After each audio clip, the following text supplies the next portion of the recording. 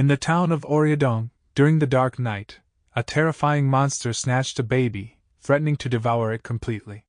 The desperate cries for help from the baby's mother echoed through the town, but all the policemen lay lifeless on the ground. No one had the courage to confront the monstrous creature. As the monster prepared to strike a fatal blow, something incredible happened. A mysterious man wearing a mask swiftly intervened, forcefully severing the monster's arm. The monster, bewildered by this unexpected turn of events, released its grip on the baby. In that critical moment, the baby's mother caught and saved her child. Enraged, the monster charged towards the man, seeking revenge. However, the man effortlessly evaded the monster's attack and delivered a powerful kick, sending the monster soaring through the air. Undeterred, the monster attempted another assault, only to be met with another unyielding kick. The man continued to unleash a flurry of punches until the monster was completely weakened. Onlookers stood in awe, witnessing the extraordinary power of this seemingly superhuman individual. They erupted in applause, expressing their admiration, while the man remained stoic, almost devoid of emotion. The mother approached the man, wanting to express her gratitude for saving her baby. However, the man remained silent, wordlessly leaping into the air and disappearing from sight. The townspeople were left astonished by the encounter with a true superhuman being. At Seoyun High School, a class was in progress with the teacher discussing natural disasters and their causes. The students, however, found the subject incredibly dull, showing no interest whatsoever. Amidst the boredom, one student couldn't resist checking his phone and stumbled upon a viral video. Excitedly, he shared the video with his friends. What made this video stand out was its superior quality, setting it apart from similar ones. The astounding display of superhuman strength captured in the video left the friends completely dumbfounded. People all around the world were equally shocked and perplexed, as the origin of these monsters remained unknown. While the friends were engrossed in the video, their teacher noticed their distraction and singled them out for reprimand. However, before the teacher could scold them, an alarm suddenly blared, signaling the sighting of a nearby monster. The students were promptly instructed to go home. Panic swept through the students, except for one who continued to sleep blissfully, unaware of the chaos around him. The teacher urged everyone to make their way home cautiously, without pushing or shoving one another. A girl, troubled by the situation, felt a sense of unease as her house happened to be close to the monster sighting. Although appearing calm, she carried deep concerns. Memories resurfaced of an incident a few years back when a monster claimed the lives of 70 people, obliterating an entire city. The fear loomed that history could repeat itself. The girl's attention shifted to the still sleeping student, contemplating his carelessness and the potential danger he faced during such an emergency. She attempted to wake him, but his phone suddenly rang, and he sleepily answered. The student, named Lim Kong, was a first-year student. On the phone, someone provided Lim Kong with coordinates relating to the incident and the monster. As he fully opened his eyes, the girl tried to impress upon him the gravity of the situation and the need for immediate evacuation. Having said her piece, she left the classroom, musing over what an idiotic fellow Lim Kong seemed to be. After she left, Kong pondered where he could change his clothes and transform into his superhuman persona. He considered sneaking into the bathroom unnoticed by anyone. At Linchenport, the situation deteriorated rapidly. A truck driver attempted to collide with the monster using his truck, but the monster crushed it effortlessly. Two men, witnessing the scene from a distance, feared for their lives as they had never encountered such a formidable creature before. One of them was already in tears, sensing his imminent demise. The other man tried to console him, assuring him that the military would come to their aid. However, their hope was short-lived as the monster suddenly appeared behind them, fixing them with a deadly glare. Meanwhile, Kong finished donning his costume while Juri provided him with instructions. Despite the worsening situation, Kong remained surprisingly calm, taking his time. Juri urged him to hasten his preparations. Kong was also instructed to keep the earpiece on to ensure he could follow instructions accurately. Finally, Kong leaped out of the building and raced towards the location. Simultaneously, the monster attacked one of the older men, causing him to collide with a container, resulting in his death from the impact. The monster then mercilessly smashed the head of the other older man against the container, killing him as well. Aware that other humans were still fleeing, the monster quickly lunged towards them, causing a massive impact that shattered the ground. It seized the worker's head and flung him towards a nearby container. Although the worker remained alive, he witnessed the inhuman monster closing in on him. As the monster attempted to grab the worker, his boss hurled equipment at its head. Meanwhile, Kong sprinted and leapt towards Incheon Port. While the events unfolded at Incheon Port, the inhuman monster grew enraged by the defiance of the human boss. However, instead of immediately attacking, the monster approached the end of the container, grabbed it, and hurled it towards the older man. Having already resigned himself to his fate, the worker was astounded when Kong suddenly appeared and kicked the container away, leaving the older man in shock. The monster appeared confused by Kang's unexpected arrival. On the other hand, Juri observed the scene through a camera attached to Kang's hat. She advised Kong to attempt communication with the monster first, to assess if it could understand and determine its objective. Kong cautiously asked the monster if it could speak, but it only responded with a growl and launched an attack at him. Reacting swiftly, Kong leaped into the air, evading the monster's attack, which caused a powerful wave and scattered debris across the floor. While Kong was airborne, the monster seized the opportunity and struck out with its left hand, aiming at Kong. Kong managed to block the attack, but the impact pushed him backward. Meanwhile, a helicopter carrying a reporter and cameraman arrived, broadcasting the intense battle between Kong and the monster. The reporter mentioned the presence of the Inhuman Subjugation Special Task Force, who had also arrived on the scene. One of the soldiers informed his captain that they were unable to bring tanks due to the narrow path. The captain responded that it didn't matter because the inhuman monsters were too powerful for their weapons to handle. He emphasized that their purpose was to support Kong and that they would all be in trouble if he were to be defeated. The situation unfolded live on television, capturing the attention of people outside buildings, who silently watched the fierce clash between Kong and the monster. Returning to Incheon Port, the battle raged on between Kong and the monster. Kong attempted to create distance between himself and the monster when suddenly its speed increased, and it launched a punch towards Kang's face. Agilely, Kong evaded the attack by leaping to the top of a container. The monster's hand became stuck in the container, granting Kong an opportunity to counterattack. However, the monster extended its long tongue, resembling that of a frog, and tried to strike Kong. With nimble movements, Kong managed to dodge the attack, but in the process he lost his balance. Seizing the moment, the monster grabbed Kang's leg and hurled him at a container, causing a significant impact. Both Juri and the soldier were shocked, but then the captain shouted, "B!" A soldier jumped out of the van and immediately fired at the monster, landing a precise hit on its head. To their surprise, the monster swiftly regained its footing and launched itself towards them. However, Soldier B continued firing, albeit causing minimal damage. Their attention was suddenly diverted by a sound emanating from where Kong had been thrown. Emerging from the container, Kong leaped towards the inhuman monster with remarkable speed. He executed an axe kick to the monster's head, causing a significant deformation. Without hesitation, Kong continued his assault by seizing the monster's mouth and forcefully slamming it into the ground, generating a massive shockwave. The viewers, including Juri, were in awe of the incredible display of power they had just witnessed. The monster struggled to lift its body off the ground but ultimately collapsed. Juri asked Kong if the monster was truly dead, to which he replied that he felt its brain explode, indicating its demise. He also remarked that this monster was weaker compared to the inhuman monster they had encountered on Mayan Island. Following this, two mysterious individuals observed Kong from above the beam. One of them made the decision to jump down, landing gracefully behind Kong. Noticing the arrival of the unknown man, Kong quickly demanded to know his identity. He also observed the presence of the man's companion. The mysterious man referred to Kong as the white-capped superhuman, and commented on the impressiveness of his fight, comparing it to the quickness of Ketchup Man. Ketchup Man was the beloved protagonist of a world-famous superhero TV show and movie that Kong was a superfan of. Juri informed Kong that this man could be a government or military agent, recalling a previous incident where friendly government agents had deceived and tasered Kong. Juri emphasized the urgency of Kong leaving the area immediately.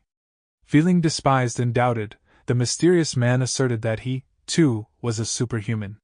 He revealed the existence of others like them, possessing powers that surpassed Kang's imagination, defying all logic.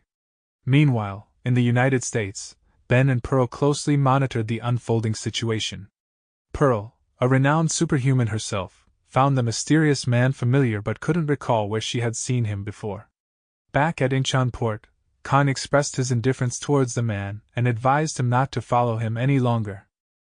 Khan made a move to leave, but the mysterious man revealed that he knew Kang's true identity, and declared that they would meet at Kang's school. The man also acknowledged Juri's genius and claimed that he had resisted the temptation to kidnap him. Both Kang and Juri were taken aback by the man's knowledge of their identities. Kang proclaimed Juri as his family and vowed to protect them from the man. Kang attempted to launch a punch at the mysterious man, but the man effortlessly blocked it with his hand. Kang followed up with a swing punch, only to witness the man vanish and reappear, now standing on Kang's hand. The mysterious man cautioned Kang not to hold back if he intended to engage in a fight. As he leaped out of Kang's hand, he emphasized the necessity for Kang to abandon any sense of mercy, as their battle would result in utter destruction, sparing nothing in its wake. Juri advised Kang to stay calm and consider the man's words. He stressed that their priority should be to leave the area, and for now, their best course of action was to trust what the mysterious man had said. Kang remained silent, and the man interpreted his silence as a signal that Kang would not continue the fight. The man started to leave, but Kang stopped him and inquired about his name. The man introduced himself as Nanji and joined his companion, Dan Young, who had just landed nearby. Dan Young asked Nanji about his arm, to which Nanji jokingly replied that it wasn't too bad. They both departed from the scene. Kang was approached by the workers he had saved, expressing their gratitude for his heroic actions. Afterward, Kang swiftly leaped out of the port, and observing his departure, the soldiers began to move as well. One of the soldiers informed his captain that their bullets had proven ineffective against the monsters. The captain decided to inform the researchers about this development.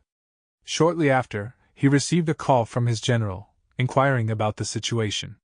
The captain informed the general that the monster's corpse was loaded onto a transport vehicle. The general advised the captain to leave once the loading was complete. Following the call, the general contacted Marcus Gerald, notifying him that the monster's corpse was being transported. Back at Incheon Port, the soldiers loaded the monster's corpse onto the transport vehicle and departed.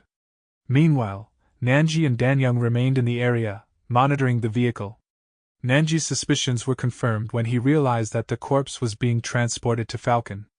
At home, Kang was engrossed in watching the show featuring Ketchup Man, who effortlessly defeated the monster and earned the title of the best superhero of this generation. The noise from the television woke up Juri, who was surprised to see Kang watching television despite the intense battles he had fought the previous day. Kang explained that he couldn't miss the premiere of his favorite show, and the comparison made by the monk between him and Ketchup Man kept him from sleeping. Juri advised Kang not to overthink and worry too much. Juri reminded Kang that school wasn't cancelled, and he needed to attend classes. Kang was shocked by the late reminder and hurriedly rushed to school. On his way to school, Kang overheard his classmates discussing the events.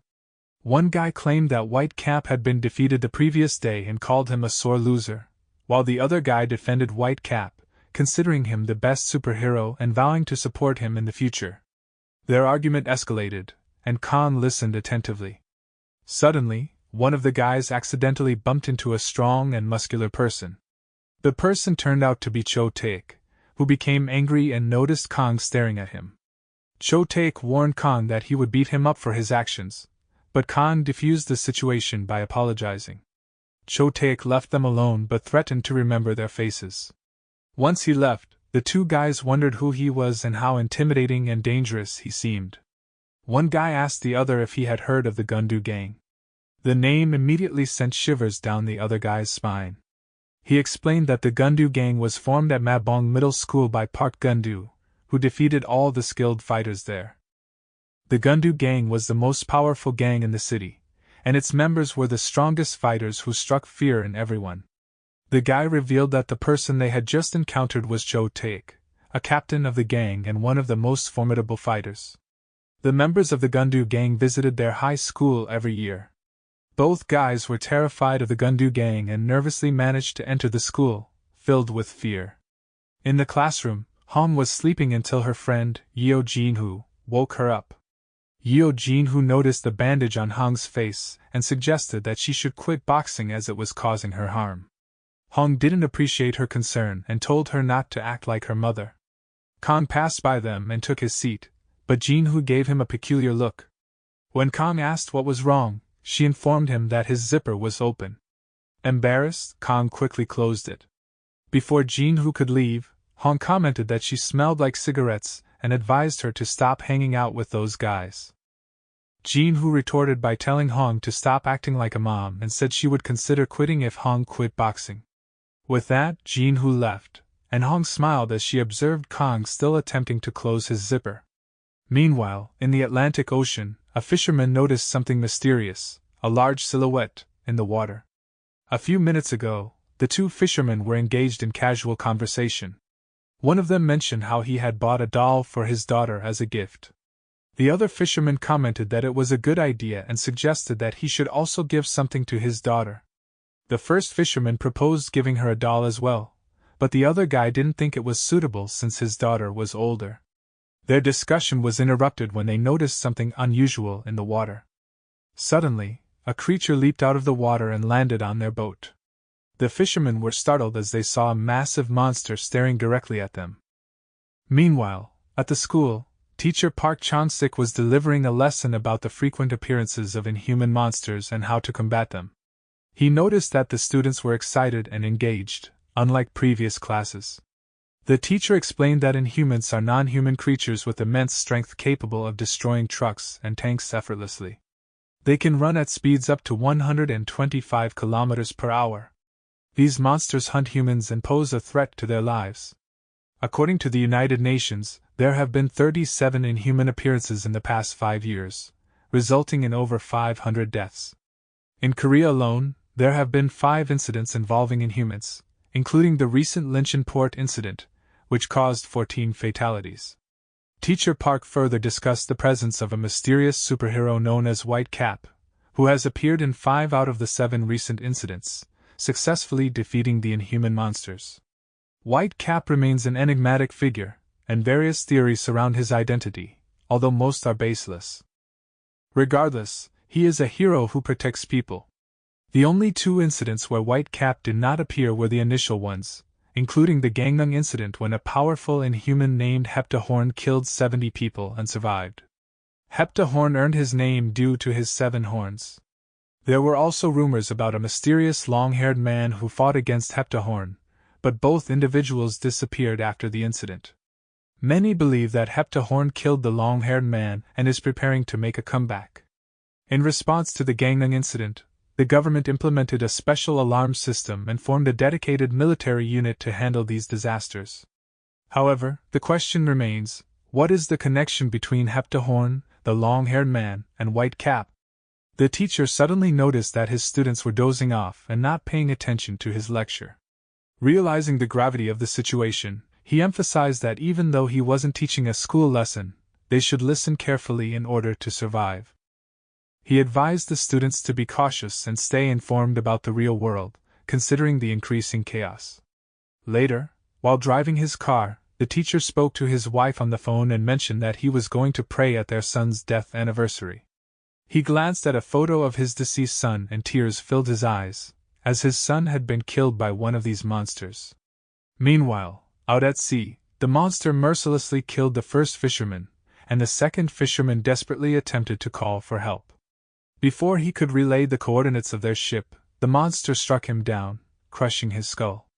The inhuman monster surveyed the lifeless body of the fisherman with a chilling gaze. On a nearby cruise ship, passengers were enjoying their time and engaging in various activities. The captain of the ship inquired if his subordinates were able to identify the name of the distressed vessel that had requested assistance. However, they had failed to obtain the name. They did manage to pick up distress signals originating from approximately 10 miles away. The captain promptly ordered a change in course and the preparations for a rescue mission. At the school during lunchtime, Wu Changriel and Li Daibang discussed their luck in not being in the upper classes, as those classes were reportedly more challenging. Li explained that the heads of the Gundu gang and their members were present in the upper classes, making it fortunate for them to be in lower classes. Curiosity sparked, Wu asked Daibang about Quan Chul, questioning if he could handle the Gundu gang. Li Daibang clarified that while Quan Chul was indeed formidable, he had failed to become the top fighter in middle school. Wu disputed Daibang's assessment, asserting that Quan Chul was misunderstood. In reality, Quan Chul despised being a bully and avoided unnecessary fights. Wu recalled an incident when Quan Chul fiercely confronted a notorious bully at their middle school, Park Gumbo. The two friends proceeded to enjoy their lunch. Meanwhile, Kong, who typically ate alone, found himself approached by Quan Chul, who took a seat beside him. Quan Chul inquired why Kong always ate alone and if he had any friends. This introspection led Quan Chul to realize that he, too, ate alone and lacked companionship. Kong contemplated Juri's friendship but responded that he didn't have any friends. Quan Chul could relate, as he had experienced loneliness himself. He then asked Kong if he was involved in any sports, to which Kong revealed his recent interest in Taekwondo. Quan Chul proposed the idea of having lunch together from that point forward, and Kong had no objections, gladly accepting the offer. Suddenly, a student came hurtling down the hallway, catching their attention. It was the Gundu gang, an intimidating and fearsome presence that sent shivers through everyone. Simultaneously, in the United States, two individuals anxiously awaited someone's arrival, clearly troubled by a pressing matter. As the gate opened, St. Pearl and Galen Withrow entered the room. St. Pearl wasted no time and immediately inquired about the problem at hand. James, the individual who summoned them, explained that a dire emergency had arisen. A cruise ship, carrying around 3,000 people, had been attacked by an inhuman creature in the middle of the ocean.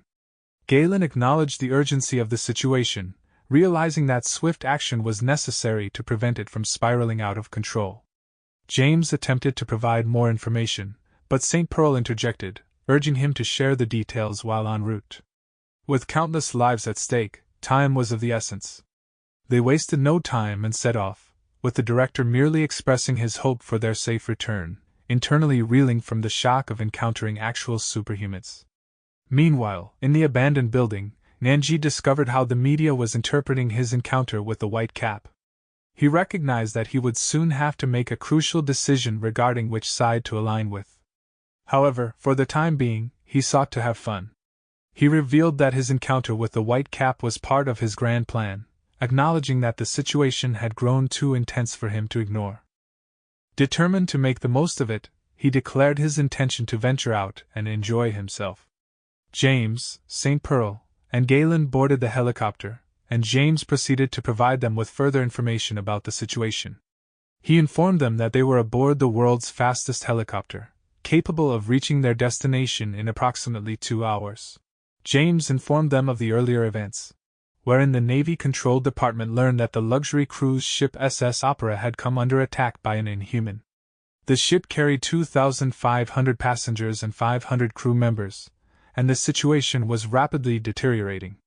Additionally, he mentioned that SS Opera operated as a cruise ship traveling between the USA and the UK. James conveyed that the exact extent of the damage was unknown, but estimations pointed to significant destruction. Furthermore, while St. Pearl and Galen were in Scotland, the government deployed 5 special combat submarines to address the situation. Curious about their status, St. Pearl inquired if the submarines were still engaged. Anxiously, James informed them that contact with the submarines had been lost within 20 minutes, and according to reports, all 5 submarines had been completely destroyed. The revelation left St. Pearl stunned, as the swift destruction of submarines in such a short time frame was highly alarming. Adding to the gravity of the situation, James revealed a larger problem. The ship was currently on autopilot, heading toward Florida and posing a major collision threat. The government had deployed fighter jets armed with miniature nuclear missiles to destroy the ship in the final moments before impact. Hearing this, St. Pearl and Galen were taken aback, not anticipating such extreme measures from the government. Seeing James's profound distress, St. Pearl reassured him, assuring him that they were there to handle the situation and urging him not to worry. Back at Seoyun High School, the Gun-do gang began to assault students simply based on their appearance. Shocked by the violence unfolding before her, Hong mustered the courage to confront the captain, denouncing him as an asshole and imploring him to stop. The shocking defiance of Hong, who dared to stand up against the Gun-do gang, caught everyone off guard. Taek, the captain, abandoned the person he was tormenting and menacingly approached Hong. He warned her that he showed no mercy, even towards girls, and that she would soon regret her choice of words.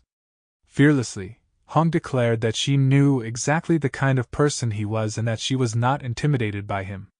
Taek raised his hand to slap her, but Kwon Chul swiftly intervened, gripping Taek's hand to halt the assault. Kwon Chul confronted Taek, acknowledging that he had heard about him and his reputation as a colossal bully who did as he pleased. Observing the situation, the members of the Gun-do gang remained silent, while students like Wu and Lee grew excited, eager to witness Kwon Chul face off against the notorious gang. Taek retaliated by swiftly kicking Kwon Chul, but Kwon Chul managed to maintain his balance. Undeterred, Kwon Chul launched a powerful strike at Taek, engaging in a fierce battle. The two opponents fought with equal determination, either one backing down. Eventually, Kwon Chul landed a devastating punch to Taek's face. The Gun-do gang members were taken aback, as they had expected Taek to emerge victorious. Consumed by rage, Taek spat out blood, poised to counterattack, but before he could do so, the Gung-mu squad arrived. The squad leader ordered Taek to cease fighting, stating that it was too early for such confrontation. However, Taek defiantly refused to back down, driven by the desire for revenge. Gung-mu advised him to leave, warning that a teacher was on the way and that it would be in his best interest to retreat. Lee explained that Gung-mu was one of the three leaders of the gang, ranking third in position but being the most physically imposing.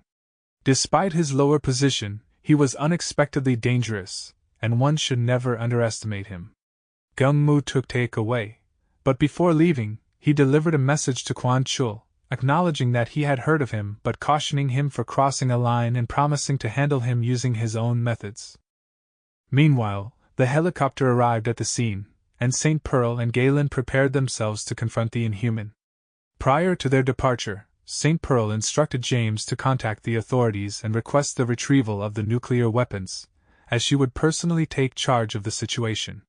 James provided them with earpieces, and the mission commenced. Both St. Pearl and Galen leaped onto the cruise ship, which resembled a graveyard strewn with lifeless bodies. Sensing the presence of both St. Pearl and Galen, the Inhuman prepared for a battle.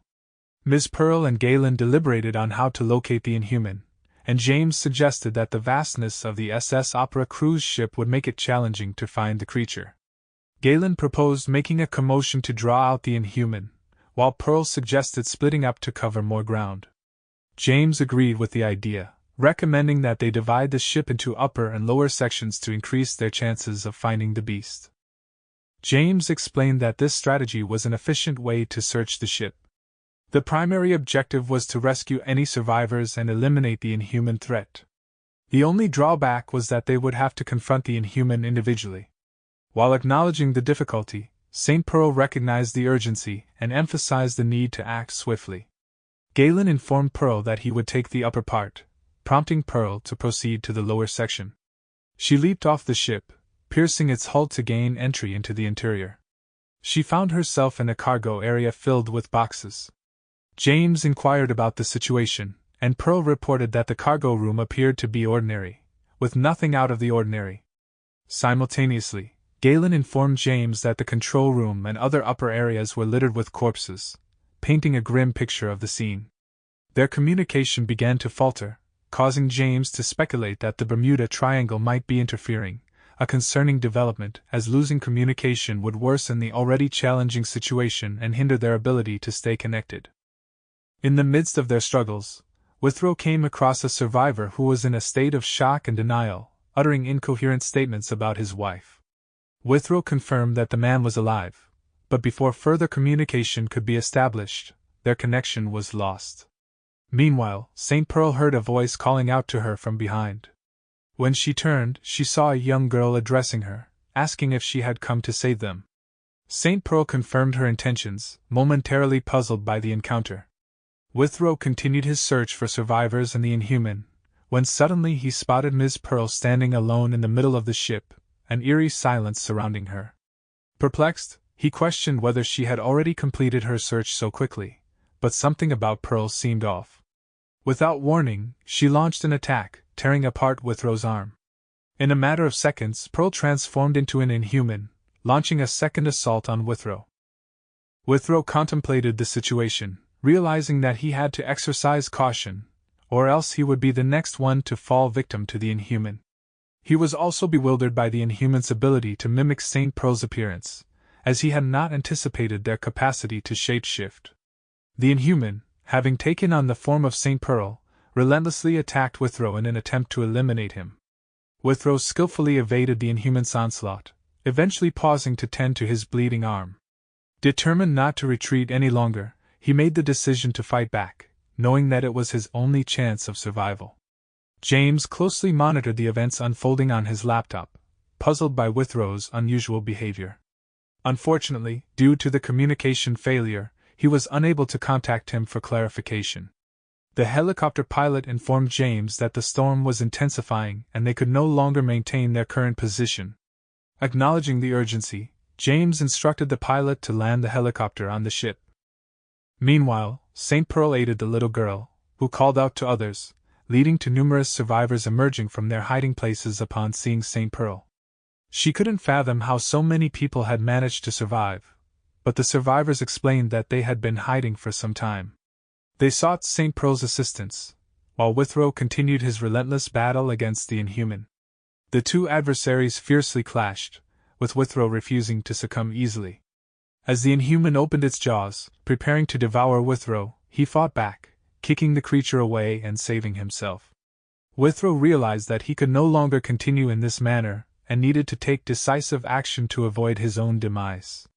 Determined to put an end to the fight, his eyes turned white with growing anger. He propelled a barrel of wine towards the Inhuman. The wine within transformed into crystalline projectiles, attacking the Inhuman. Withrow swiftly seized another bottle, utilizing its liquid to fashion a sharp crystal sword. Prepared for the final showdown, Withrow readied himself to confront the Inhuman and vanquish it once and for all. Galen Withrow's mind raced as he was bombarded with memories from his past. He recalled being apprehended by James, an ex-CIA officer, who recognized Withrow's abilities in wiping out one of the most powerful gangs in America. James discussed Withrow's mysterious powers and acknowledged his unique capabilities. Meanwhile, Pearl approached Withrow, inquiring about his abilities. Without warning, Withrow demonstrated his power by transforming coffee into crystalline form, leaving Pearl astonished. Withrow explained that he possessed the ability to transmute any liquid within a 10-meter range into diamond-like crystals. He clarified that his power did not simply freeze the liquid but rather hardened it to an extraordinary degree, granting it immense strength. Withrow unleashed an attack against the Inhuman monster, using his power to enhance his strike. The Inhuman retaliated, sending Withrow flying back. However, Withrow felt a sense of dissatisfaction, realizing that he had not yet unleashed his full strength against the monster. He knew he could have done better, but his concerns were abruptly interrupted as the Inhuman charged towards him, seeking revenge. Meanwhile, Mrs. Pearl raced towards the upper part of the ship, deducing that if everyone was safe in the lower section, it meant that the Inhuman was likely present above. Suddenly, her earpiece sprang to life as James successfully landed the helicopter. Back in the intense battle, Withrow fought for his life, his vision growing increasingly blurry. Despite the struggle, he knew he had to defeat the monsters to save himself. Desperate for assistance, and with Mrs. Pearl yet to arrive, Withrow devised a different plan. He leaped high into the air and delivered a powerful kick to the water system, causing water to cascade onto the Inhuman. Withrow swiftly employed his power to freeze the water, immobilizing the monster. In his recollections, James had inquired about any drawbacks to Withrow's power. Withrow explained that the duration of the freezing effect depended on his mental state, lasting for at least an hour before reverting back to its liquid form. In the present moment, Withrow heaved a sigh of relief, believing that he had finally vanquished the monster. His mind began to contemplate how best to finish off the creature, but suddenly, he was struck from behind. Withrow's head was violently severed, his final moments consumed by the sight of another inhuman, the one responsible for the deadly blow. James was engrossed in his computer analysis when he noticed that the signal indicating Withrow's presence had vanished. Initially assuming it to be a connectivity issue, he quickly realized that the earpiece's biometric feature ensured that it only stopped transmitting when the wearer was deceased. James was utterly shocked by the revelation that someone as formidable as Withrow had met his demise. Meanwhile, St. Pearl burst onto the scene, forcefully entering the room. In her sight were an inhuman standing menacingly and another frozen in place. However, what truly captured her attention was the lifeless body of Galen Withrow, his head brutally severed. Pearl was completely taken aback by the sight of Withrow's lifeless form. In a flashback, Pearl expressed her satisfaction that Withrow had joined their team, while James appeared equally pleased. Withrow, seemingly unaffected, didn't place much importance on the sentiment. Pearl emphasized that they now lived in a dangerous world, where superhumans like themselves had a responsibility to protect the weaker ones from the inhumans. She stressed the importance of considering self-preservation when facing overwhelmingly stronger opponents. Withrow, however, disagreed, refusing to back down and believing that running away and avoiding a fight was not the solution. In the present moment, the inhuman began to turn red, signaling its impending attack on Pearl. Her anger grew with the realization of her teammate's demise, and she unleashed a powerful assault on the inhuman. Her punch struck with such force that it altered the very structure of the creature's face. Pearl then shifted her focus to Withrow's head, tenderly closing his eyes. Seizing the opportunity, the inhuman attempted to strike Pearl's arm, but as soon as she locked eyes with it, she swiftly repelled the attack. Her eyes blazed with sheer fury as she retaliated with even greater strength. Pearl acknowledged that this was the most challenging day of her career.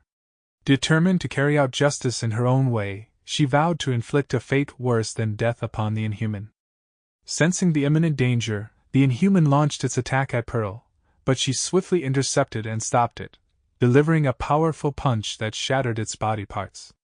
She continued to unleash a relentless barrage, throwing the inhuman around, intent on fully torturing it before ending its life. Her assault persisted until the inhuman's entire body became non-functional. Unbeknownst to Pearl, however, the crystal of the other inhuman had begun to melt. Meanwhile, at the headquarters, a heated debate raged regarding whether to destroy the ship or not, as communication between James' team and the President's team had been severed. The President sought advice from his most trusted advisors on the course of action. Some advocated for deploying nuclear missiles, while others still had faith in Pearl's ability to handle the situation. One senator staunchly supported launching the missiles, arguing that they should not wait any longer and risk severe damage that would be difficult to clean up afterward. Another individual disagreed, placing trust in Pearl and her team, as they had never failed before. The senator countered, highlighting the immediate destruction of the submarines upon deployment, and the loss of all connections. He emphasized that if there was even a 1 in a million chance of Pearl failing, they could not gamble with the lives of millions of people in Florida. He demanded that the President order the immediate launch of the missiles. The other individual grew increasingly furious, resisting the hasty decision. However, time was running out, with only an hour and a half remaining before the ship collided with Florida. The debate grew increasingly heated, with the final decision resting in the hands of the President. Ultimately, the President made his decision. Recalling his encounter with Pearl at a graveyard, he remembered her telling him that there was no price too high to save lives. Meanwhile, Pearl continued her fierce battle against the Inhuman. Suddenly, the second Inhuman broke free from the ice, appearing behind her, aiming to bite her arm. Despite the surprise attack, Pearl managed to throw the Inhuman away. Pearl realized that Withrow had been deceived by both of the Inhumans. With a final message to them, she declared that Withrow might not go to heaven, urging them to seek forgiveness from him in hell. Her eyes blazed with rage as she spoke these words, her resolve unyielding. St. Pearl unleashed a devastating attack that obliterated the cruise ship, creating a massive hole. Sensing the immense power of the attack, James descended from the helicopter to investigate. Witnessing the scene, he felt overwhelmed with grief, still regretting the loss of Withrow. Pearl, too, felt the weight of the pain. In the headquarters, Mr. President and his advisors received news of the mission's success, prompting a momentary celebration as they realized the tragic incident had been averted without resorting to nuclear missiles. However, their joy was short-lived as they learned of Withrow's demise, and their expressions turned from happiness to sadness. News of the cruise ship incident spread worldwide, capturing the attention of people like Kang, who lazily watched the news while eating at home. Juri yelled from the bathroom, concerned that Kang would consume all the noodles. Kang's actions proved Juri's worry valid as he finished all the food. However, Kang directed Juri's attention to the passing of Galen Withrow, highlighting the mourning surrounding his loss as an official superhuman and member of the St. Pearl team. Juri was in complete shock, finding it hard to believe that a superhuman could be killed. The reality of Withrow's demise was both true and shocking for him. Elsewhere, Nanji and Dan Yang engaged in a discussion about the ship incident. Dan Yang struggled to comprehend how a superhuman like Withrow could die. To dispel her confusion, Nanji explained that all superhumans were mortal at the end of the day and not invincible, emphasizing that anyone could die. He further added that Withrow's death was likely due to his solo fight, as he would have survived if he had been with Pearl. Curious about Pearl's strength, Dan Yang asked Nanji if she was truly that formidable. Nanji affirmed that he had faced Pearl before and attested to her incredible strength without a shadow of a doubt. He also added that if Pearl didn't let him go that day, he and Dan Yang would have never met. Dan Yang admitted her skepticism towards most of Nanji's statements due to his reputation as a liar, but she found Pearl genuinely intimidating. Meanwhile, in Florida, James urgently called his partner Ben, who answered the phone in a groggy state. James conveyed the urgency of the situation, explaining that a major problem had arisen as Withrow's body had inexplicably disappeared. Ben's shock was evident upon hearing the news of Withrow's missing body. He questioned James about how such a thing could happen, but James admitted that he didn't have an answer yet. In their pursuit of the truth, James informed Ben that Withrow's funeral had been cancelled and that he would provide a briefing on the situation the following day. In the meantime, James assigned Ben the task of researching the SS Opera cruise ship, urging him to uncover anything they might have missed earlier. Ben agreed to the assignment, and promised to meet James in D.C. Juri walked down the street, preoccupied with thoughts of his sister. They had planned to email each other regularly, but she had not reached out for some time, leaving Juri concerned. Her advice to him had always been to find a job and become financially independent, and now that he had turned 18, he felt the urge to do so. However, he was unsure about the means to make money. Suddenly, an advertisement caught his attention, a lucrative arm wrestling tournament with a substantial prize. Inspiration struck, and Juri immediately called Kang, who was in the middle of a gym class. Kang asked what was going on, being occupied with school. Juri informed him that he needed Kang to go somewhere on Sunday and do something for him. Meanwhile, James, Ben, and Pearl convened to discuss the SS Opera cruise ship incident. James began by reporting that over 250 casualties had been confirmed, which was relatively low considering the expected numbers. He expressed gratitude for the contributions of the special forces in containing the Inhumans and preventing further damage. For James, their sacrifice had not been in vain. He then delved into the topic of Inhumans, noting that it was the first time two of them had been spotted together. Previous incidents had involved a single Inhuman, making this case unique. Pearl proceeded to share her observations, describing the first Inhuman as a spider-like creature capable of shooting spider webs. The other was more resilient and possessed a peculiar chameleon-like head. Pearl also mentioned that it was on the verge of shape-shifting when she attacked it. According to her, Withrow was likely killed due to the deception of this particular Inhuman. James emphasized that while the appearance of both Inhumans remained a mystery, the greater enigma lay in the disappearance of Withrow's body. He pointed out that no other corpses had gone missing from the ship, leaving two possibilities: Withrow had ascended to heaven or he had been revived and escaped. However, both scenarios were highly unlikely, suggesting that someone had stolen his body. Ben interjected, stating that he had spoken with the Royal Cruise Line, and they promised to provide the CCTV footage within a week, which would hopefully shed light on the situation.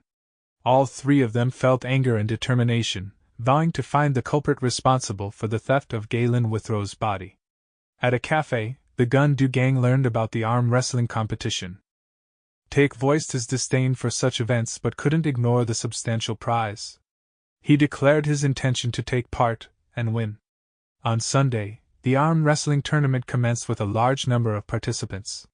The announcer declared that due to the high turnout, an additional preliminary round would be added, and the winners would advance to the top 16. The third-place prize was set at 1 million, the second-place prize at 2 million, and the winner would receive 5 million along with the trophy. Juri and Kong arrived at the venue to take part in the tournament, although Kong felt a bit anxious about it. The previous night, Juri had explained their entire plan to him. He revealed that the Ketchup Man was coming to Korea for a shoot, and if they won the tournament, they could go to Lincheon Airport to meet him. Kong was doubtful about the meeting with the Ketchup Man, but Juri showed him the special t-shirts he had prepared for the occasion. During the tournament, the announcer called out number 82, which was Kang's turn. He hurriedly went to participate in his match and noticed that his opponent was a big, strong, but overweight man who warned him not to take it lightly. The match began, and the fat man exerted all his force to defeat Kong, but Kong immediately countered and emerged victorious with a strong start. The loud noise created by Kang's victory echoed throughout the arena, and his opponent sustained severe injuries. Juri tried to make Kong understand that he couldn't go all out like that, as it would draw attention. He reminded him of their practice the previous night, which focused on using minimal strength. Kong proceeded to his second match against Mo Tae-sik, the runner-up from the previous year's tournament. Mo appeared confident, but Kong once again triumphed within seconds, injuring Mo's arm in the process. Kong continued to dominate in the third preliminary round, causing Juri to grow more concerned about his excessive power. The announcer then announced that the preliminary round was finally beginning and the draw would take place simultaneously. The first participant, Nicola Cheso, the fourth-ranked arm wrestler in the world, was matched against martial artist Moon-gu. Moon-gu had a substantial following from his academy, including an old man named Oh Bang-won, who was the director of the academy. Oh hoped that Moon-gu would achieve at least second or third place in order to secure funds for academy renovations. The next match was announced between Lim Kong and a monk named Yun Yong. Following that, Gun Mu was pitted against Choi Taek, who felt uneasy as Gun Mu was the last person he wanted to face due to his formidable strength. The Gun-Do gang members reveled in the sight of a clash between their captain and Choi Taek. Finally, the announcer introduced Park Gun-Do and proceeded to announce all the matches for the knockout stage. As the announcer finished informing everyone about the bracket, the tournament officially began. Meanwhile, on the airplane, Ketchup Man was on his way to Korea. He complained to his manager about the tightness of his costume and expressed his reluctance to wear it. His manager, referring to Ketchup Man by his real name, Matt Dion, reminded him that the entertainment company wanted him to wear the costume so that the fans could see him in that way. Understanding his responsibility, Ketchup Man acknowledged that he owed his success to his fans. Feeling a bit under the weather, he decided to rest. Back at the arm wrestling tournament, the match between Taek and Gung Mu intensified.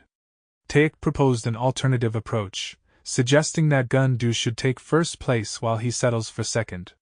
Since they would be splitting the prize money anyway, Taek didn't want to waste his strength. Gung Mu appreciated the plan but disagreed with the approach. He insisted that if they were to proceed with that plan, he should be the one to win and advance, as he believed he was more powerful. Taek became angry at this remark, but Gung Mu suddenly removed his glasses. The members of the Gun-Do gang grew concerned, as Gung Mu only removed his glasses when he engaged in a serious fight, unwilling to hold back. They feared it would be the end for Taek. As Gung Mu took off his glasses, everyone could see his gentle eyes, which contrasted with his tough persona. Gung Mu then utilized all his strength to confront Taek. Meanwhile, the monk informed Kong that his eyes couldn't be deceived, and their match began. On the other hand, Moon-gu had already defeated the tournament favorite, Chiazo.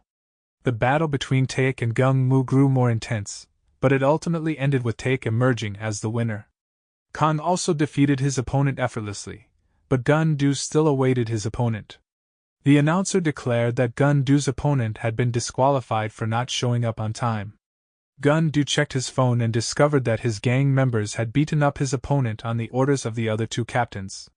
This enraged Gun-do, and he confronted the other two captains, punishing Taek and Gung-mu for their mistake. He made it clear that their actions were not befitting of the gang's reputation before leaving the tournament and being disqualified. The semifinals then began, with Kang and Taek facing off against each other. Taek threatened Kang and told him to purposefully lose, or he will beat him at school. Kang remembered Taek bullying others and unintentionally exerting strength, causing Taek to scream in pain. The viewers thought Taek overexerted himself and suffered an injury. Kang was then proclaimed as the winner of the match. Meanwhile, at Linchin Airport, an Inhuman suddenly appeared out of nowhere. The final match between Kang and Moon-gu begins, and when Juri returns from the bathroom, he sees Kang already in the finals, with a group of supporters cheering on martial artist Moon-gu. The match starts, and Moon-gu puts all his strength into it, but in the end, he loses, and Kang emerges as the winner of the tournament and the prize money. The announcer congratulates Kang and asks him how he plans to use the prize money. Kang reveals that he has no idea, so the announcer suggests that he donate the money to people in need, as natural disasters have been on the rise lately and people around the world require financial assistance. Kang looks at the people who are seeking donations for charity, and decides that he wants to donate his prize money. The announcer asks if he wants to donate all of it, and Kang agrees. Everyone cheers for his decision, except for Juri, who feels anxious about it. On the other hand, Moon-gu starts to cry, feeling like he let his academy down. The president of the academy tries to comfort him, reminding him that a martial artist should never cry and that they still receive the second-place prize money. After the tournament concludes, Juri and Kang begin to make preparations to leave for the airport. They are confronted by Taek, who threatens to take care of Kang at school. Kang ignores him and goes his own way. They also meet up with Moon-gu, who praises Kang's strength and gives him a card from his academy, inviting him to train with them sometime. Kang accepts the card because he is interested in learning martial arts too. They then meet Bang-won, the president of the academy, who admires their trophy. Suddenly, Juri realizes that they gave the trophy to the old man, and Kang immediately holds him back, sensing a great power from the old man. The old man's eyes glow brightly as he tells Kang that if he wants answers to his questions, he should visit him at Yongpa Mountain. Later, they both wait at the airport, and Kang continues to think about the old man and his offer. He is intrigued and wants to learn more about him. The mysterious persona of the old man piques his curiosity. Suddenly, an emergency alarm rings, and reports of an Inhuman sighting come in. Both Juri and Kang become alert and prepare to handle the situation. Meanwhile, the Inhuman locks its gaze on the airplane and prepares to attack. Juri begins to prepare himself to face the Inhuman, but he realizes he doesn't have everything he needs for the battle. Meanwhile, Kang acts swiftly and rushes to change his clothes. Panic ensues at the airport, and people start running. Kang manages to discreetly steal a cap from someone and enters the bathroom. He discards his Ketchup Man t-shirt and changes into a white cap. On the flight, passengers prepare for landing, but the pilot notices something unusual. Upon closer inspection, he sees an Inhuman charging towards them at full speed. The pilot panics and quickly takes the flight back into the air. However, the Inhuman jumps and attempts to attack the plane. It narrowly misses the aircraft but causes damage to its wing. The plane suffers significant damage, and the pilot announces an emergency landing. He skillfully lands the plane, but the impact of the crash leaves all the passengers injured. To make matters worse, the Inhuman notices them and prepares for a second attack. The Inhuman grabs a large luggage machine and hurls it towards the airplane. However, Kang arrives at the right moment and kicks the machine away. The Inhuman is shocked to see Kang, but Kang remains calm and prepares to confront and defeat the Inhuman. Passengers on the plane notice the figure in the white cap standing in front of the Inhuman. Kang quickly grabs a cart and hurls it towards the Inhuman, who leaps to avoid the impact. However, Kang also jumps instantly and delivers a powerful punch, followed by a swift kick that knocks the Inhuman to the ground. At that moment, Kong receives a signal in his earpiece, and Juri contacts him through a nearby computer. Juri informs Kong that without the camera, it will be challenging for him to provide direct assistance, but he assures Kong that he will find a way to help. He informs Kong that he's attempting to gain access to the control room cameras to monitor the fight and provide support. However, Kong interrupts Juri and firmly commands him to return home, stating that he will handle the situation alone and that Juri doesn't need to be involved. The Inhumans suddenly attacked, catching Kong off guard. However, Kong managed to grab the Inhuman and threw it away. As Kong charged forward, the Inhuman released a black substance, distracting Kong. The Inhuman landed a powerful attack and followed with a punch, but Kong managed to block it. Suddenly, the Inhuman takes a step back. Juri refuses to leave, expressing his commitment to the team and his determination to provide any assistance necessary. He reassures Kong that he won't abandon him and asks for an update on the situation.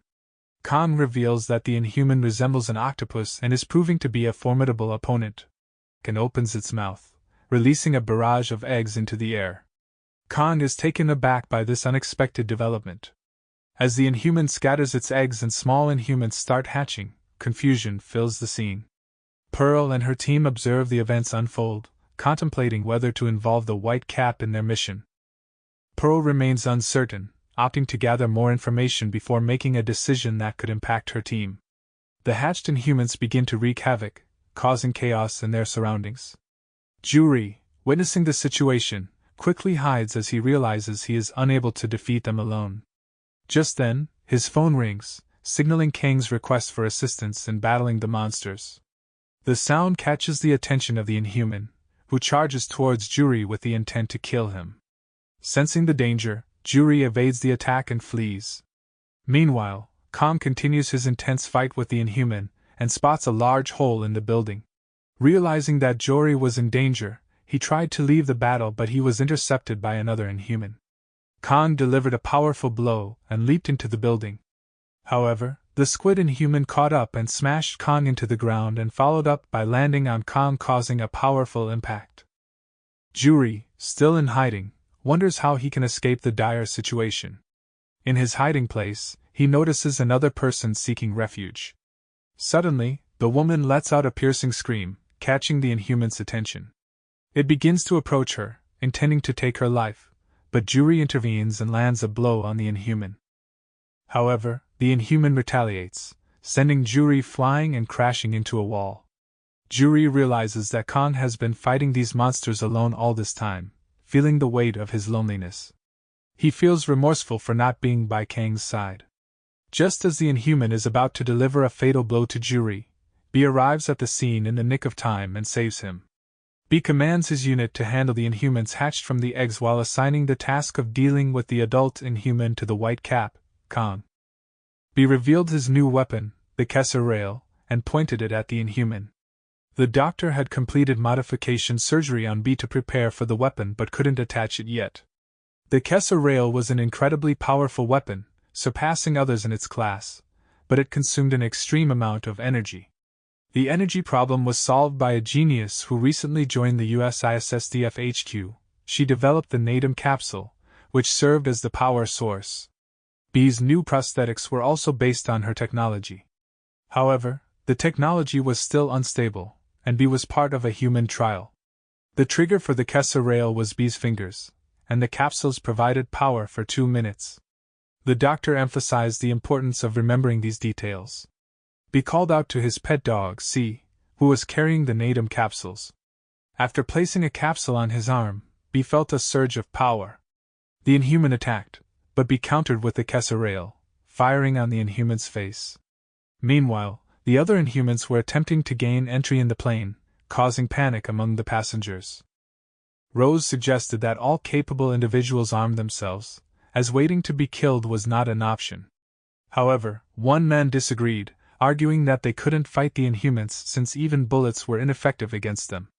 He criticized the idea, likening it to a fictional show and questioning whether they were so self-absorbed that they couldn't distinguish fiction from reality.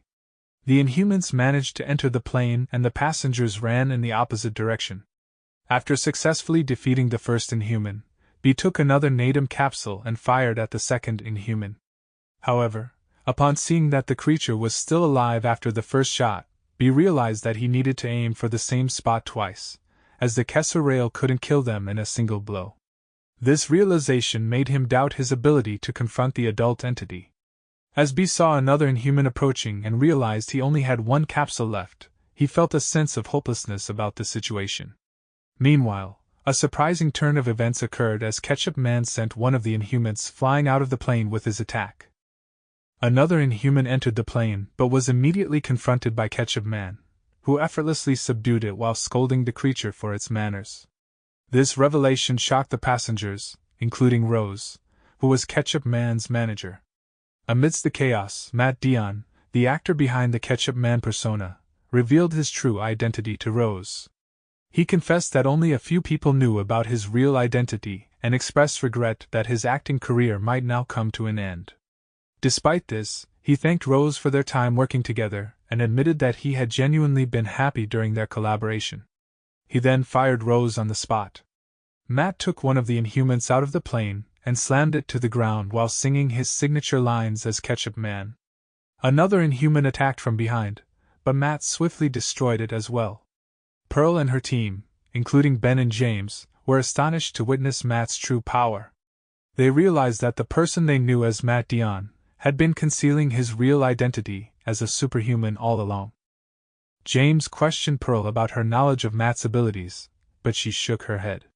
She then recalled her encounter with Matt in the past but sensed nothing. B fired his final shot, successfully taking down the Inhuman. However, the intense battle had taken a toll on him, leaving him exhausted and injured. He noticed that the Inhuman he had just shot was still alive and attempting to get up. Summoning his loyal pet dog, B retrieved a knife from the dog's leg and charged forward with the intention of finishing off the Inhuman. But the Inhuman managed to strike back, inflicting more damage on B. Nevertheless, B persisted, delivering multiple attacks until the Inhuman finally ceased moving. B eventually collapsed to the ground, losing consciousness. As Matt approached the octopus Inhuman, it growled in response. Matt had earlier assumed that White Cap had been defeated due to a significant impact he felt earlier. However, to his surprise, Kong, the White Cap, started to rise once again. Kong released a powerful pressure that affected the surrounding area, causing Dan Yang, who was watching the scene, to express confusion. He questioned Nanjiai about the nature of this pressure and its origins, wondering if it was some kind of skill or ability. Nanjiai, however, explained that what they were sensing wasn't a specific skill or ability. Instead, it was the pure and overwhelming spirit of the White Cap. This energy was suffocating the time and space of the area, creating an unnatural and tense atmosphere. Nanjiai further revealed that White Cap usually fought while observing his opponents, but now his energy was flowing uncontrollably as if he were unconscious. Nanjiai finds the situation interesting, including Ketchup Man's appearance, but they are even more surprised by the capabilities of White Cap, which exceed expectations. Kong was attacked by the octopus Inhuman, but he swiftly retaliated, delivering multiple powerful strikes that caused significant damage. Kong managed to grab the Inhuman by the neck. Matt observed Kang's lightning-fast response, delivering 7 strikes in just 1 second. Kang's power and speed seemed almost impossible to match, except for someone on his level. He noticed that there is a massive difference in capability between White Cap and the Inhuman. Matt also felt that something is wrong with White Cap. Kong effortlessly broke free from the Inhuman's grasp by destroying its limbs. As he approached the Inhuman, they were interrupted by another Inhuman who could speak. The talking Inhuman requested them to release the octopus Inhuman, surprising Matt as he hadn't sensed its arrival and didn't expect an Inhuman to talk. The speaking Inhuman expressed its frustration at how humans view Inhumans as inferior beings yet fear them, noting the contradictions in their attitude and considering them arrogant beings. The talking Inhuman displayed its power by effortlessly making the octopus Inhuman float and pulling it closer with a simple gesture. Dan Yang was shocked to witness the Inhuman's ability, especially because it was wearing clothes, which typically isn't the case for Inhumans. She couldn't understand what was happening. Nanjiai, too, was taken aback by the situation. Although the Inhuman looked like one, it gave off an overwhelming aura of incompatibility and energy that even surpassed groups of Inhumans. Nenji had suspected the existence of dangerous supernatural monsters before, but the appearance of this white-haired inhuman surpassed even their expectations and left him surprised. Nenji believed that there was a significant reason behind the talking inhuman's boldness. He suggested to Dan Yang that they might have to open the gate to assist Whitecap and Matt. Nenji was determined not to let them be defeated, though she seemed hesitant about the idea. The talking inhuman began questioning the octopus inhuman.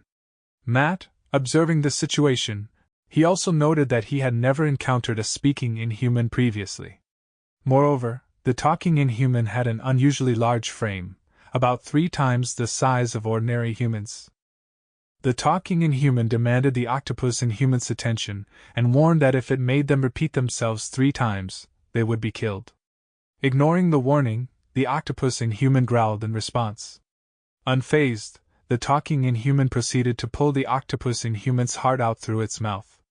It declared that the red heart would be used for someone else, implying that the octopus inhuman was not worthy of fighting in a war. The heart was then thrown to Vanisher, who proceeded to swallow it. Khan charged forward to attack, but Matt intervened and urged him not to act rashly.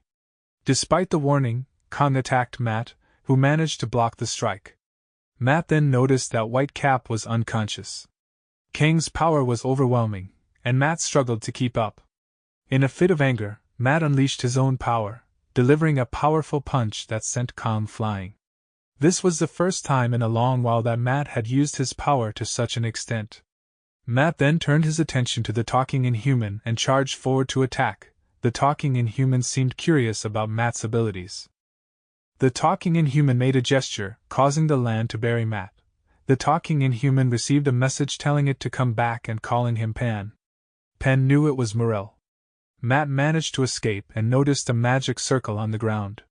Suddenly, a massive hand appeared and attacked Matt, but he narrowly avoided it. Pan told Vanisher it was time to leave. Vanisher's body started to expand, revealing a portal inside its body.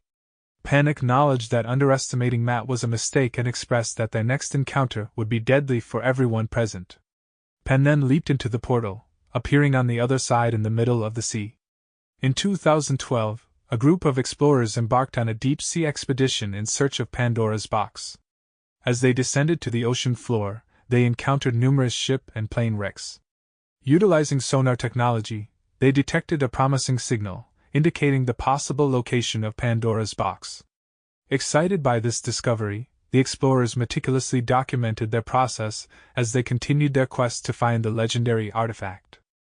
News of the airport incident spread, and it was revealed that the actor Matt Dion was a real superhuman. Meanwhile, B regained consciousness, and the doctor advised them not to move yet. B inquired about C's condition. The doctor explained that C had stood by B's side without resting and eventually collapsed. However, C's injuries were treated, and he was given a tranquilizer. The total casualties from the incident included 80 injuries and 6 deaths, with 4 of them being members of the ISSDF. The battle against the Inhuman hatched from an egg was described as bloody, and B himself was at death's door. The severe blood loss and damage to B's right lung were significant concerns, compounded by the internal damage caused by parts of his suit penetrating his internal organs. Fortunately, someone administered first aid to B, which undoubtedly saved his life. The doctor revealed that the person who administered first aid to B did so by stopping the bleeding, securing their airways, and enclosing his abdomen with clothes. Despite being inexperienced and clumsy, this individual managed to perform the necessary first aid under difficult circumstances. When B inquired about the person's whereabouts, the doctor explained that the person was lying down with B when the rescue team arrived. Due to their own serious condition, they were taken directly to a hospital for treatment. The doctor expressed immense relief and gratitude that both B and C had come back alive. As Juri regained consciousness, memories of his sister and the Inhuman that attacked him and Kong flooded back. He was surprised to see Kong by his side. He was confused about how Kong was there. Kong explained that he lost against an Inhuman. He was on his way to save Juri when he encountered the octopus Inhuman and suffered a surprise attack while in midair. He lost consciousness after getting his head stomped on and woke up on the rooftop. Kong eventually found Juri while searching the area. The news reports caught jury's attention as they revealed that Ketchup Man had been unveiled as a superhuman. Additionally, there were sightings of two unidentified inhuman creatures that were never seen before, causing a significant shock. They were assumed to be Inhumans, but experts believed that these Inhumans were different from the ones previously known. One notable incident was the appearance of a white-haired Inhuman with a massive physique entering the stomach of another Inhuman that was flying in the sky. Both Inhumans vanished without a trace, accompanied by a terrifying scream. Furthermore, the reports mentioned the existence of a common name, Heptahorn, which had appeared in Gangnam 2 years ago. This indicated that there were second and third Inhumans that had not been eradicated, leading to widespread fears and anxiety among people worldwide. Jury was taken aback by all the revelations. Kang informed him that it was Ketchup Man who had driven out the two unidentified Inhumans. Kang emphasized that Ketchup Man was indeed a real superhuman, confirming the news. In America, Matt Dion was waiting to be interviewed by various government agencies, who were in a heated argument over who would conduct the interview. Suddenly, St. Pearl arrived and promptly entered the room. Pearl greeted Matt, calling him a great actor, but Matt felt the situation was awkward as he had no prior knowledge of Pearl's arrival. Pearl stated that he came to ask some questions and had no intention of inquiring about why Matt had been hiding his identity. Matt replied that he had no intention of answering such a question, even if asked. Pearl noticed an edge to Matt's voice and commented on his public image as an idle and gentle figure, wondering if it was all a facade. Matt, feeling annoyed, asked Pearl to stop speaking nonsense and demanded to know the reason for her visit. Pearl clarified that she didn't have any specific business with Matt and was just curious about a few things. She asked what Matt's plans were for the future. Matt admitted that he was feeling confused. He had been leading a fulfilling life as an actor, a man in America, and a human being. He never felt guilty about hiding his superhuman identity, nor did he feel any responsibility to save the human world by eradicating Inhumans. Pearl understood his perspective, and wondered if it was because of the reputation he had built up. She admitted that she had misunderstood him. Afterward, she stood up and headed to the door. Matt mentioned Withrow, her associate, and implying that he might be dead. Pearl became furious and unleashed her power, demanding an explanation. Matt explained that he had spoken with the giant Inhuman and had fought against various Inhumans before. However, the ones they encountered this time were on an entirely different level, with powers beyond imagination. He believed that if those Inhumans hadn't retreated, he would have been in great danger, especially since White Cap wasn't in a stable state either. The most critical message the Inhumans left was a warning that all superhumans would soon be dead. Matt sensed that they spoke about it as if it were an inevitable outcome. He also noted that while Inhumans had previously appeared randomly across the world, the existence of an intelligent leader-level Inhuman suggested that they might now be moving systematically. Matt expressed the seriousness of the situation, explaining that the Inhumans' goal to kill all superhumans could lead to the end of the Earth. This revelation shocked everyone present. Pearl questioned Matt, asking if he was unwilling to fight given the gravity of the situation. Matt clarified that he never said he wouldn't fight. However, he asserted that he preferred to work alone and had no intention of being part of a team. He asked Pearl not to look for him anymore. Just then, Ben entered the room and remarked that being an official superhuman was indeed a daunting task, stating he might need to plan his schedule. He also said that someone is interested in taking on that responsibility. Rose also entered the room, surprising Matt with his appearance. As they made their way back, Rose expressed gratitude to Matt for accepting him once again. Matt recalled the times they had fun together, and the promise they made that their friendship would last forever. However, Matt then shifted the tone, emphasizing that sentimentality was no longer appropriate. Rose questioned if they were now becoming a team with the others they had met earlier. Matt explained that it wasn't the time to take sides, and his decision to operate independently was driven by his desire not to be bound by anything. He emphasized that while humanity might not yet be prepared to fight, the Inhumans were starting to reveal themselves, and their actions might escalate rapidly. The situation could enter its final phase sooner than they expected, making it essential for superhumans to unite and stand together to wage a war against the Inhumans. In Russia, Kirillov and Maxim Basilov tracked an Inhuman inside a church. As they entered, they sensed the presence of inhuman energy all around them. They were shocked to find multiple people sitting with bite wounds, seemingly turned rabid. These infected individuals immediately charged at Kirillov and Basilov upon noticing them. Kirillov opted to evade the attackers, recognizing that their speed was slow but still 4 times faster than a human. On the other hand, Basilov chose to confront the attackers head-on. When another one appeared, Kirillov tried to remind Basilov that these people were still humans. However, Basilov disagreed, throwing the first infected person at the other and asserting that they were no longer human but already dead. He suspected that the transformation was caused by an inhuman. With the conviction that they were dealing with creatures beyond human redemption, Kirillov and Basilov decided to face the rabid individuals without hesitation. At the hospital, Yuri came across the news of the increasing death and disappearance rates in Russia. Authorities assumed that the Inhumans were behind these alarming events. As he processed the news, Yuri couldn't shake off the feeling that the world was gradually falling apart. He sensed an overwhelming sense of chaos and impending doom like an uncontrollable wave approaching. Kirillov and Basilov managed to defeat the last of the infected individuals and finally confronted the bat-like inhuman hanging from the ceiling. The creature dropped down and appeared to analyze them. Kirillov couldn't help but think about the bizarre appearance of the inhuman, resembling a bat or even Dracula. He recalled the bite marks on the victims and realized that this particular inhuman was responsible for transforming those people into vampires. Basilov warned Kirillov about the danger of getting bitten by the inhuman, as the transformation into a vampire might be irreversible. He asserted that it was a perilous fight and insisted on handling the situation himself, urging Kirillov to step back and stay out of harm's way. Basilov launched an immediate attack on the bat-like inhuman, but the creature effortlessly blocked his assault and used the momentum to leap backward. As it changed its appearance, Kirillov sensed an immense amount of power emanating from it.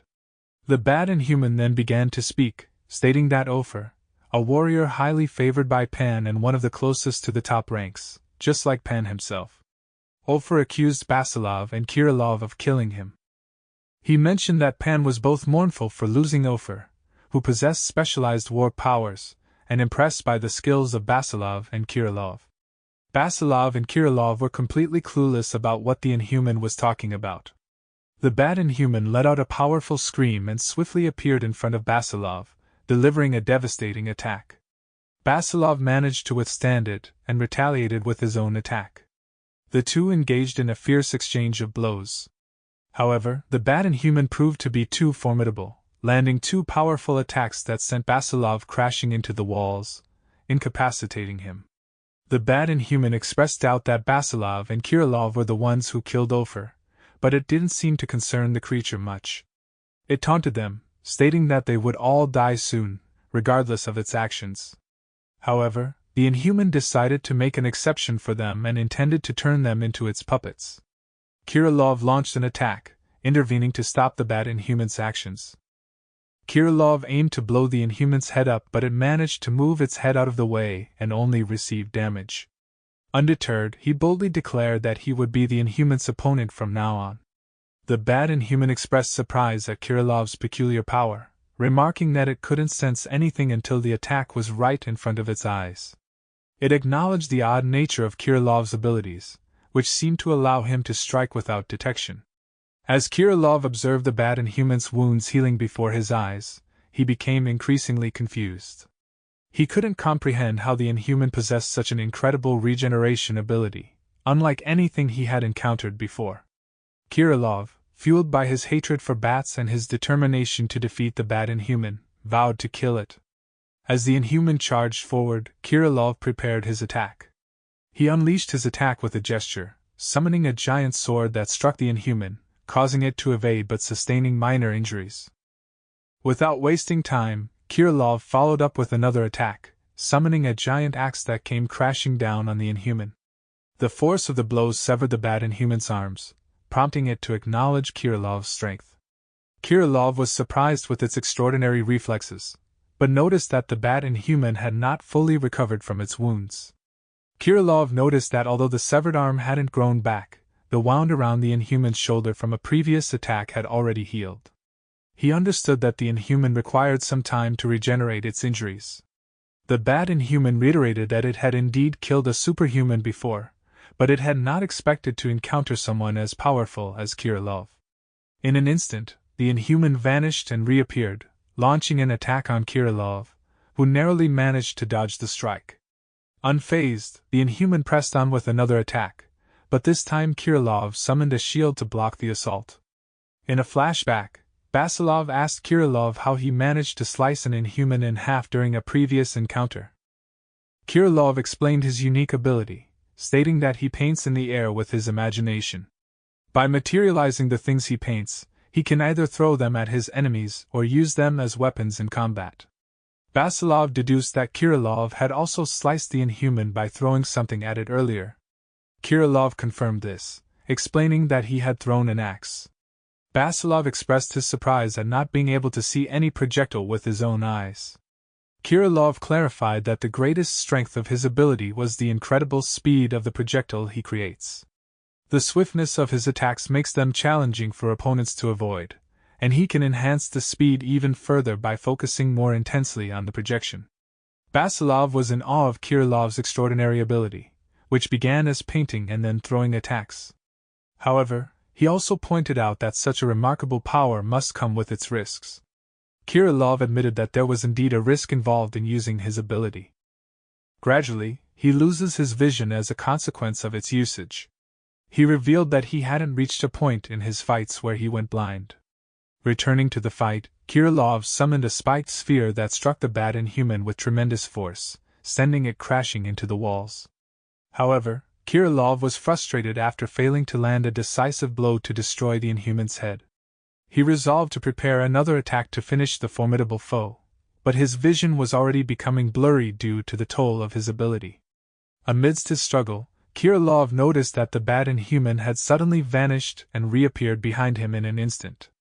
Before he could react, the Inhuman delivered a devastating attack, bisecting Kirillov and inflicting a severe and fatal wound. The bad Inhuman observed the disintegration of the body it had just bisected, unaware that the real Kirillov was in the distance, preparing his bow and arrow for another attack. Despite his vision starting to fail, Kirillov summoned his strength and released the arrow, dealing significant damage to the Inhuman. Kirillov slowly approached the Inhuman with his vision almost completely gone. The Inhuman pulled out the arrow and was enraged. It vowed to kill Kirillov, who was starting to lose hope. However, in a surprising turn of events, Basilov suddenly appeared on the scene. Sensing the danger emanating from Basilov, the bad Inhuman instinctively stepped back, realizing that something had changed. It also noticed that Basilov had seemingly become smaller in size. Despite the Inhuman forcefully regrowing its arms into a weapon, Basilov was unconcerned. Taunting Basilov, the bad Inhuman questioned whether Basilov could maintain his arrogance even with his mouth pierced through. The bad Inhuman expressed gratitude, after finding out that its body could regenerate instantaneously. It seemed to have gained a newfound understanding of Morel's perspective on superhumans, recognizing that their presence made the Inhumans shine even more. As the bad Inhuman launched its attack with blinding speed, a flashback revealed a conversation between Kirillov and Basilov. Kirillov chuckled after hearing Basilov's ability name. It was called Rapid Digestive Progress, which dramatically increased his overall combat abilities, including body strength, dynamic vision, and muscular strength. Kirillov assumed that his ability was related to the energy produced by burning fat, and it defied the common belief that higher weight equated to greater strength. He expressed amazement at Basilov's ability, and inquired if it required a medium for manifestation. Basilov confirmed this, explaining that in order to become stronger, he needed an opponent who could hit him or overpower him in a challenging battle. Kirillov commented that Basilov's ability was both unfortunate and intriguing, as it required him to face formidable opponents to fully utilize his power. He asked how far Basilov had experimented with losing weight, to which Basilov replied that he could handle most adversaries even in his usual condition. Basilov revealed that even a slight reduction in weight could significantly boost his combat efficiency. However, he confessed that his ability, Rapid Digestive Progress, had never reached its maximum level, not even once. Kirillov realized that no one had ever pushed Basilov to his limits before. In the present, Basilov effortlessly caught the bad Inhuman's attack, congratulating it for being the first opponent to push him to digest that fast. He responded with a powerful counterattack, sending the Inhuman flying through the air. The bad Inhuman became aware that the situation was becoming dire and that it might not survive if the battle persisted. It attempted to escape, rearranging its wings for a quick getaway. However, Basilov closed the distance instantly, catching up to the Inhuman and delivering a devastating blow that smashed its head. After Basilov smashed the bat-like Inhuman to the ground with a powerful attack, he followed up with another massive strike that ultimately finished off the formidable monster. The intense battle caused severe damage to the surrounding building, prompting Basilov and Kirilov to hastily exit. As they made their way out of the wreckage, Kirilov acknowledged that the bat Inhuman was formidable. He expressed concern about Basilov potentially being bitten during the fight. However, Basilov reassured Kirilov that he had been cautious and managed to avoid getting bitten by keeping a close eye on the Inhuman's teeth throughout the battle. Basilov mentioned feeling hungry as they left the area. Meanwhile, Morel conveyed to Pan that Grabe had met his demise. Morel speculated that Grabe might have encountered a superhuman, despite being advised to avoid confrontation while searching for Ulfer's corpse. Pan expressed frustration at the loss of Grabe and referred to him as a dumb bat. Pan's anger seemed to arise and asked if it would be a problem. Morel assured Pan that Grabe's death would not pose any significant issues or complications for their plans. Juri returned home after leaving the hospital and discovered that Kong wasn't present. Assuming Kong was at school, he found the food Kong had left for him and messaged him to express his gratitude, even though Kong was worried that the food might not taste good. Shortly after, Changriel and Daebang arrived and invited Kong to join them at the cafeteria. They discussed the events at Incheon Airport, where the Inhumans had retreated on their own, seemingly without any interference from Ketchup Man. Daebang expressed concern that the Inhumans' power seemed overwhelming, and if things continued as they were, everything might be over. However, Changriel reminded them of the presence of White Cap, Saint Pearl, and Ketchup Man in Korea, as well as the possibility of other hidden superhumans. He emphasized that they had no choice but to trust in these powerful individuals. Juri experienced a sudden headache, which he attributed to the after-effects of the recent tough situations he had faced. The nightmares, cramps, and seizures he had been experiencing were likely a result of the stress and trauma from the recent events. As he contemplated the challenges that superhumans faced while battling the Inhumans, he couldn't help but wonder about the toll it took on them. In the midst of his thoughts, he remembered Kong and wondered how his friend was coping with the situation. Kong, too, found himself deep in contemplation about his identity and purpose. In the midst of his thoughts, he took out a card from the Submu Martial Academy and remembered Oh Bang-won's invitation, urging him to seek him out at Mount Yungpa. Lost in these reflections, Kong was interrupted by Daebang calling out to him, bringing him back to the present moment. At home, Kong informed Juri of his intention to visit the dojo. Juri agreed to their mission of tracking down the thief Grandpa, who had also stolen the trophy. Kong confirmed that the thief Grandpa was indeed a superhuman, surprising Juri. Juri couldn't help but reflect on his previous assumptions about the thief Grandpa, whom he had dismissed as a scammer and money grubber. He also realized that the trophy had been taken without his knowledge. Kong admitted that he didn't have concrete evidence to prove that the thief Grandpa was a superhuman, but he had a strong gut feeling that it was the case. The similarity in his instincts towards the thief Grandpa and the Inhumans. In a news interview, Kim Hyun-young, a superhuman analyzer, discussed the increasing frequency of inhuman incidents. The reporter noted that there seemed to be limited knowledge about the existence of superhumans. Hyun-young confirmed that there were indeed well-known superhumans like Saint Pearl, Ketchup Man, and Galen Withrow, who were officially recognized and known to the public. However, she also emphasized that there were likely more superhumans beyond the three officially recognized ones. When asked how he came to this conclusion, Hyun-young explained that it could be inferred from analyzing the approximate statistics of incidents and accidents related to superhuman activities.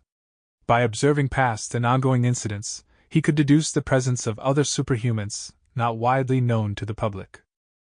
Hyun-young highlighted the widespread presence of inhuman show-up sites all over the world. He pointed out that it was highly unlikely that the known superhumans, such as Saint Pearl, Matt Dion, and Galen Withrow, could handle all these cases alone. Moreover, he mentioned instances where inhuman corpses were found at the show-up sites, but the perpetrators remained unknown, like in the cases in Russia. The reporter speculated that these unidentified superhumans were similar to White Cap of Korea, whose true identity was unknown but whose existence was widely known. Hyun-Jung agreed with this assessment, explaining that there were countless unknown superhumans actively protecting the Earth. He emphasized that Inhumans were incredibly challenging adversaries, resistant to modern weapons, and difficult to negotiate with. Without the intervention of superhumans, the Earth might have faced destruction. The reporter inquired about the origin of superhumans, wondering where they came from.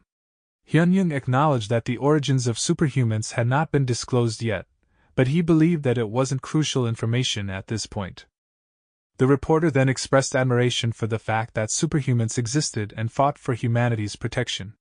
However, Hyun-Jung quickly interjected, cautioning against jumping to conclusions about all superhumans being on humanity's side. He mentioned that there were rumors in Europe about witnessing superhumans killing people, hinting at potential dark aspects among some superhumans. Hyun-Jung cited a specific incident at the Incheon port, where several workers died, and a person believed to be a superhuman, known as Black Hat, appeared. He described him as having bizarre tattoos and unusual behavior.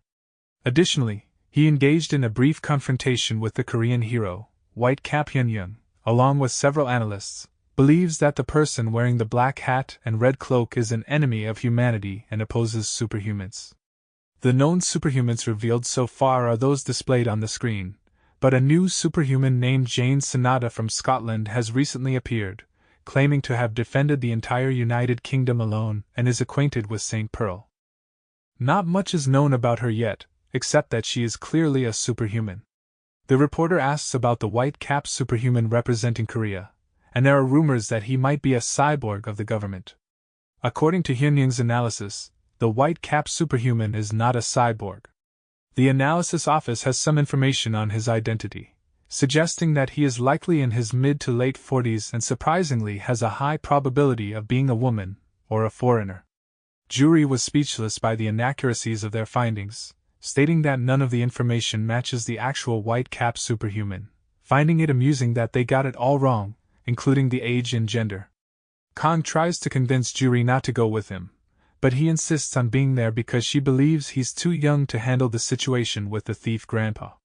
They travel to a remote neighborhood, and Kang starts complaining about being hungry while waiting for the bus. Jury reassures him that the bus will come, as he read about it on a blog. Kang regrets not carrying him on his back, but Jury responds that it would be too dangerous due to his fast running speed. Eventually, the bus arrives and the driver informs them that Yongpa is the last stop. Jury expresses concern about visiting Grandpa, and thought situation could be dangerous. He emphasizes the need to be cautious since they don't know much about him. However, Kang reassures him, saying that he doesn't think Grandpa is a bad person. They arrived at Yongpa and continued to walk to their destination while Kang wonders how long until they get to the academy. Pearl, who is in America, receives a call from James.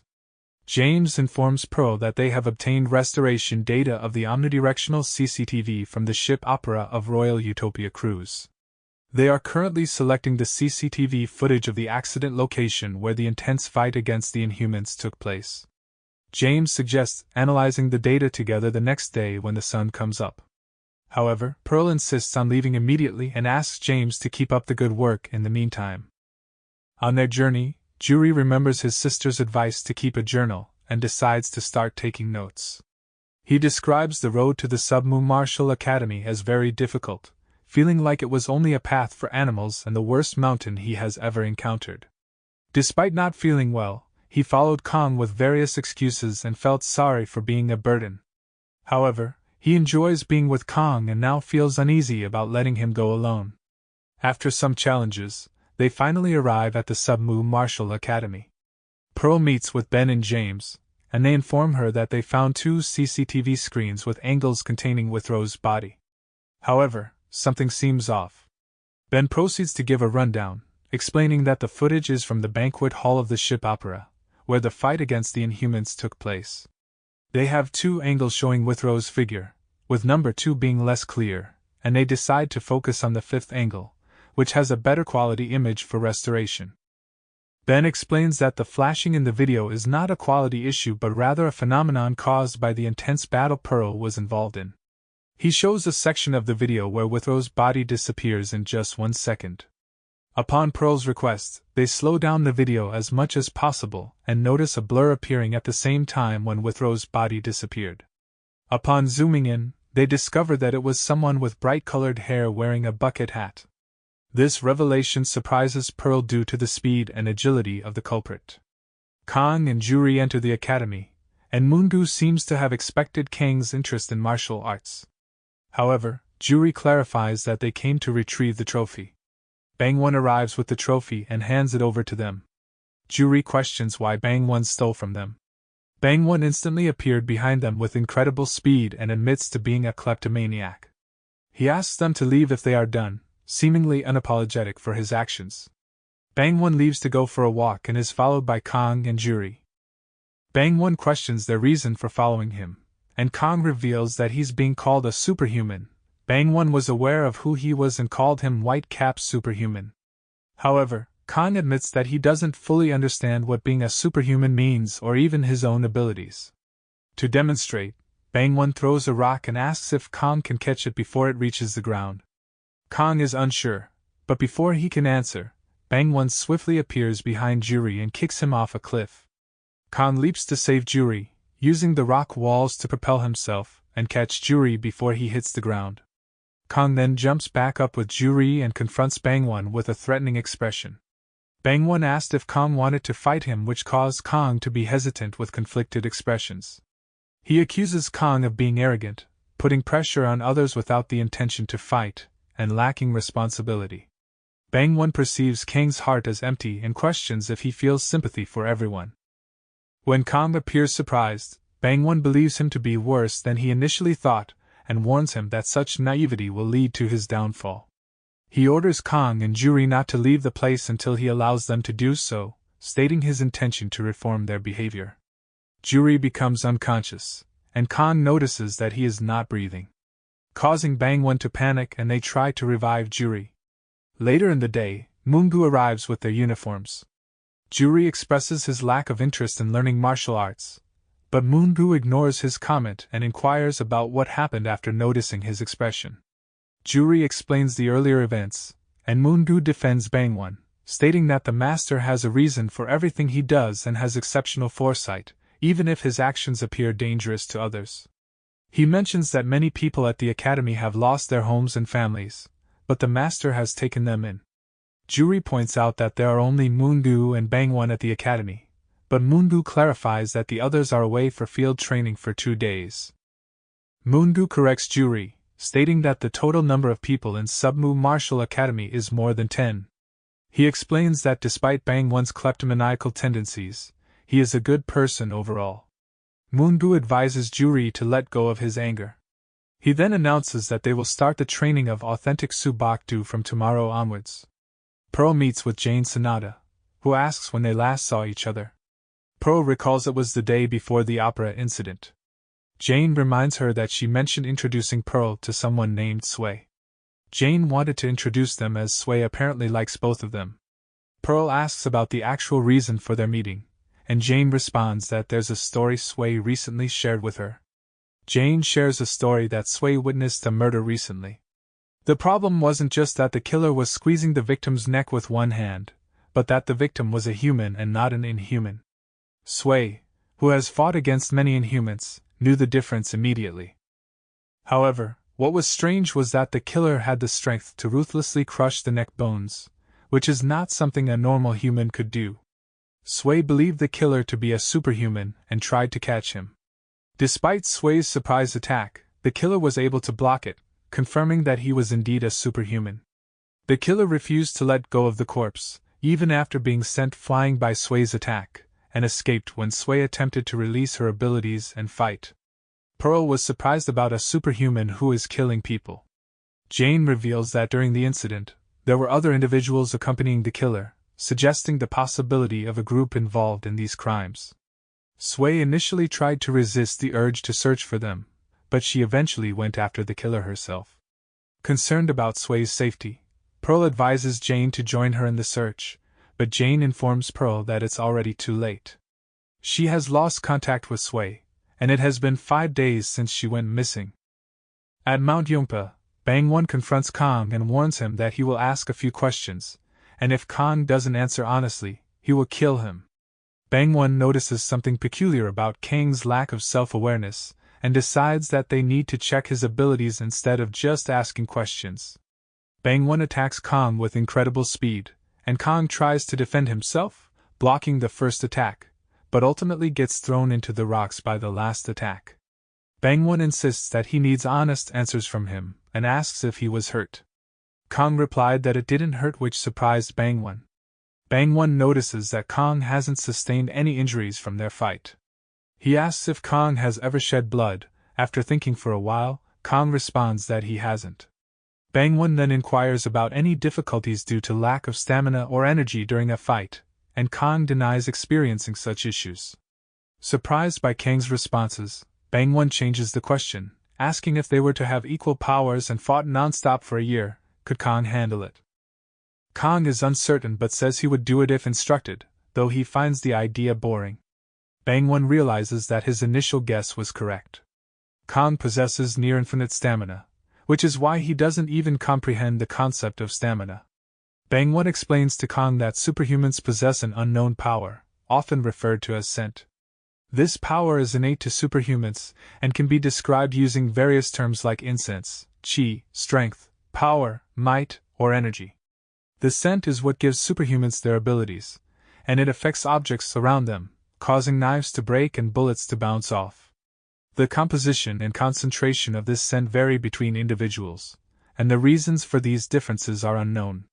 The expression of this power is diverse and depends on how it was first awakened, liberated, or manifested in each individual. Ultimately, it is the way superhumans handle and interact with this unknown power that creates their unique characteristics and abilities. Bang Won continues to explain to Kang that superhumans naturally focus on their own distinctiveness, but Kang's scent hasn't bloomed yet, meaning he hasn't fully tapped into his unique power. Bang Won attacked Kang to determine his abilities and came to a surprising conclusion. Kang has been fighting in the same way he fought against Bang Won, relying solely on his near-infinite stamina, impressive durability, and physical strength, without accessing his true superhuman power. Bang Won suggests that despite Kang's immense strength, it is all in vain without the awakening of his unique abilities. Bang Won explains that superhumans are beings that surpass human limitations and are capable of fighting powerful inhumans who are causing chaos. The scent they absorb contributes to their abilities, with varying levels of permeation and resulting differences in martial art ability. However, none of these aspects seem to apply to Kang. Bang Won is shocked and confused by the fact that Kang, despite lacking scent and not fully embracing his superhuman potential, has achieved such an incredible level in his fights. He admits that his stories might seem abrupt, but he believes that Kang can understand them to some extent. Kang stated that he lost to an inhuman and he passed out. Bang Won confirms that he witnessed the entire fight, including what happened after Kang passed out. After regaining consciousness, Kang fought the inhuman again and brought about its swift demise. Bang Won believes that during that brief moment, Kang's unique power, his scent, bloomed, but it was so short that Kang couldn't fully perceive it. Bang Won suggests that it's possible Kang didn't actually pass out but instead experienced a crisis within his body due to the unexpectedly powerful blow he received.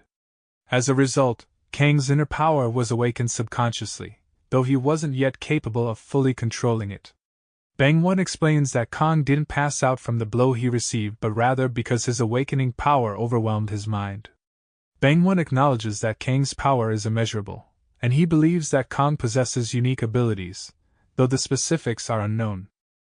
After Kang fought the inhuman and lost consciousness, another immensely powerful inhuman appeared, one unlike any others.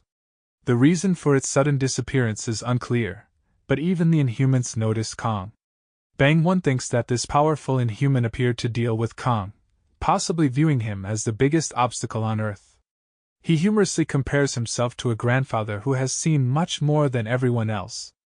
Bang One warns Kong that humans will inevitably have to fight for their existence against the Inhumans. The timing of this battle depends on the actions of the Inhumans, and it could happen very soon. Bang One touches Kang's head and said that it's time to eat.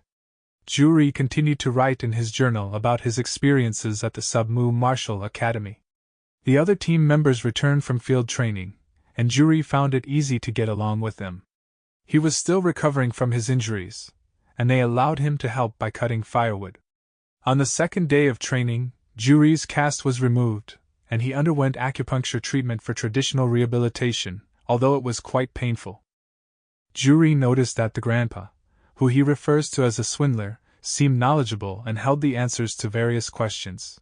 He started training under the instructor's teachings, learning the traditional subak martial art, which he didn't particularly enjoy. Juri also mentioned that he trained with Kong, but Kong tended to disappear after his training sessions and would come back when it was time to eat. Kang's appearance was often in tattered clothing. Juri expressed his concerns and thought about Kang's situation at the Superhuman Martial Academy. He mentioned that people at the academy speculated that Kong was being punished for breaking the wooden trainer, but he also noticed that both the old man and Kong frequently disappeared, leaving him curious about their activities. Juri questioned whether people at the academy were aware that Kong is the white-capped superhuman. He also wondered if Bang One knew about Kang's superhuman identity. Another problem is Kong had to attend school, and he believed that school life was crucial for young people. He felt adamant that if Bang One refused to send Kong back to school, he wouldn't stay at the academy either. Bang One suggests that Kong can commute to his school from the Superhuman Martial Academy and not be late if he runs. Bang One encourages Kangi to consider the running to school as part of his training, emphasizing its benefits. As Kong gets ready to leave, Juri gives him instructions on what to bring back and asks him to be careful. Kong assures him that he will return and then leaps away. After Kong leaves, Bang One invites Juri to go fishing with him. In Ben's lab, Ben explains that he is focusing on the security checkpoint at the boarding area of the opera ship. He is trying to identify outfits that match the person shown on the third monitor, possibly the one responsible for the incident. Ben expresses concern about whether they can find him this way, considering the possibility that the person may not have boarded the ship normally. James, however, remains determined and suggests preparing a screen that shows the person's face to some extent, leaving the rest to him. They are in the lab to honor the memory of Withrow, who died in the incident, and they will do their best in their investigation. James received a call from Pearl. She informs James about her current whereabouts in Northern Ireland, where she is searching for Sway with Jane Sanada. She shares that murders and kidnappings are increasing in the area, and what's concerning is that these incidents appear to have been committed by a superhuman. Sway, who was investigating the cases on her own, has also gone missing. Pearl and Jane understand the seriousness of the situation and plan to conduct an undercover investigation to uncover the truth behind these incidents. Pearl speculates that there might be a connection between these events and the disappearance of Withrow's body. James expresses concern about the dangerous nature of Pearl's mission, considering they might be dealing with a superhuman opponent. Pearl acknowledges the risk but is determined to find Sway and protect Jane. James offers his help, but Pearl insists that they will handle it on their own. She encourages James to continue working on the investigation regarding Withrow's body. Pearl informs James that they might need a few days to sort out the situation, and in the meantime, if the Inhuman alarm goes off, he should contact Matt Dion in America. James acknowledges and agrees to do so, assuring Pearl that he will be vigilant. He expresses relief that Jane Sanada is with her, and while he feels uneasy about the unprecedented mission of catching a superhuman, he wishes them a safe mission. Meanwhile, Bucket Hat intervenes to stop his subordinate from attacking someone. He then informs the team of a new mission. 3 days ago in Northern Ireland, at David's pub, a customer named Hershey was heavily intoxicated, and the pub owner, David, suggested that he stop drinking. Hershey argued that he was a paying customer, and insisted on drinking all night. David reminded him that they also had to close up and go home. Hershey brought up the recent serial killings and disappearances in the area, expressing fear and caution about being outside at night. David questioned Hershey, asking why he had left his house if he was so worried about the dangerous incidents. Matthew, a detective, suddenly enters the pub with his gun raised, alarming everyone inside. David knew that it was a joke and asks Matthew to sit down. However, Matthew insists that it's not a joke and threatens to shoot if they don't raise their hands. David tries to calm the situation by offering him a draft beer, but Matthew, holstering his gun, is visibly frustrated, expressing how difficult the investigation is and how it's taking a toll on him. David offers some words of encouragement, reminding Matthew that catching a murderer is never easy, but the hard work will eventually lead to a sense of accomplishment and joy. Matthew expresses his frustration with the ongoing investigation, sharing that the victims of the serial killings have nothing in common with each other, making it difficult to establish a pattern or motive. He mentions that there are already 13 people missing, adding to the complexity of the case. What's even more concerning for Matthew is the discovery of the body of an inhuman. The upper body remained, but the limbs were missing, making it hard to determine if a superhuman was involved in the death. The strange and unpleasant scene has only added to his stress and confusion. David empathizes with Matthew's distress, acknowledging that the situation is getting worse and more confusing with multiple murders, disappearances, and now the involvement of inhumans. Faber interjects into the conversation, raising a possible connection between the murder of the inhuman and the ongoing serial killings and disappearances. Matthew considers it a possibility and asks who he was. Faber introduces himself as the new bartender, and David confirms it. Meanwhile, Hershey demanded his drink. Faber complies and hands him his drink. David instructed Evan and Gassadal to prepare for closing, which led to Matthew protesting. Evan informed Matthew that they also needed to leave as they were done for the day. Matthew playfully mentioned that Evan had been working there for a long time, to which Evan jokingly responded, claiming to be a great worker. Evan then belatedly congratulated Matthew on his wedding, prompting a light-hearted exchange between the two.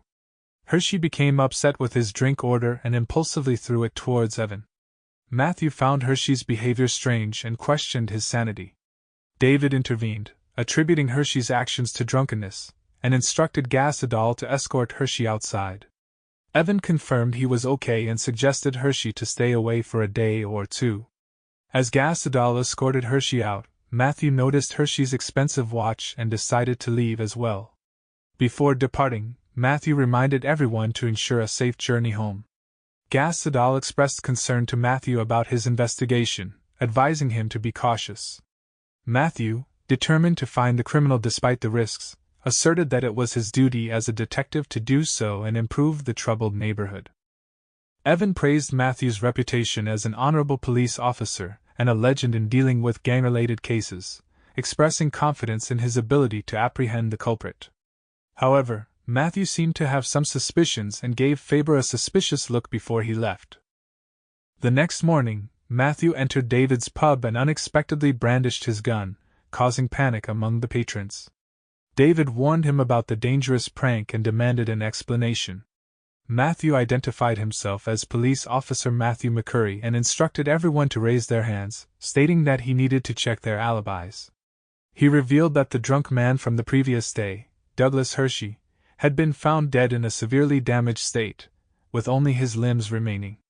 Matthew was confident it was Hershey because he recognized the expensive watch Hershey wore the night before, and the same watch was found on the dead body. Matthew also confirmed Hershey's identity with Hershey's wife, who said he had been missing since the previous night. Matthew informed David that Hershey was indeed dead, but the expensive watch was still present, indicating that the incident wasn't a simple robbery. He suspected that the murder might be linked to a notorious fugitive whose methods were similar. Matthew asked David about the events after he left the pub the previous day, urging him to cooperate with the investigation as the entire neighborhood was under scrutiny. David explained that he and Gassadal cleaned up after the incident, played cards with beer, and Evans slept in the store until sunrise when they all went home. Matthew stated he was at home during that time and inquired if David would be coming to work that evening, to which David replied positively, suggesting Matthew could verify with his wife. Gassadal supported David's statement, and confirmed that he was also at home when they came to work. Evan chimed in, corroborating their alibis, explaining that he had been resting at the store the entire time and hadn't changed his shirt since the previous day.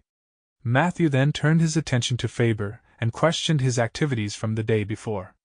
Faber stated that he finished work and went straight home. Matthew pointed out that Faber had recently moved into the neighborhood, approximately 2 months ago, coinciding with the rise in crime, murders, and disappearances in the area. David expressed concern when Matthew started focusing on Faber during the investigation. Matthew silenced David, emphasizing the importance of the investigation. Faber remained calm and agreed to cooperate with the inquiry. Matthew then requested Faber's company as they needed to check a few things together. Both Matthew and Faber left the pub, leaving David to decide to close the business for the day. After Evan left, David and Gassadal discussed their concerns about the situation. Matthew suddenly arrived and shocked them with the news that the police car transporting Faber had been attacked, resulting in the deaths of 2 officers, and Faber had gone missing.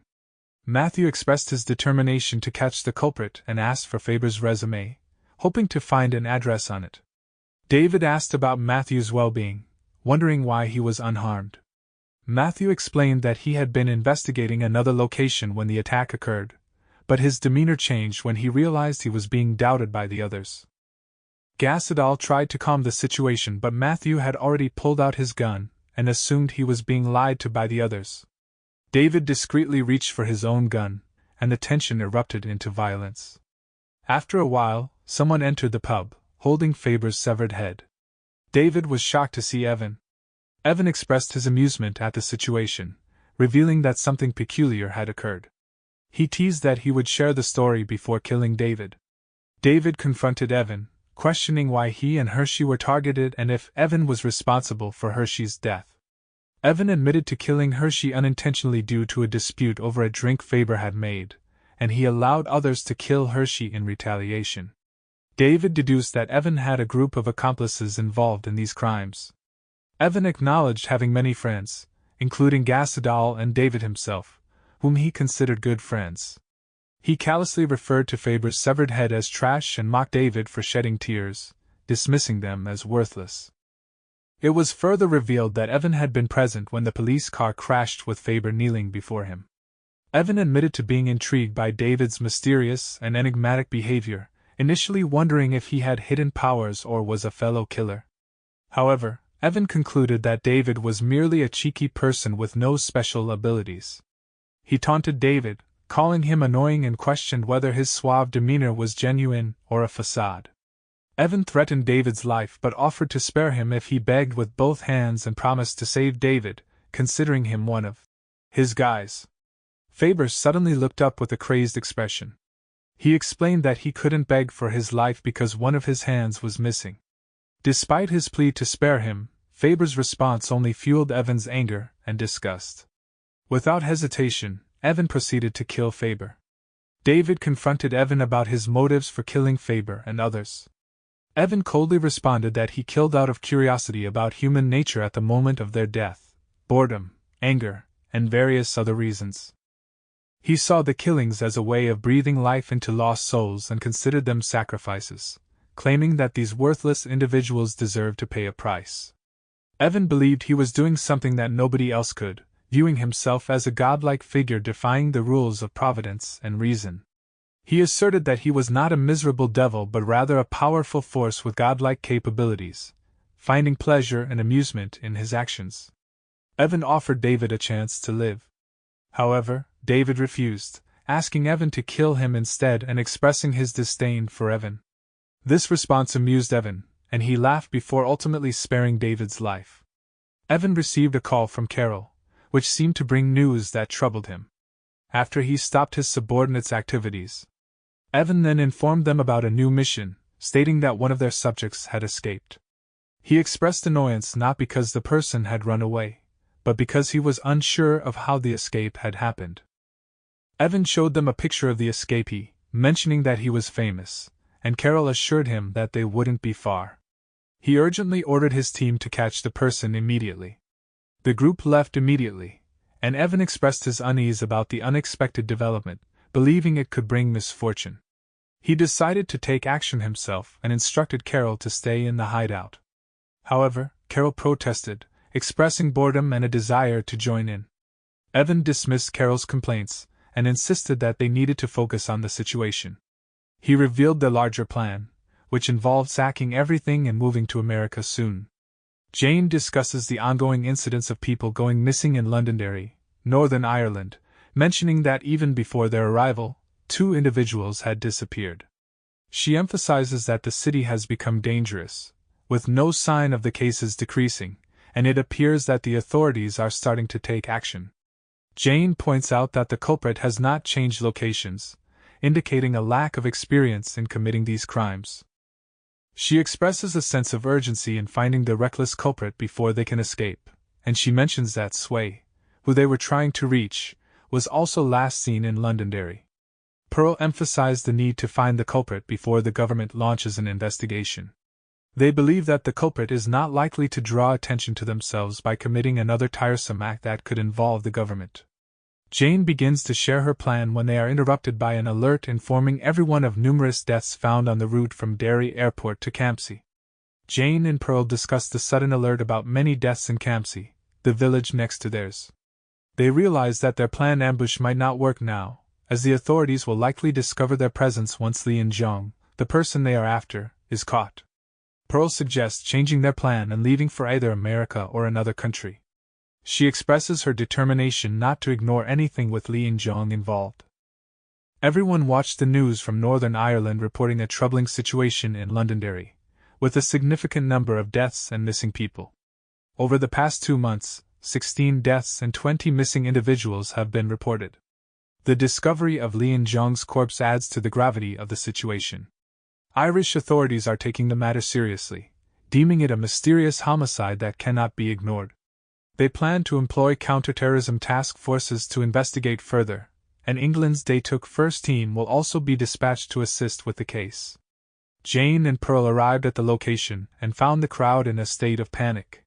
Pearl noticed Withrow had already stopped the Inhuman, and he quickly left upon seeing her. However, another person appeared and attacked Withrow, causing him to fall to the ground. Pearl confronted the attacker, demanding answers.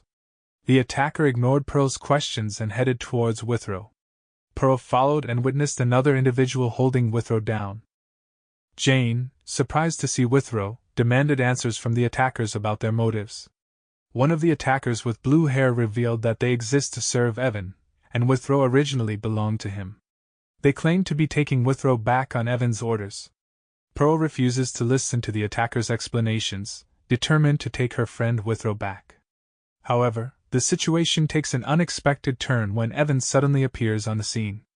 Evan was surprised by the presence of Pearl and Jane. He expresses confusion about the situation, indicating that he was not aware of their actions or intentions.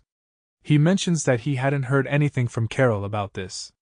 Jane and Pearl were equally surprised, as they had not sensed Evan's arrival. Pearl confronts Evan and asks if he is the one behind the ongoing events. Evan confirms his involvement and compliments Pearl's appearance, but she warns him not to say anything stupid. Evan acknowledges that they are the famous Saint Pearl and Jane Sanada, the British hero. He expresses a desire to avoid a fight and offers to answer their questions. Evan implies that facing both of them would significantly weaken him, potentially losing up to 80% of his power. He hints at an upcoming major event and advises them to keep an eye out for it, suggesting that it will be the main showdown. Pearl informs Evan of her plan to bring him in for questioning but demands to know what he did to Withrow first. Evan claims to have saved Withrow and given him a new life, although Withrow is no longer the same person he used to be. Evan admits that it was challenging to reattach Withrow's head. However, despite his efforts, Withrow ran away. Evan expresses frustration and considers separating Withrow's head from his body again. Pearl approached Withrow, but Evan's subordinate tries to stop her. She swiftly defeats him with a single attack, shocking everyone around. Pearl then helps Withrow to his feet, but Costa suddenly attacks. However, Pearl remains unscathed and effortlessly defeats Costa, causing him to fall dead to the ground. Pearl demands Evan to call all his subordinates to see if Evan would really lose 80% of his power. As the battle unfolds, Evan realizes that Pearl's attacks are not typical long-range strikes, but rather a burst of light emitted when her hands make contact with her targets. Her attacks possess incredible destructiveness, far beyond his original expectations. Even Costa, a superhuman specializing in hand-to-hand combat, couldn't faze her. Evan observes a golden aura surrounding Pearl, and the area's overall temperature increases due to the intense energy she emits. Evan acknowledges Pearl's exceptional abilities, stating that she is probably the only person in the world who receives divine protection from the sun. Despite his words, Pearl urges Evan to call his friends and continues to challenge him. However, instead of complying, Evan expresses admiration for Pearl, marveling at her charm and the extent of her superhuman powers. Costa stood up and surprises Pearl by growing a scorpion tail on his body. He attacks Pearl using the tail. Pearl noticed that it contains poison, and it changes in size, resembling the abilities of inhumans. Meanwhile, Evan acknowledges Costa's determination to fight until the end and tried to leave. However, as he departs, he faces an attack from falling rocks. Evan successfully dodges the first one but is targeted again. Jane steps forward to prevent Evan from leaving. Jane confronts Evan, demanding that he leaves her friends alone and criticizing him as a trashy leader. Evan tries to explain that he didn't run away and was planning to take care of Withrow. He describes Withrow as being in a state of panic, comparing it to a newborn deer, lost and confused in an unknown world. Evan believes that Withrow doesn't remember his past and is responsible for taking care of him because he was the one who brought him back to life. Jane remains resolute in her determination to catch Evan and interrogate him about everything related to the ongoing mess. The battle between Jane and Evan is being broadcasted, and people in Submu are watching the events unfold. Kong arrives from school and joins the viewers, while Ben and James also watch the broadcast. James recognizes the bucket hat that Evan is wearing. As Jane attacks Evan using her stones, he realizes that these are no ordinary stones. He finds it impossible to avoid the attacks, as the stones seem to have a mind of their own. Evan feels tremendous pressure from the stones, as if Jane Sonata herself is coming right at him. He observes that the stones in the area are not taken from the ground or any building, and they possess a strange essence. Evan is astonished by the stones' capabilities and behavior. He notes that their speed matches his own, and even after striking the ground, they continue to chase him, as if they have a will of their own. Evan starts to believe that each stone possesses its own free will, making them seem almost alive. As Evan continues to evade Jane's stone attacks, he realizes that there are no visible movements or signs of a trigger to manipulate the stones. He is perplexed by the unknown power and form of attack that Jane possesses. Approaching her becomes increasingly difficult due to the unpredictable nature of her stone attacks. During the battle, one stone unexpectedly stops in front of Evan. To his surprise, the stone transforms into Jane herself, who launches a powerful attack, slamming Evan to the ground. Jane is surprised to witness Evan's quick reflexes, as he manages to kick her to soften the impact of her attack. She acknowledges his impressive response, noting that no matter how obvious the direction of her attack was, her hand speed was still equal to Pearl's. Jane expresses her surprise at Evan's combat skills and experience, having initially underestimated him as a dumb rookie. Evan jokingly responds to her praise and comments on her attack, pretending to be moved emotionally. Evan reveals that he has figured something out about Jane. He senses many souls within her. In a flashback, Jane reveals her unique ability to sway. She explains that she is not a magician who controls objects, but rather a henge, a being with the power to manipulate and interact with other henges. There are a total of 80 henges, each containing a pure soul. These henges are not human-like with limbs, eyes, noses, or mouths, but they move on their own free will. Jane clarifies that she and the other henges share their thoughts and emotions, and can even switch places with each other. However, Jane admits that she is the last Stonehenge. In the present, Evan questions Jane's abilities and the nature of the henge. Jane is surprised by Evan's keen fighting instinct, sensing that he may have found out her ability and the characteristics of the henge. She admires his ability to pick up on these details during their fight. Evan reflects on the battle, acknowledging the overwhelming odds of fighting against 80 henges at once. He also acknowledges Pearl as another absolute being who just defeated Costa. Evan reveals that Costa's missing body parts were taken from an emperor scorpion he caught in Denmark, and the scorpion's lethal poison made him a powerful adversary to deal with. Pearl impresses Evan by instantly healing her injuries caused by the poison. Jane confronts Evan about his use of human and other species' corpses, suspecting that the same process that brought Withrow back to life might be involved. She questions Evan about a superhuman named Sway, describing her as a girl with purple bobbed hair who was tracking him. Evan shows a lack of concern, claiming he doesn't know if he killed Sway, stating he has a bad memory and can't remember whom he killed or when. He brushes off the importance of how she died, believing that everyone eventually dies anyway. Jane becomes enraged and tells Pearl to stay back, as she intends to use foundation. Jane and Pearl sense something coming. Evan was relieved when his subordinates arrived. Pearl remains undeterred by the arrival of Evan's group and questions if they are all there. Evan responds that all the elites are present and comments on Pearl's confidence. During the battle, the broadcast is interrupted when one of the Henges hits the drone. Kong becomes worried after seeing the news. Jane recognizes one of the individuals in Evan's group, a blue Inhuman she missed capturing previously. She recalls that the Inhuman was strong and had the ability to talk. Despite their past encounter, Jane suspects that the Inhuman does not remember her. One of Evan's subordinates, Chunver, informs Evan that Carol is missing and has been kidnapped by someone. This news causes Evan to become furious. Kaylin explains that he and Chunver had gone to look for Carol, while the rest of the group went after Evan. However, they all ended up in the same place, suggesting that Carol is somewhere nearby. Despite his confusion over not noticing anything, Evan realizes the urgency of the situation and decides that they must go find Carol. He acknowledges that the day has been tiring and orders Ofer to take care of Withrow. Ofer's arms extended to take Withrow, but he is stopped by one of the Henges. Kaylin intervenes by kicking the stone away, realizing that it is no ordinary stone.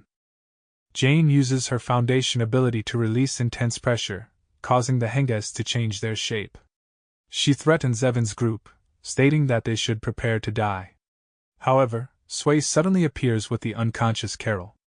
Jane stops her attack and approaches Sway, who throws the unconscious Carol to Pearl. Upon seeing Carol, Jane recognizes her from a previous encounter on the opera ship. Ofer steps forward and suggests to Evan that he could kill everyone to retrieve Carol. Evan acknowledges that Jane and Pearl are powerful beings, referring to them as monsters. Despite the challenge, Ofer expresses confidence that he can handle the situation and defeat them. Evan considers the possibility of rescuing Carol and believes that with Kaylin on their side, it might be achievable. However, Sway interrupts the situation, holding Carol hostage and warning them not to move or she would kill Carol. Sway implies that Carol is important to them. Evan acknowledges Sway's capabilities, realizing that Sway followed him without getting caught and may have been involved in setting Withrow free. However, Sway denies any involvement. Evan insists that Sway hand over Carol, threatening to take her by force if necessary.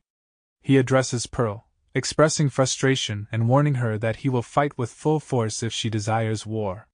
Sway signals to Pearl not to fight, and assures her that she will explain everything later. Sway warns that Evan's group possesses even more power than they currently realize, and engaging in a full-scale battle could have catastrophic consequences. Pearl questions Evan about the condition of the souls he has brought back to life, specifically referring to Withrow. Evan explains that all the lives he creates are bound to him by an unbreakable oath. Except for the top priority, which operates with their own consciousness, and does not have memories of their previous lives. However, they do have a new life that unfolds according to Evan's will, similar to newborns. Evan explains that Withrow's case is different from the others he has brought back to life. Somehow, Withrow managed to break free from Evan's control when he was first revived. Evan expresses the need to catch Withrow to figure out what went wrong and possibly try to restore him again. Pearl demands that Evan return Withrow, and in exchange she will hand over Carol. Evan signals to Kaylin, who throws Withrow back to Pearl, and in turn, Pearl tosses Carol to Evan. Sway denies any involvement in Carol's unconscious state, stating that she passed out when he picked her up.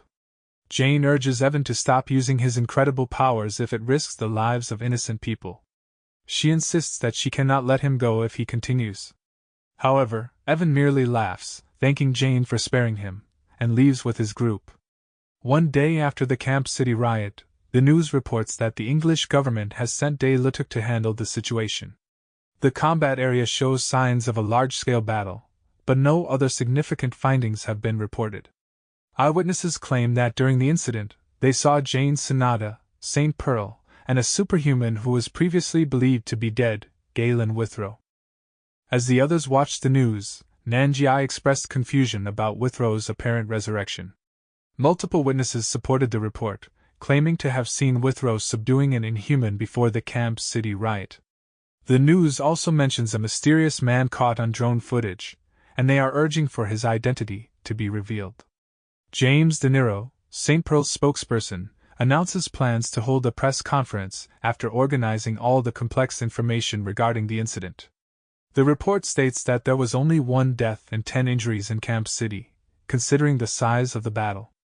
The news also shows images of 2 megaliths that were floating in midair during the incident, reportedly protecting citizens from danger within the battle radius. As Ben and James watch the news, Pearl arrives with Jane and Sway. They introduce themselves to each other, and James senses a powerful force coming from Jane. Ben inquires about Withrow, and Pearl explains that he is not in a normal state and is currently resting in Oldman's lab. Sway then starts to brief them on her observations. Sway reveals that she has been keeping an eye on Carol and Evan and will share all the information she has gathered. However, their conversation is interrupted when they are informed that Matt Dion is heading towards them.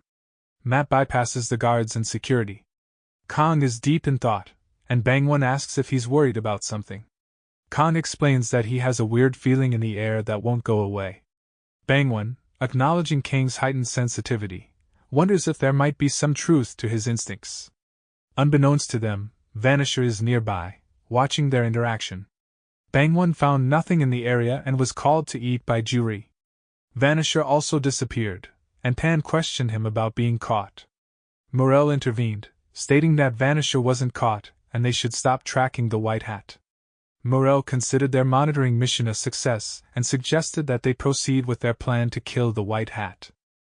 Vanisher was instructed to call Venomous, and the rest to move forward with their mission. Matt Dion entered the room and appeared upset upon observing the expressions of the other individuals present. Jane confronted Matt for disregarding security protocols. Ben attempted to defuse the tension. Sway chimed in, referring to Matt as Ketchup Man, and suggesting that Matt joined the gathering because he was bored of being alone and was curious about their conversation. Matt responded awkwardly by expressing his lack of familiarity with Sway and finding it strange that Sway seemed to know him despite their apparent unfamiliarity. Rose appeared behind Matt and greeted everyone in the room. Matt then shifted the conversation to a topic more important, the bucket hat and the person associated with it. He mentioned having encountered this person in the past during a monster incident in the Netherlands. The incident had remained unsolved for 2 days, during which over 40 people were injured, and Europe's special forces were struggling to handle the situation. Matt revealed that he was present near the incident location at the time as he was filming something. He decided to take action, wearing a mask, and personally dealt with the monster responsible for the chaos. It was during this event that he first encountered the person linked to the bucket hat. Evan, who seemed to know Matt Dion's true identity, appeared and assured Matt that he would keep his secret. Matt expressed his uncertainty about whether Evan had witnessed him putting on the mask during the monster incident. The situation had been bothering him since Evan's disappearance. Pearl then revealed that the person they encountered earlier was named Evan, and there was a possibility that he might be the same person Matt encountered during the incident. She welcomed both Matt and Rose to join their group moving forward. In Dr. Oldman's laboratory, a woman named was observing Withrow. Dr. Oldman unexpectedly showed up and was taken aback by Juhi's sudden appearance. Dr. Oldman questioned Juhi about why she had arrived without warning, expressing surprise at seeing her after a long time. Juhi seemed annoyed by Dr. Oldman's immediate nagging and remarked that he hadn't changed at all during their time apart. Dr. Oldman inquired whether Juhi intended to leave, to which she responded with a firm no. Juhi decided to stay for the time being. Dr. Oldman then brought up the topic of De Lutuek, and Juhi playfully remarked that Dr. Oldman would be in significant trouble without her, but she was serious about staying because she had a feeling that something important was about to happen. Juhi elaborated on the challenge they faced with inhumans and superhumans, beings that surpassed the abilities of ordinary humans in terms of power and speed. As a result, they couldn't rely on these superhuman individuals for protection. Instead, they needed to utilize their intelligence and encourage rapid scientific advancement to prepare for potential threats. Oldman inquired about Juhi's role, and she revealed that she primarily works on developing weapons. She focuses on enhancing the performance of weapons and is involved in various other tasks as well. Juhi expressed frustration with some of her colleagues, referring to them as self-proclaimed first-class researchers who only boast about their impressive careers. She criticized them for lacking practicality and being complacent, merely adapting to their current circumstances without pushing beyond their current knowledge. In contrast, Juhi highlighted the need for true geniuses in these critical times. She mentioned her younger brother in Korea, who she believes is more useful and far smarter than those researchers, despite still being a minor. Juhi acknowledged her own intelligence and expertise but acknowledged her brother's exceptional abilities, recognizing him as a genius, even if not surpassing her own talents. Juhi revealed that she had offered to join Dae Lituk, but her boss had turned down the offer. Despite that, she expressed her satisfaction with working independently. Oldman praised Juhi's abilities, suggesting that she would excel at anything she chose to do. However, she dismissed the compliment modestly. The discussion shifted to Withrow, who was confirmed to be alive. Juhi mentioned that the news of Withrow's survival was spreading in the community. Withrow was inside a water recovery capsule, and Juhi questioned if he had been injured. Oldman explained that Withrow wasn't physically injured, he simply needed some rest, which was why he was placed in the capsule. However, he revealed that Evan had taken Withrow, and as a result, Withrow was suffering from amnesia and going through a distressing mental state. Juhi couldn't fathom how he could be roaming around with memory loss after being presumed dead. Oldman clarified that according to Pearl, Withrow had indeed died at one point. However, someone had managed to bring him back to life, resulting in his current state of having no memory of his past. This feat was attributed to a single man's actions. Oldman acknowledged that there was nothing they can do to help Saint Pearl and Withrow. Juhi encouraged Oldman to take a moment to calm down and rest his mind. Sway demonstrated her unique abilities to the group, showcasing her power to disappear and reappear at will.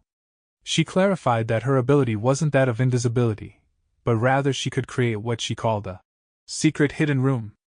Sway explained that by using a smudge of her blood, she could create a folded space where she could completely hide herself. When she drew on the ground with her blood, an invisible space of the same size as the marked area was generated as the blood stain vanished. Inside this hidden room, she could stay concealed, but if she stepped out of the barrier, she would become visible again. However, Sway admitted that her power had a weakness. The same rules applied to anyone else, meaning if a third party accidentally entered or exited the secret hidden room, it would be discovered. So, when she found Evan's hideout, she created a secret hidden room at a safe distance, and used it to spy on them covertly. Jane praised Sway's secret hidden room, acknowledging its effectiveness for hiding and expressing concern when Sway went missing. However, Jane ultimately believed that nothing bad would happen to her friend. Sway then brought up two important points. Firstly, she clarified that their enemy's hideout didn't physically exist in the traditional sense. Although Sway had indeed found their base of operations, it lacked substance as she had anticipated. Instead of a large house or building, she discovered a black portal located outside the city of Culmore in Northern Ireland. This portal seemed to serve as their entry and exit point, leading to a jumbled up and mysterious place. Pearl speculated that one of their enemies might possess spatial abilities, explaining the mysterious nature of the black portal that Sway discovered. Sway agreed with this possibility, suggesting that the space on the other side of the portal was likely their true hideout. Whenever Evan moved to a different location, their hideout moved along with them. Sway emphasized that there was a significant amount of energy beyond the black portal, leading her to believe that Evan's true power surpassed what they had witnessed so far. She sensed that there was much more to his abilities than meets the eye. Addressing Withrow's escape, Sway clarified that she didn't assist him in fleeing, he ran away on his own. She suggested that to learn what happened beyond the portal and how Withrow managed to escape, they would have to ask him directly. While observing the enemy through her secret hidden room, Sway noticed that they mostly remained outside, but there were instances when they transported human bodies in and out of the portal.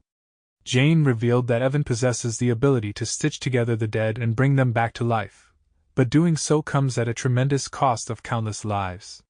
This absurd power to resurrect the dead is accompanied by a significant risk, which is evident from Evan's string of random killings. Sway then brought up another important matter concerning a young girl named Carol. Despite appearing like an ordinary, weak child, Carol seems to be under the protection of Evan and his group. Sway overheard something that she believes could be a crucial clue. In a flashback, Carol informed Evan about an upcoming significant battle in Korea, where a large number of people were predicted to die. Evan speculated that if it's happening in Korea, it could involve a superhuman. He asked Carol about the fate of a person named Whitecap. Carol was unsure as the vision was a little unclear. Pearl revealed that she had encountered the young girl named Carol on the opera, and it seemed that Evan was intentionally with her at the time. This connection was verified by James and Ben through CCTV footage, making it difficult to dismiss it as a mere coincidence. It became apparent that Evan's group was heavily influenced by Carol's ability to predict the future. Her visions seemed to play a crucial role in their decision-making. Matt, who had been thinking to himself, expressed his frustration, likely realizing the extent of the trouble Evan and his gang were causing due to their reliance on Carol's predictions. Oldman called and told Pearl that Withrow is awake and that someone wanted to talk to her. He then handed the phone to Juhi, who informed Pearl that Withrow woke up but lost his memory. While she couldn't promise his memories would return, but she would do her best and told her to follow her instructions. Kam was goofing off in school with his friends where he had a brief moment with Muhi, who scratched him and took his food before leaving. Taek arrived and challenged Kang to arm wrestling, even though he always lost. Kwon Chul made fun of Taek, creating tension. Muhi then informed Kang that the teacher wanted to see him in the office. In the office, the teacher expressed concerns about Kang's attendance and lateness, as well as leaving during class. Bangwon, feeling responsible, blamed himself for inadequate guidance. However, the teacher reassured him that Kang gets along well with his classmates and is a good kid, despite not having great grades. Kang was surprised to see Bangwon really came to his school outside of his uniform at the school. After their meeting, Kang noticed that Bangwon had been helped by Juri to dress, who mentioned that he would be staying at his home for a while. Kang explained that he often gets lost on his way to school, causing him to be late. Bangwon asked Kang about his experience at the school, mentioning that Juri had told him about Kang's initial difficulties in adjusting. Kang replied that he enjoys school and feels like he has a big family there. Bangwon expressed his happiness for Kang's positive experience and allowed him to return to class. As Bangwon left, Kang thanked him for coming and acknowledged him as a part of his family as well. In the Submu Academy, Mungu and his companions were busy with their chores when they suddenly noticed a massive being emerging above them. Vanisha appeared with a group of Inhumans, consisting of Simeon, Pyongoid, Hachi, and Rafa, which instilled fear in Mungu and his companions. The monsters noticed that Kang wasn't in the area. Simeon suggested killing everyone and leaving, but Mungu and the others decided to fight to defend their home despite their fear. Meanwhile, an alarm rang in Kang's school, warning them about the Inhumans' appearance in Yongpa Mountain. Kang, shocked by the news, hurriedly left the room. Bangwon also heard the broadcast and immediately headed to Yongpa Mountain. The Inhumans mercilessly attacked the students in the academy, leaving them unable to move. However, Mungu urged the others to run and managed to take action himself. Kang and Bangwon met and rushed toward Yongpa Mountain, concerned about the safety of others. Mungu called Bangwon, informing him that the place was already destroyed, but the others had escaped. Unfortunately, the others died immediately during the initial attack. Mungu realized his fate as Simeon approached him, and he thanked Bangwon, addressing him as father. This revelation angered Bangwon, who urged Kang to return to his school immediately, as the Inhumans were now heading there with the knowledge that Kang was the White Cap. The students at the academy noticed the arrival of the Vanisher, who summoned the other Inhumans, including Pyongoid, who divided himself into multiple monsters. Rafa assumed that Kong was hiding and ordered the destruction of everything until Kong showed up. The students became panicked as the Inhumans closed in on them. However, Kong arrived just in time to prevent the Inhumans from attacking the students. He fought against the monsters one after another, successfully destroying them. In the meantime, Changriel and the others found themselves cornered by an Inhuman, but Kong suddenly appeared and defeated the monster, surprising everyone. Rafa activated his hallucination-inducing ability, causing Kong and his classmates to see horrifying images of their own deaths at the hands of the monsters. Bang One arrived on the scene and identified Rafa as the source of the illusion. He tried to attack Rafa, but the Inhuman managed to evade critical damage. Bang One then confronted the group, questioning if they were the ones who harmed his sons, and intended to get his revenge. Simeon attempted to attack Bang One, but the older man quickly countered the move. Despite another Inhuman joining the fight, they missed their attack and received a counter-attack from Bang One. Simeon launched another attack, but Bang One successfully blocked it. Meanwhile, Muhi regained consciousness and was perplexed as she saw Kong amidst the chaos where the others appeared to have died. The rest of the students also woke up, and Kong advised them to remain where they were while he promised to protect them. Kong then left to continue his mission of rescuing the other students. Bang One remained cautious while facing the Inhumans, as he was unaware of their abilities. He also acknowledged their speed and realized that a prolonged fight could be disadvantageous. Rafa noticed that Bang One's prosthetic appeared ordinary, but to his surprise, Bang One managed to enhance it to match the strength of his actual body. Despite this, Rafa remained confident that Bang One would still meet his demise. In the USA, Pearl made the decision to travel to Korea to provide assistance, but Matt expressed concern that it might be perceived as an invasion.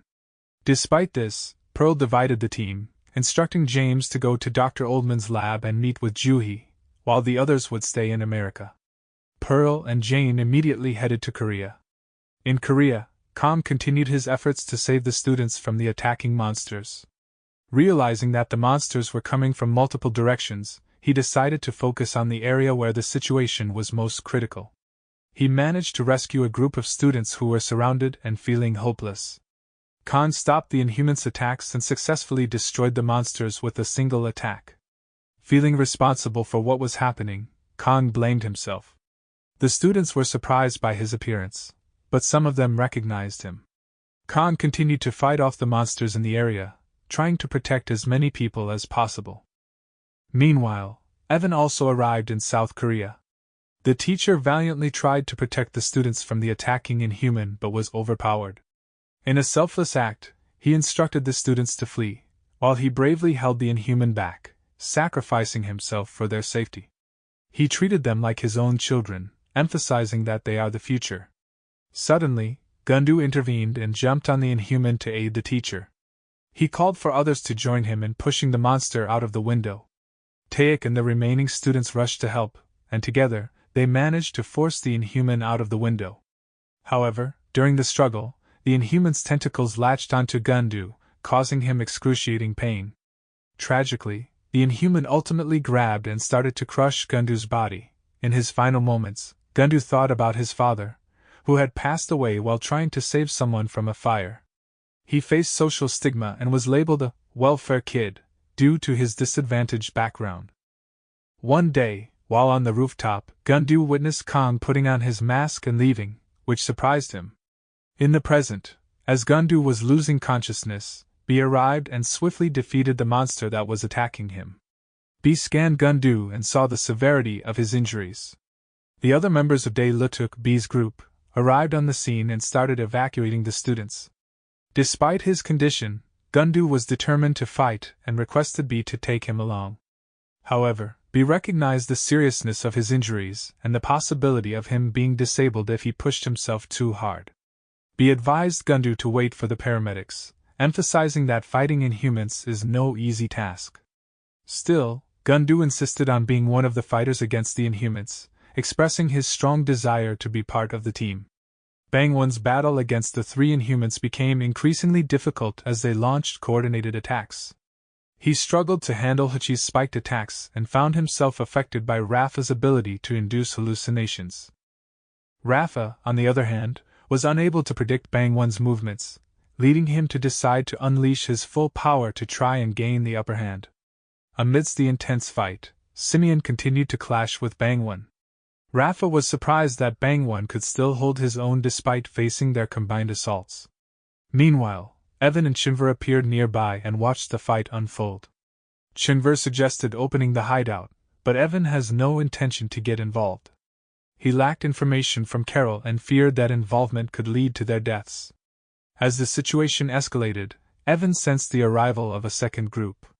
Bangwon managed to counter Simeon's attack and severed his arms. However, he fell victim to Rafa's illusion and saw a vision of Mungu, causing him to momentarily stop. Seizing the opportunity, Simeon delivered a devastating blow to Bangwon, leaving him momentarily vulnerable.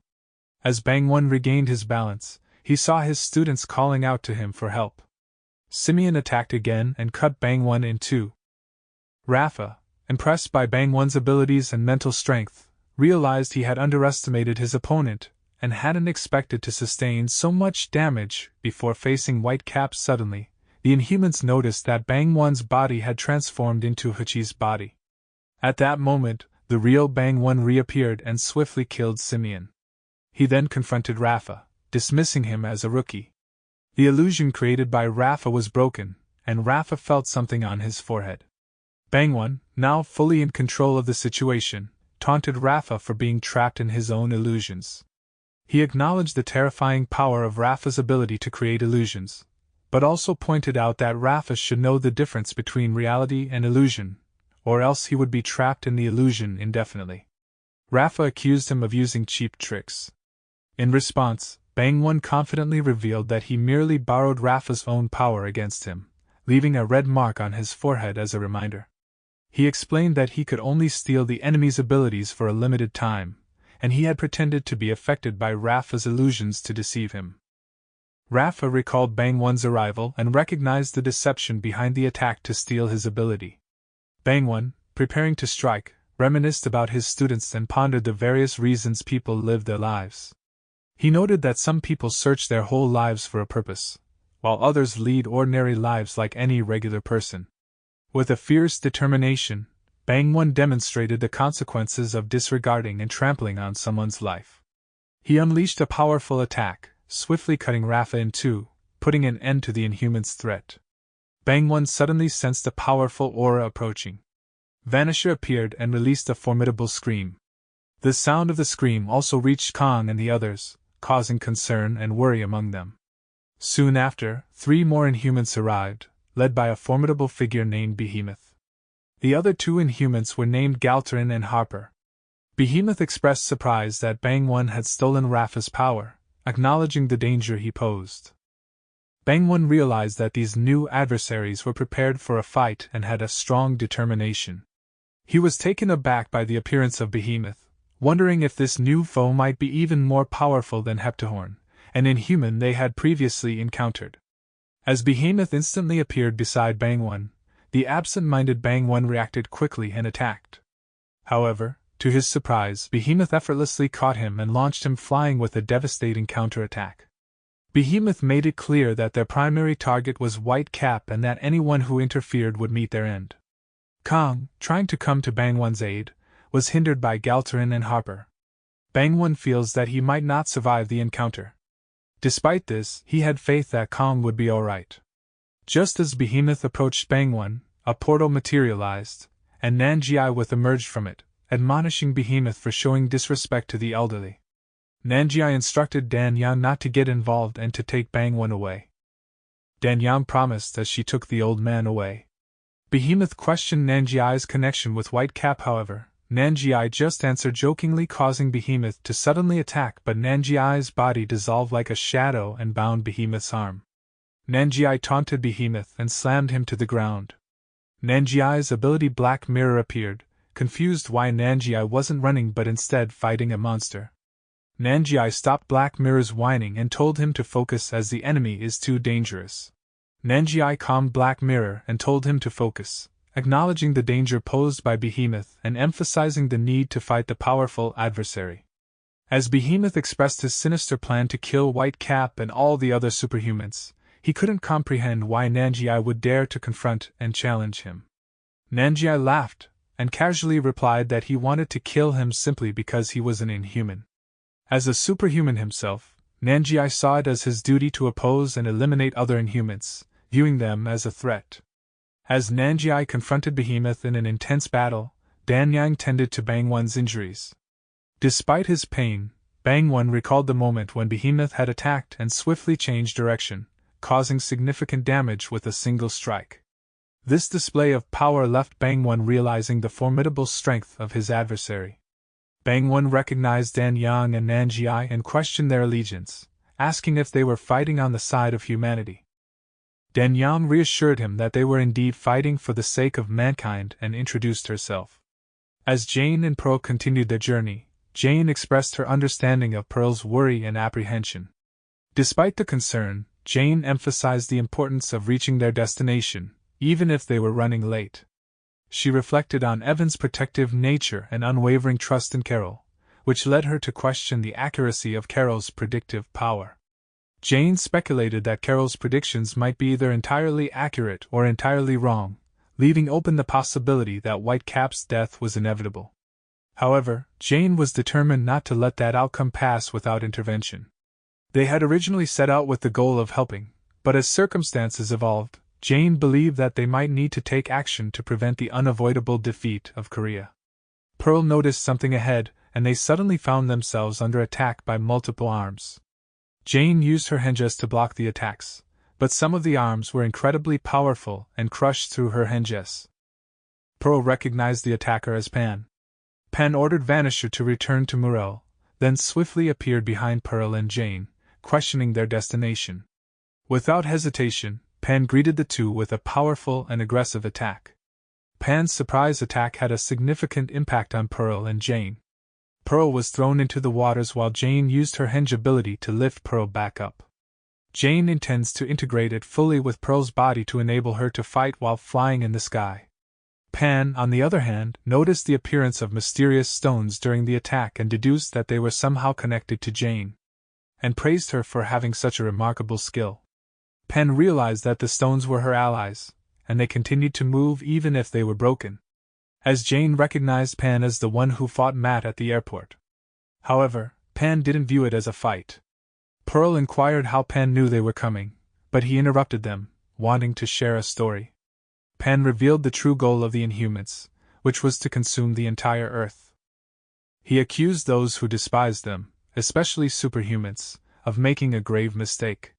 Pan asserted that superhumans might believe they are protecting humanity, but he saw it as an arrogant assumption. He ominously mentioned that the Inhumans were waiting for the right moment, and moving in the right direction, leaving no hope for those who opposed them. He mentioned Murrell, suggesting that Murrell did not want to leave any possibility open. There seemed to be disagreements among the Inhumans, and these disagreements had escalated into physical confrontations. Pan revealed that the source of the Inhumans' disagreement was Whitecap. He explained that if they could eliminate Whitecap, their plan would be assured, although he acknowledged that Murrell's judgment might be hard to comprehend. However, Pan believed Jane Sonata and St. Pearl were the main obstacles. Pearl then directly confronted Pan, questioning if he was the leader of the Inhumans.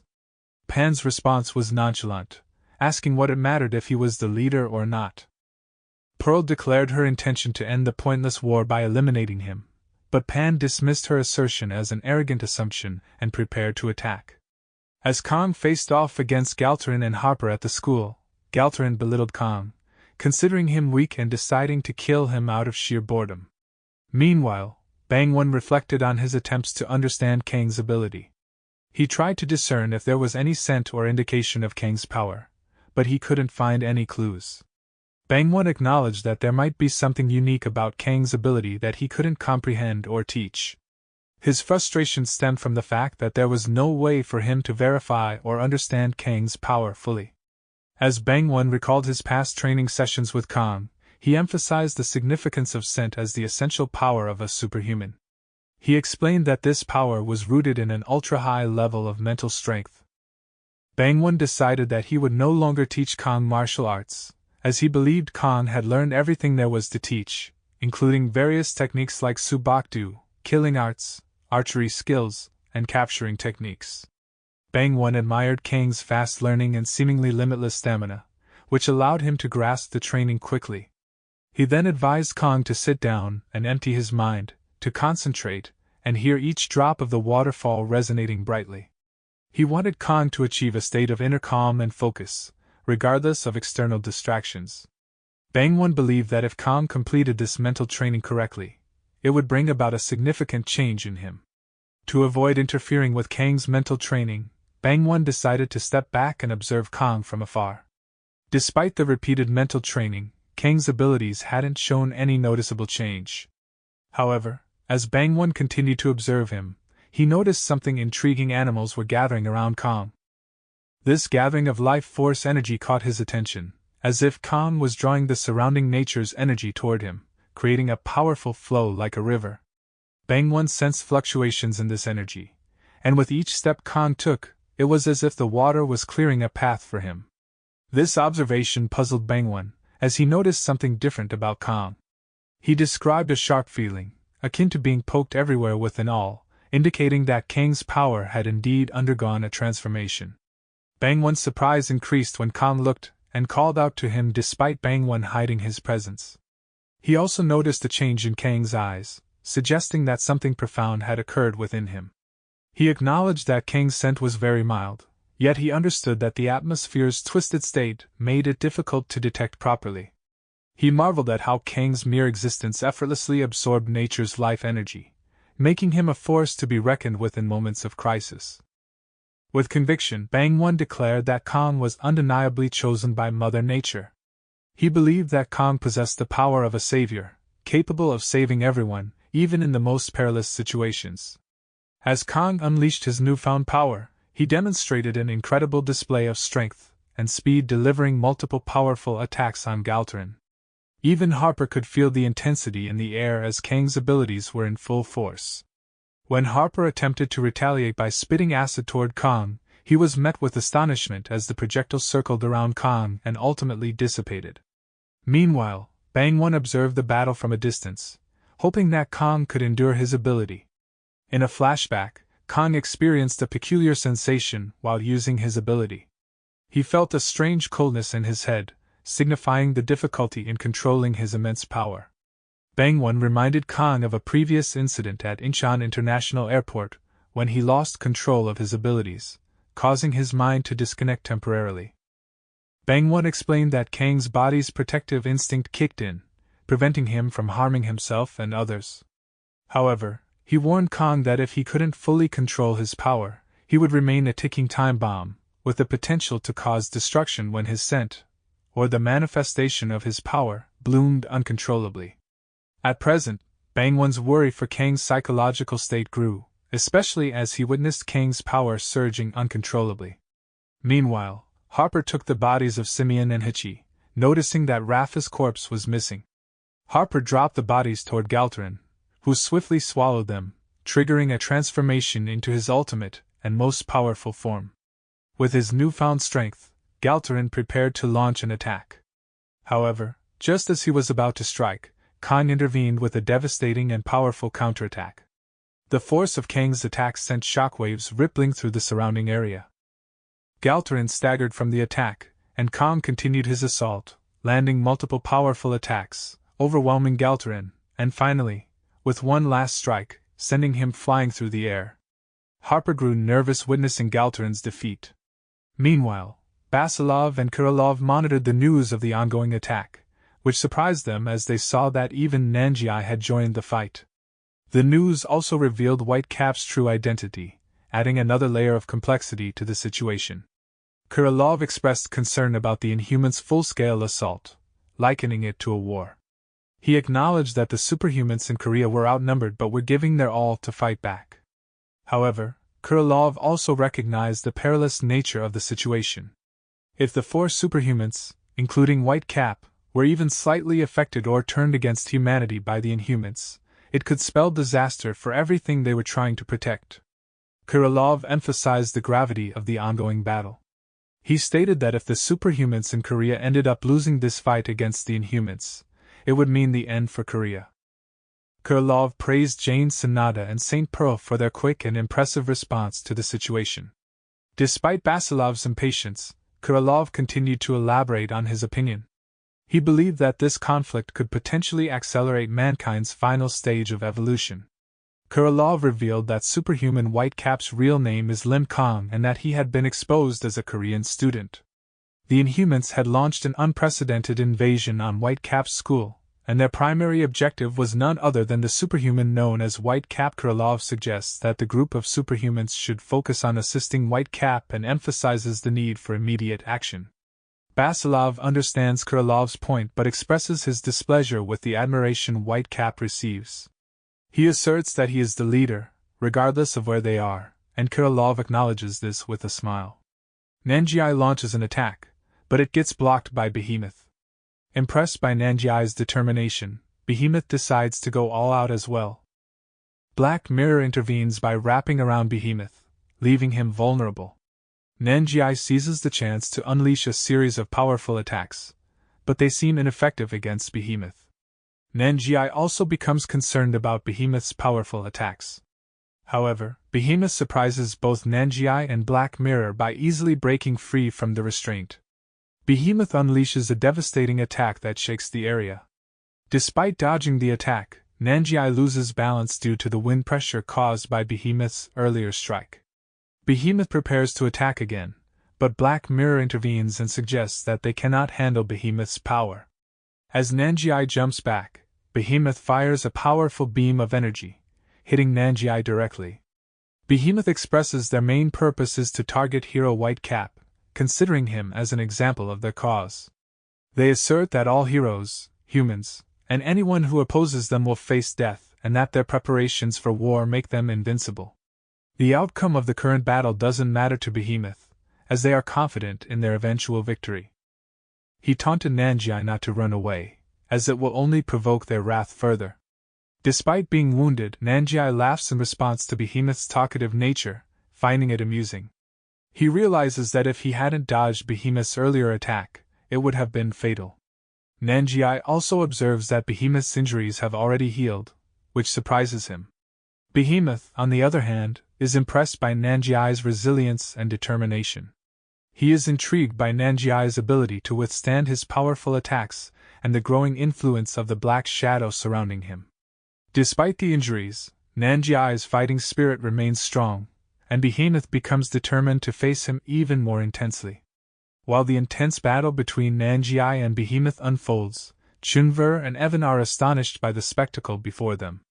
Evan is in disbelief at the level of power displayed by Nanjiai. However, his inhuman opponent has abilities far beyond what anyone could have imagined. Evan notices that Behemoth is also aware of his and Chenver's presence but chose to ignore them.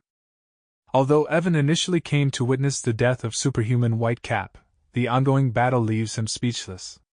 Nanjiai reflects on the appearance of Inhumans and their disruptive impact on the world. Initially, he was curious about these dangerous and seemingly ridiculous monsters, finding their presence intriguing due to the tension they brought to the world. Nanjiai had an intuition that this seemingly small crack in the world would eventually lead to massive destruction in the future. As he observed the power dynamics between superhumans and inhumans, he believed that the inhumans were hiding their true strength and that their power level must surpass that of superhumans. Nanjiai imagined the existence of evolved groups of inhumans with overwhelming power.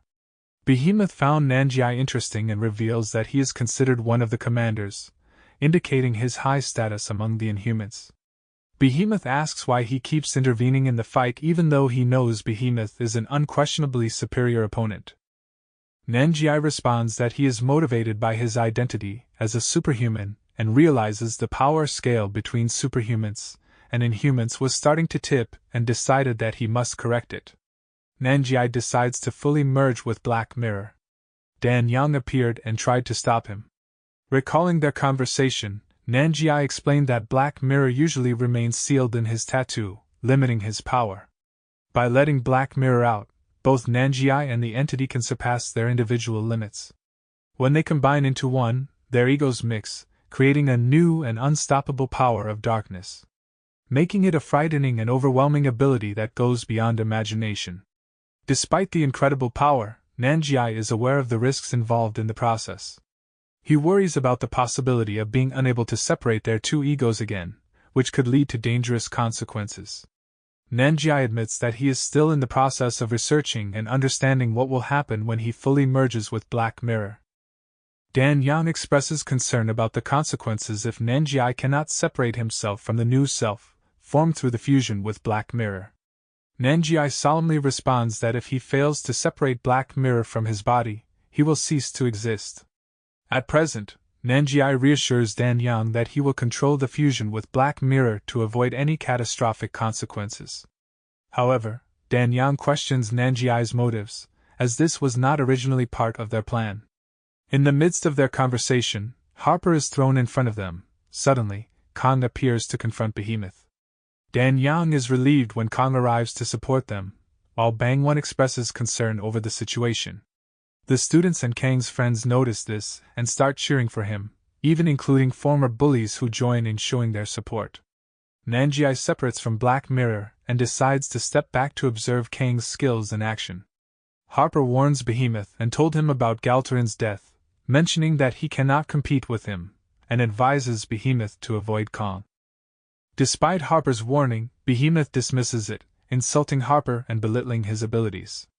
Behemoth shifts his attention back to Kong and launches an immediate attack, but Kong counters with a powerful strike. Though Behemoth manages to block the attack, he still sustains some minor damage. The confrontation intensifies as the two combatants clash, creating a powerful shockwave in the process. Kong takes some hard hits, being slammed into the ground multiple times, and is thrown into the distance, crashing into several buildings. The battle continues to escalate as the two formidable forces continue to engage in combat within the heart of the city. In their intense clash, Kong and Behemoth appear to be evenly matched, but eventually, Kong is thrown to the ground, causing panic among civilians caught in the midst of the fight. Despite being slammed to the ground, Kong manages to dodge Behemoth's subsequent attacks and counter with his own strikes, eventually throwing Behemoth to the ground. As the dust and debris settle, Behemoth releases his powerful roar attack. However, to his surprise, Kong effortlessly deflects the attack without any visible effort. Behemoth is puzzled as he believes Kong had no time to comprehend and defend against the high-speed attack fired in the thick smoke. He notes that Kong seemed to take advantage of the situation and accelerate into him despite the unfavorable conditions. Behemoth acknowledges Kang's prowess, expressing how Kong effortlessly moves like the wind while Behemoth finds himself out of breath. He concedes that Kong truly is the representative of mankind. As Behemoth released a powerful energy and prepares for another intense fight, Evan expresses concern that if Kong dies, he and Chunver will be unable to avoid a conflict with Behemoth to retrieve Kang's body. Evan also mentions that Behemoth is already aware of their existence, and he worries that he and Chunver might be the next targets for Behemoth. In the midst of their worries, Nanjiai suddenly appears near them and starts making fun of Evan's appearance. Evan confronts Nanjiai about his harsh comments, questioning why Nanjiai is being so critical of someone he just met. Nanjiai accuses Evan of doing ridiculous things to revive dead bodies, leading Evan to express confusion and denial about the accusations. Nanjiai explains that his impression of Evan comes from a feeling that Evan might not hesitate to do something morally questionable. He then recounts an incident involving Withrow's death during a mission, followed by the news that he was miraculously alive. Nanjiai finds this situation suspicious, as St. Pearl, a highly reputable and strong superhuman, had officially confirmed Withrow's death.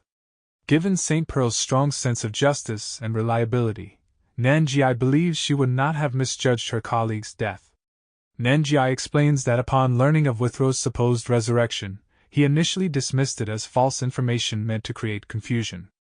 However, after witnessing Jane Sanada's abilities and St. Pearl fighting against some villains, Nanjiai began to piece together the truth. He infers that Evan must have used his mysterious ability of resurrection to save Withrow, which led to a conflict with St. Pearl. Nanjiai points out that it's rare for superhumans to fight each other, and such conflicts only occur when there's a clash of interests or values. The risky nature of Evan's ability to resurrect the dead likely caused the conflict between him and St. Pearl over the revival of Withrow. Evan asks Nanjiai if they can be friends, but Nanjiai just laughs and sarcastically suggests Evan to summon his doll friends. Chunver tries to summon them, but Evan stops him, expressing that he doesn't want to fight. Evan questions why Nanjiai is picking a fight with him when he hasn't done anything wrong.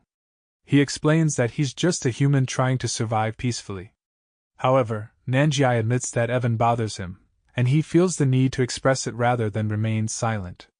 Nanjiai decides to test Evan to determine if he is truly human or something else. As the fight continues, Kong and Behemoth suddenly appear beside Nanjiai, Evan, and Chunver. The intense battle between the two powerful beings results in an explosion, but the others manage to avoid getting caught in the crossfire. Nanjiai notices that Behemoth's appearance has changed during the fight. Evan and Chunver decide to run away from the scene, concerned that Nanjiai might chase them. However, Evan believes that Black Hat's main focus is on helping White Cap. Nonetheless, Evan is instructed Chunver to open the Mansion of Contemplation, in case they are forced to face another confrontation. He reveals that Black Hat has already recovered his energy, and if the situation requires it, Evan is ready to call everyone's help to deal with the potential threat. In the midst of the chaos and intensity of the battle, Evan reflects on the encounter with Behemoth. He notes that Behemoth has become significantly larger, and that their brief interaction was fraught with danger. Evan admits that he felt like he narrowly escaped death multiple times during the encounter. This is the first time Evan has experienced the need to retreat from a battlefield. Evan is in awe of White Cap's ability to confront and deal with such a formidable opponent, realizing that White Cap's strength surpassed his wildest imagination. As the intense battle unfolds, B and the others watch with concern. B remembers Bangwon's request to keep the students safe and is grateful for the sacrifices made by the superhumans to protect others. Despite feeling helpless in the face of such powerful beings, B puts his trust in the superhumans and their abilities to handle the situation. Meanwhile, Pan manages to land a critical blow on Jane. Jane withstands Pan's attack and grabs onto him, while Pearl arrives, preparing to strike. Pan attempts to activate his third eye, but he is interrupted by the sudden appearance of the Henges. Pearl seizes the opportunity and launches an attack. Despite Pan's efforts to block, he is forced backward by the sheer force of the attack. Pan retaliates by attacking Jane, who was charging towards him. However, Jane quickly reappears and launches a counterattack. Pan employs his third eye's ability to disappear and reappear above, but Pearl anticipates his move and lands a powerful blow. This is followed by a barrage of multiple attacks from Pearl, causing significant and serious damage to Pan. Pan acknowledges that if both Jane and Pearl were to fight against him together, he would likely not survive. To the surprise of Jane and Pearl, Pan appears unscathed by their attacks. Pan realizes that they have recognized his unique style of movement and are quick to adapt, which he finds impressive. Jane notes that Pan's disappearance is triggered when he blinks the eye on his forehead. She realizes that Pan doesn't utilize dimensional shifting haphazardly. Based on their previous interactions, Jane estimates that there's a delay of approximately 5 to 6 seconds before Pan can move after activating his ability. She also deduces that Pan's maximum range of movement is around 50 meters from his starting position. Within this range, Pan can instantly reposition himself to any location that corresponds with the gaze of the eye's pupil. Pan expresses delight in having found a new challenge in Jane and Pearl, regarding them as his new toys. He launches a sudden attack, creating an enveloping zone that forces Jane and Pearl to dodge incoming assaults. Despite their efforts to close in on Pan, he unexpectedly appears and delivers a powerful blow to Jane. Pan then shifts his focus to Pearl, summoning massive arms to crush her. Pearl is unable to evade the attack due to its sheer size, resulting in a powerful shockwave upon impact. The force of the blow causes significant damage, and Jane becomes concerned as she realizes even her Henges are disappearing due to the attack.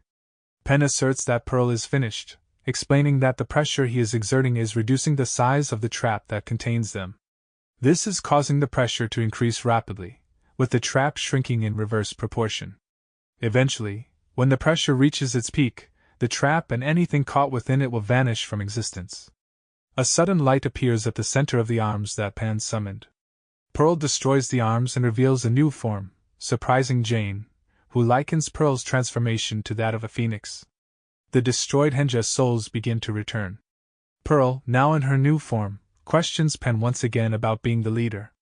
Pan's response is indirect, prompting Pearl to launch an immediate counterattack. She strikes Pan with force, sending him crashing into the sea.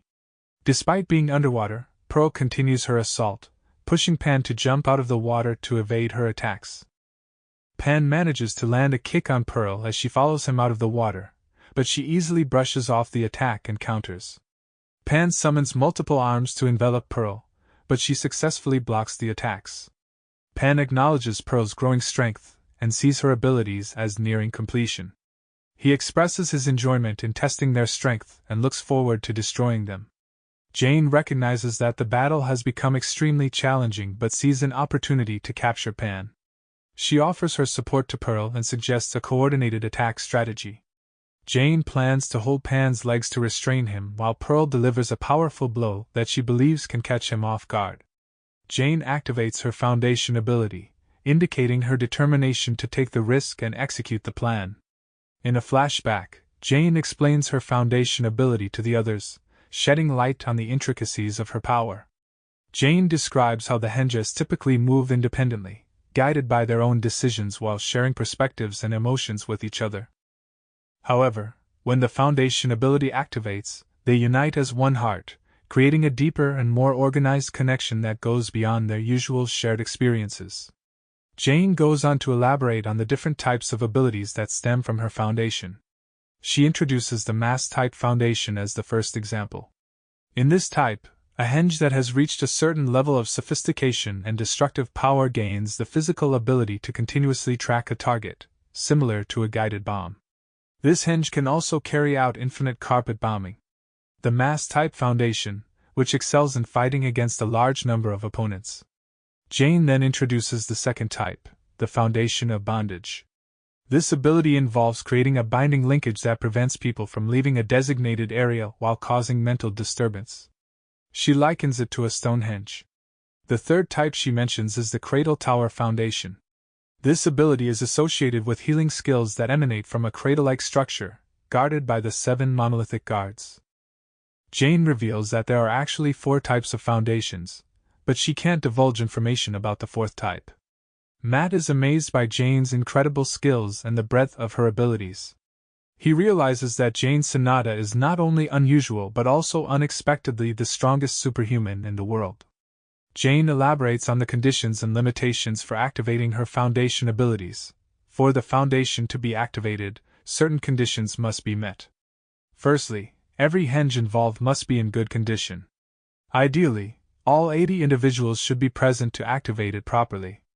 However, if a foundation is formed under circumstances where the numbers are insufficient, or some bodies are missing, it poses a significant risk due to the imbalance of power usage. This can lead to various potential issues, such as physical necrosis in Jane's body or the permanent loss of a henge's soul. Other unpredictable risks may also arise. Jane recounts an instance where her arm began to rot as a consequence of creating a foundation under unfavorable conditions, though she managed to recover with specialized help. Furthermore, Jane notes that the effectiveness of the foundation is linked to earth energy. The closer they are to the ground, the more power the foundation can exert. Consequently, during battles and especially when airborne, Jane prefers to stay close to the ground to maximize the potency of their abilities. Jane acknowledges that some of the henges have been damaged or broken during the battle, which suggests that the foundation has been activated without meeting the required conditions. Jane realizes that this carries consequential risks.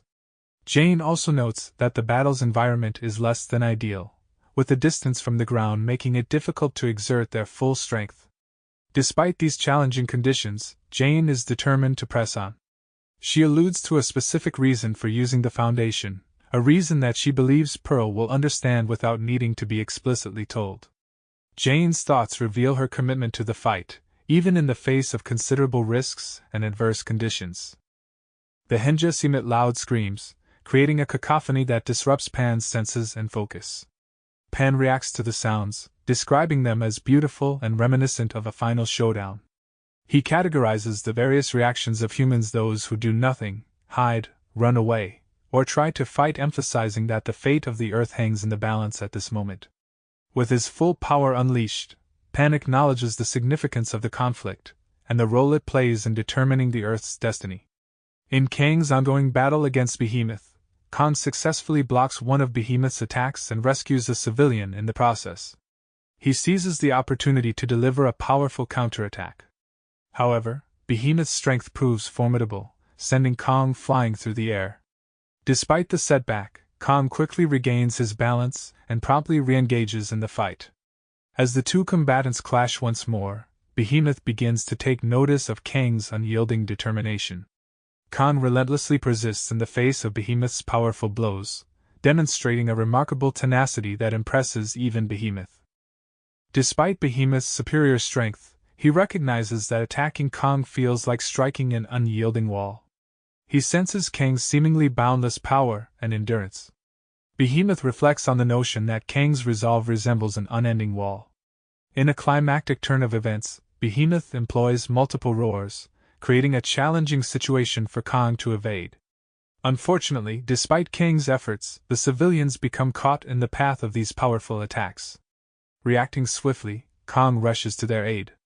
Behemoth recalls the words of Morel, who had mentioned that the weakness of superhumans lies in their attachment to their fellow humans. In response, Behemoth launches another roar, targeting the civilians within the buildings. Kang valiantly intervenes, deflecting the attack to protect the innocent, but he falls victim to a surprise attack from Behemoth, who slams him to the ground. As the dust clears, Behemoth seizes the weakened Kang. He unleashes his full power, intending to crush Kang between his hands. A resounding cracking sound is heard, and Kang's cap falls to the ground. Evan, observing the dire situation, realizes that Kang is no longer breathing, leading him to believe that Carol's earlier prediction may have come true.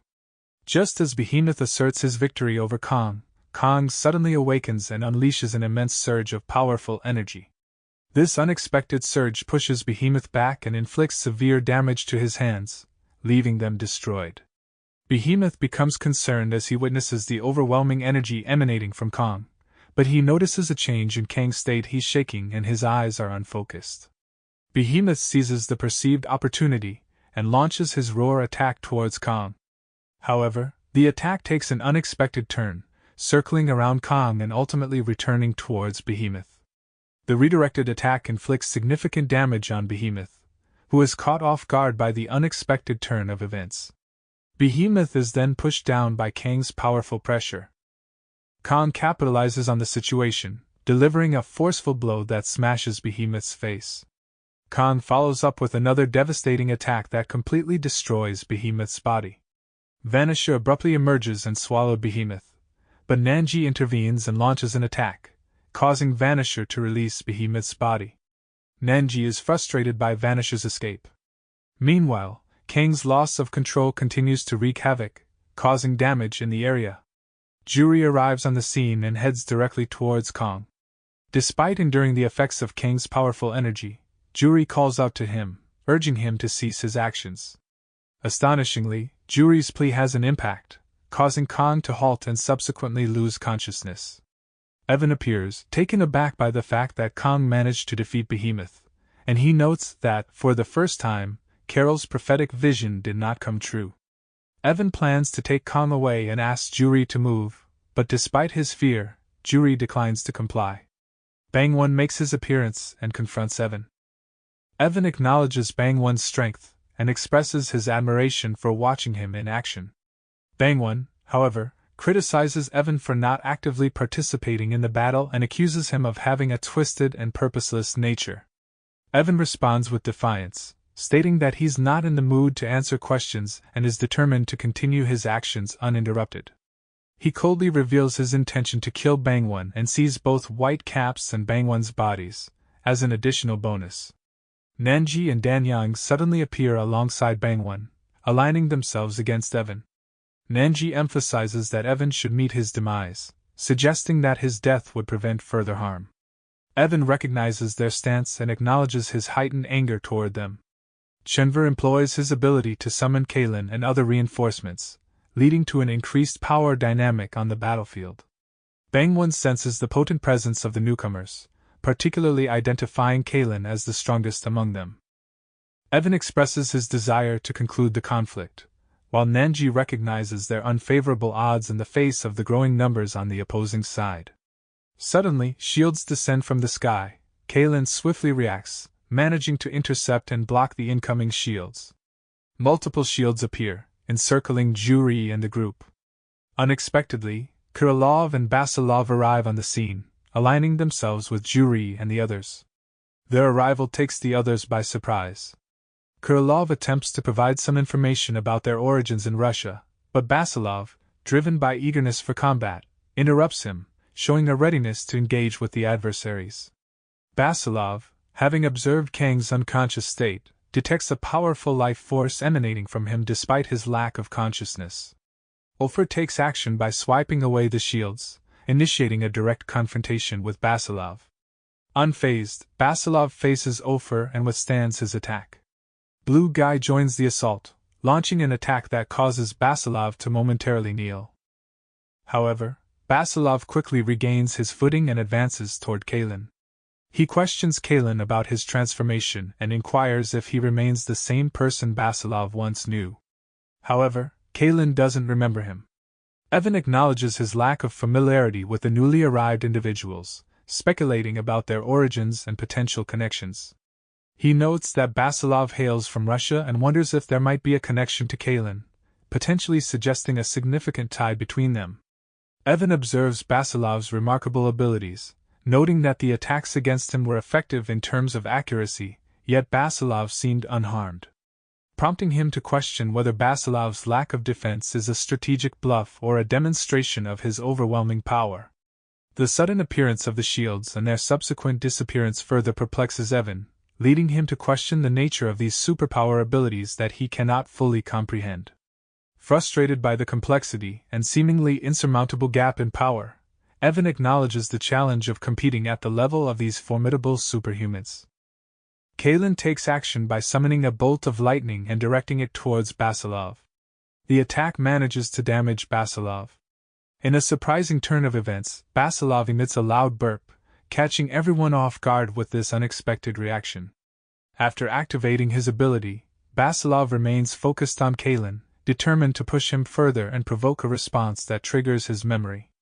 Kalin attempts a counterattack, but Basilov's powerful punch sends him flying. Basilov's attention then shifts to Evan, accusing him of being responsible for the situation, and intends to deal with him later. Evan saw the remarkable change in Basilov since their initial encounter, acknowledging Basilov's newfound and flawless energy that defies explanation. As the clash between Kalin and Basilov intensifies, Oprah seizes the opportunity to attack Basilov from behind. However, Nanji swiftly intervenes, intercepting Oprah's attack and engaging him in combat. Blue Guy enters the fray, targeting Nanji, but Bang One swiftly intervenes with a powerful attack that sends Blue Guy flying through the air. Bang One acknowledges the significance of the ongoing fight and expresses his willingness to join in. Nanji responds with amusement to Bang One's humility and appreciates the recognition of the danger posed by their opponents. Despite the challenges, Nanji expressed gratitude for White Cap's earlier actions and the elimination of Behemoth. Nanji and Bang One combine their efforts and clash with their formidable opponents. Amidst the ongoing battle, Danyang takes the initiative to ensure the safety of Juri and the unconscious Kong. Juri questions Danyang's decision not to participate in the fight despite being a superhuman. He wonders why he's prioritizing their protection over joining the battle against the formidable opponents. Danyang offers an explanation, revealing that she does possess superhuman abilities. She shares that her powers are not fully understood, and although she has the capacity to travel through time and space, these aspects are not the core of her abilities. She indicates to the potentially dangerous nature of her powers and hints at deeper complexities that she's reluctant to disclose at the moment. In the midst of their intense clash, Basilov proves resilient against Kalin's lightning attacks and retaliates with a formidable strike. Basilov once again poses the question, seeking to jog Kalin's memory and recognition. However, Kalin chooses not to answer. Instead, he released a powerful energy. In a flashback, Krylov and Basilov discuss Alexander Kalin and his impressive abilities. Basilov reminisces about his encounters with Kalin, noting that before meeting Krylov, Kalin was the only superhuman he knew. Krylov expresses curiosity about Basilov's thoughts on Kalin, prompting Basilov to share his perspective. Basilov describes Kalin as an immensely powerful individual, recalling that he lost an arm wrestling match to Kalin by a score of 38-0. This display of physical strength, however, pales in comparison to Kalin's true power, which involves the manipulation of lightning on a grand scale. Basilov likens Kalin's actions against Inhumans to a catastrophic event. Krylov inquires about Kalin's current whereabouts, to which Basilov admits that he has lost contact with Kalin for a significant period of time. He explains that Kalin used to travel frequently and had aspirations of leading the superhumans, but their paths diverged, and they eventually lost touch. Krylov expresses concern about Kalin's well-being. Basilov, however, maintains that it's not his responsibility, as Kalin is strong and should be able to handle any problems. Basilov stated that Kalin is stronger than him, but if he becomes skinny, it's a different story. Krylov then expresses a desire to meet Kalin. Basilov describes Kalin as intelligent but also light-hearted, noting that he struggles to be serious. He anticipates that their upcoming meeting, involving Krylov, Kalin, and himself, will be interesting due to their differences. In the ongoing battle, Kalin managed to land strong attacks on Basilov, who held his ground and countered with a powerful strike, pushing Kalin back. Determined to help his friend return to his former self, Basilov pressed on. Meanwhile, Evan, observing the fight, narrowly avoided an unexpected attack from Krylov. Krylov addressed Evan, referring to him as the one in the bucket hat. Krylov accused Evan of controlling the puppets involved in the battle and posed the question: what would happen to the situation if Krylov were to kill Evan? Evan responded that he didn't know since he hadn't experienced death. Krylov found Evan's response troublesome.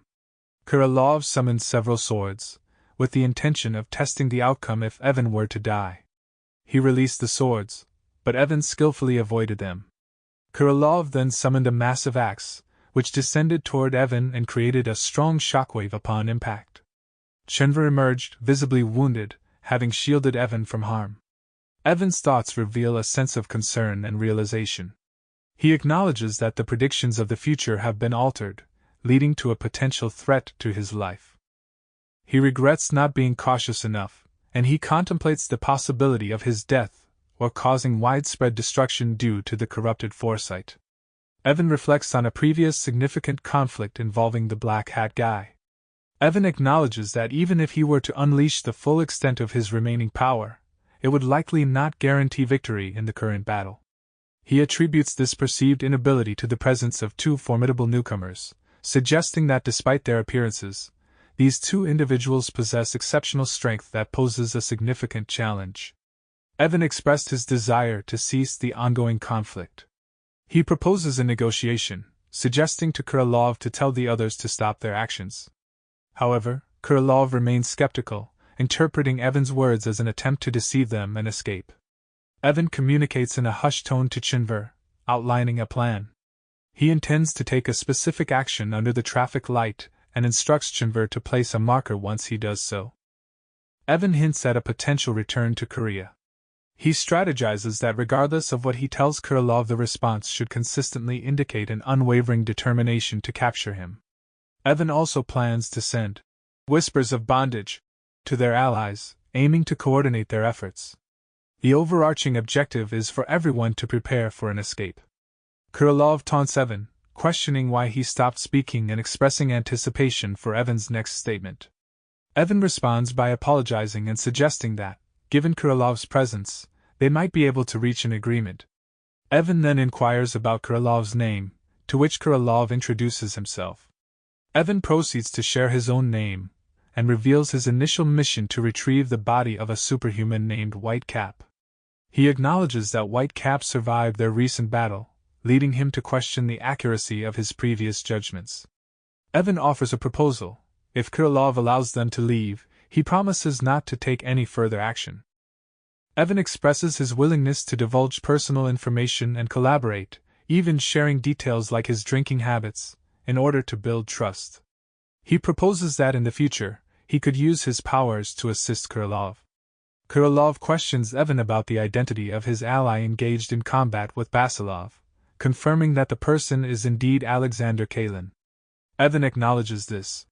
Krylov then establishes a clear stance regarding all of Evan's associates involved in the battle, referring to them as puppets, regardless of their nature or condition. He asserts that he doesn't wish to engage in discussions or debates about their status. Krylov expresses his belief that individuals should not be subjected to modifications. He also hinted that he sees through Evan's earlier proposal, deeming it insincere. He decides to disregard the proposal, indicating a lack of interest in pursuing that line of conversation. Abruptly, Ofer and Nanji arrive on the scene, causing an interruption. Nanji apologizes to Krylov for the disruption.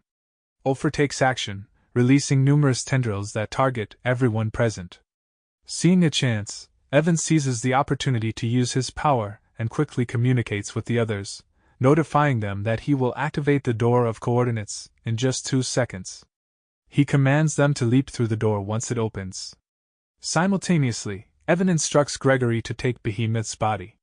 In the midst of this chaos, Kalin expresses remorse to Basilov for his inability to recall their previous connection. As the door of coordinates opened, Kalin wasted no time and rushed towards its location. The rest of the group followed suit, sprinting towards the gateway. Krylov, however, launched an attack on Evan just as he was entering the portal. Yet, a massive arm emerged from the gate, intercepting Krylov's strike and preventing it from reaching Evan. The door closed, and Evan, along with his companions, managed to escape successfully through the portal. After the battle, news reports covered the recent attack. Meanwhile, Juri took to his journal to reflect on the strange occurrences around him. Juri ponders the sense of superhumans battling one another and finds it puzzling. He recalls a terrifying incident involving someone who attempted to harm Kong, and the memory leaves him unsettled. He describes the intense fear he experienced when looking into the eyes of a powerful superhuman, almost losing control of his bladder. Juri acknowledges that he owes his life to Kang's protection. Juri goes on to mention individuals he's encountered. Mr. Pig, who always appears cheerful, and a man with yellow hair, potentially associated with the aforementioned Tooth Guy, from Russia. Despite their unique traits, Juri feels a certain fondness for them. Juri recalls feeling wary of Nanji's presence, but Bangwon reassured him that they were on the same side. Bangwon inquires about their group's future plans. Krylov and Danyang exchange contact information, presumably for future communication. Basilov responds that their immediate plan is to return to Russia and confront Evan. He expresses his determination to deal with Evan personally and assures the others not to worry about it. Nanji adds that his destination isn't a significant concern, as they will inevitably cross paths again. He interprets the recent battle as a pivotal event for the Inhumans, and anticipates their subsequent actions to be more cautious and strategic. Nanji then departs along with Danyang. Krylov explains their main objective was to safeguard White Cap. He speculates that the Inhumans' ultimate goal in the battle was to target White Cap, implying that protecting him is crucial for thwarting the Inhumans' plans and potentially eliminating their threat. Krylov expresses his dedication to this cause, vowing to contribute everything in his power to assist. Bangwon thanked him for this. With this understanding, the respective groups then part ways. In the current news coverage, there is a growing buzz surrounding the recently revealed identity of the superhuman known as White Cap. The public is raising numerous inquiries about him, particularly as concerns escalate over his sudden disappearance. Concurrently, experts and analysts are offering differing perspectives, with some attributing the recent battle to White Cap's actions. They suggest that White Cap should potentially face charges for his involvement in the conflict, taking into account various factors and reasons. Following the conclusion of the battle, individuals are rallying once more to overcome challenges and find their way back to their usual lives. Gradually, everything starts to revert to its normal state. Amidst this transition, Juri contemplates the whereabouts of Kong. Pearl returns on her own, surprising Sui and Ben. She proceeds to share her experience with them, recounting the events that unfolded. In a flashback, Pan describes the intense auditory hallucinations he's been enduring. He likens the sensation to his ears being on the brink of exploding, his head melting, and his perception of reality disintegrating. Pan recognizes the formidable nature of Jane's illusion abilities, capable of leading both allies and enemies down a path of destruction if unleashed on a larger scale. Despite the excruciating pain, he takes pride in his ability to endure it alone. He addresses Pearl as Saint Pearl, acknowledging the pain she inflicted and expressing a desire to witness the conclusion of their ongoing battle. Manta Ray suddenly appears before Pan, informing him that he has been sent to retrieve Pan on orders from Morel. Manta Ray relays a message from Morel, stating that Behemoth and all the warriors, from Galterin to Harper to Rafa, have been killed. The Korean offensive resulted in a severe defeat, with Vanisher sustaining serious injuries. As Vanisher recovers, Manta Ray has been dispatched in his stead. Manta Ray emphasizes that Pan's impulsive actions have plunged him into a significant crisis. He warns that if superhumans engage in battle with Pan, no matter his strength, he will not escape death. Morel implores Pan to return without causing any further commotion. Pan raises a question about the group's survival in one-on-one battles, suggesting that their chances might be slim. He hints at the idea that a future confrontation will likely require a significant sacrifice.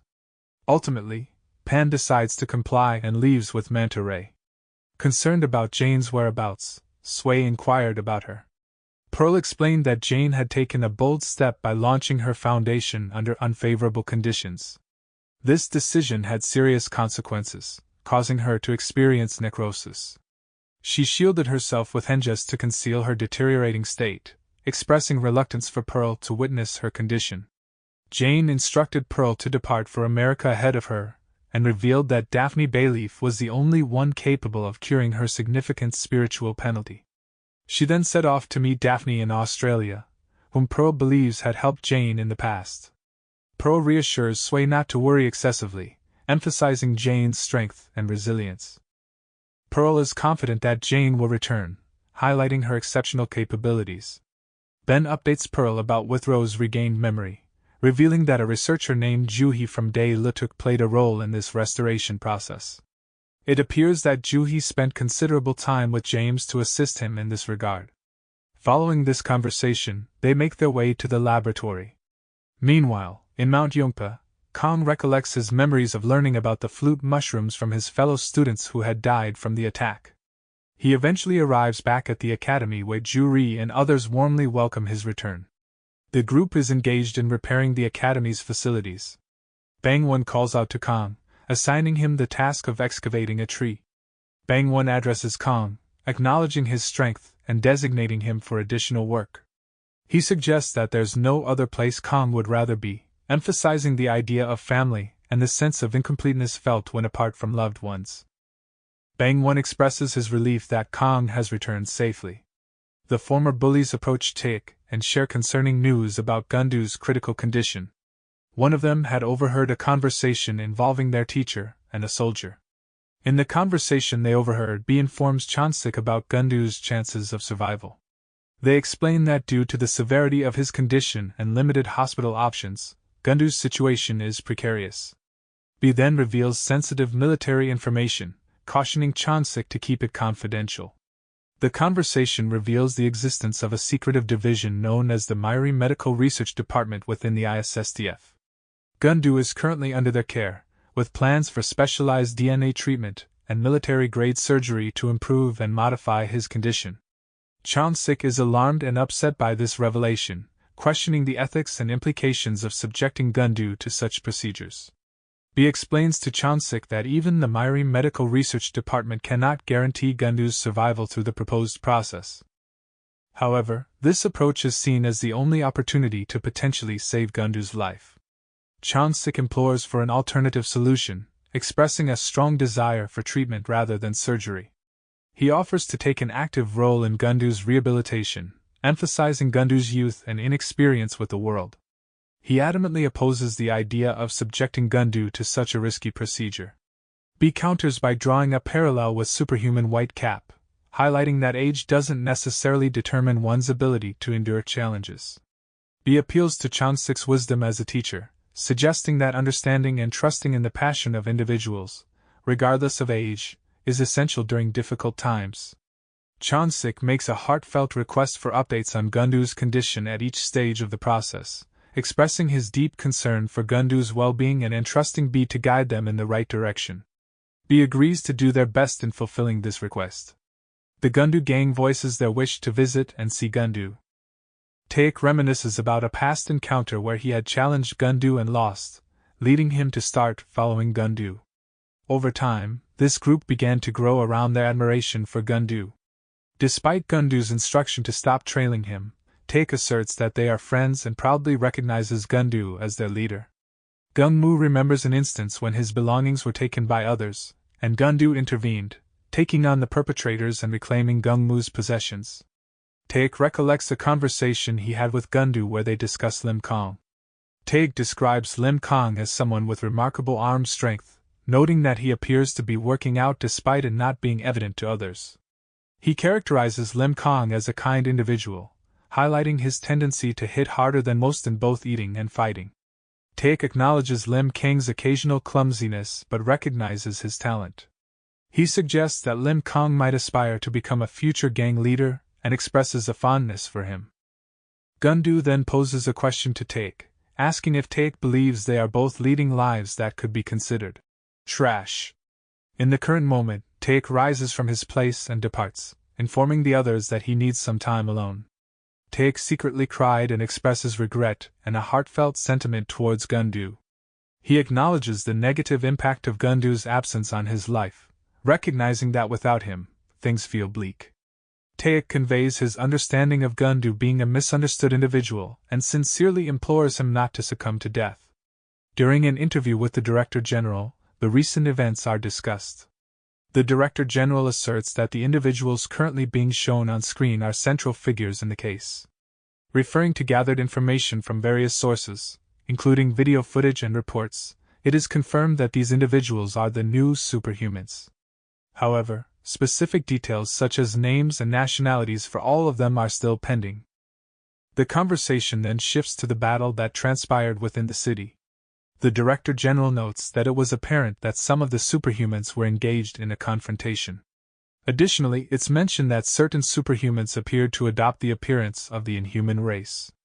The Director General mentions that Seoyun High School was targeted in the initial stages of the events. The notion of superhuman white cap possessing godlike abilities is gaining widespread traction and becoming a popular belief. Regarding the new superhumans, their appearance and the reasons behind their confrontations remain a mystery. Even professional analysts are unable to provide any definitive explanations. The interviewer observes that the situation seems to be rife with false claims and rumors, suggesting a lack of clear information. The Director General brings attention to a particular superhuman present during the events, noting that this individual wore a beggar's hat. This person is potentially the same individual who had engaged in a conflict with Jane Sanada in England's North Camp recently. Given this individual's repeated involvement in confrontations with other superhumans, the Director General expresses skepticism about the person's intentions. The Director General implies that this superhuman may harbor hostile intentions rather than assisting in humanity's defense. The interviewer brings up another theory, mentioning a figure known as Superhuman Black Hat. The Director General acknowledges this theory, affirming its existence. However, they emphasize that there is still a significant amount of information that remains unknown. The Director General then reveals a recent development. They have managed to identify and locate another superhuman, this time one who resides in Korea. It's noted that the government is taking steps to establish contact with this individual. In the academy, a sense of harmony prevailed as stories were shared around the campfire. However, the atmosphere shifted when Bang-won suddenly sensed something amiss and decided to leave. Meanwhile, an agent was covertly observing the academy from a distance. In a report, the agent described the challenges faced while trying to reach the location, mentioning several close brushes with death. The agent expressed a strong desire to leave the area as soon as possible due to the perceived danger. Suddenly, to the agent's surprise, Bang-won appeared before him. Bang-won took possession of the man's walkie-talkie device and addressed it directly. He acknowledged the agent's intention to see him, and pointed out the considerable effort it took to reach the location. Bang-won asserted his intention to engage in discussions with the government on his own terms. He made it clear that multiple individuals had managed to find their way to the area, emphasizing his hope that the government would refrain from revisiting this particular location in the future. A group of Inhumans visited Morel, accompanied by a captive Inhuman named Megpon. The group included members named Apollo, Morseman, Barbarossa, and Devia Kylie. Kylie took charge of interrogating Megpon, who relayed information about something Jakiak had said, though his words were not understood by everyone present. Pen inquired about Jakiak's whereabouts, but Megpon continued to say nonsense. Frustration led Pan to kill Megpon. This action prompted Kylie to confront Pan, resulting in a heated exchange that was halted by Morel. Morel explained that further questioning of Megpon was futile due to his mental state and brainwashed loyalty, and he supported Pan's decision. Additionally, Morel indicated that he already had some knowledge about Jakiak and his location. Morel ordered Vanisher to call Tobian and told the others that they were going to see Jakiak. 10 days ago, Ben conveyed the news to Pearl that Withrow had regained his memories. In response, they promptly went to visit him. Pearl reminisced about her past experiences with Withrow, recalling their time together until his unfortunate demise. Despite her sorrow over Withrow's forced resurrection, she felt happiness knowing that he was alive. When they arrived, Pearl warmly embraced Withrow. Ben proceeded to update Withrow on recent events. Oldman explained that Withrow's current condition included symptoms of dissociative disorder and abnormal headaches.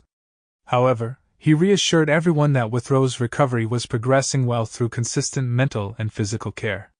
This positive situation was facilitating his gradual return to his previous self, as he recovered from minor memory loss.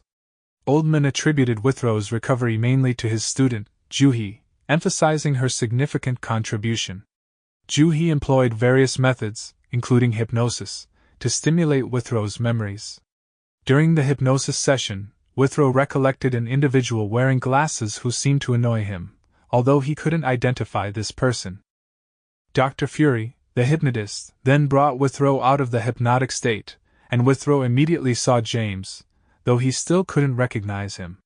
James took out an outfit and acknowledged Withrow as the hero who had saved the Earth and introduced himself as a colleague who had always been by Withrow's side as a friend. James presented the outfit, explaining that it was the same suit Withrow used to wear while combating the Inhumans, functioning as a symbol for him. Despite Withrow's lack of memory, James expressed his faith in Withrow's determination to defend the Earth and handed over the outfit as a reminder of their shared history. Upon receiving the outfit, memories rushed back to Withrow.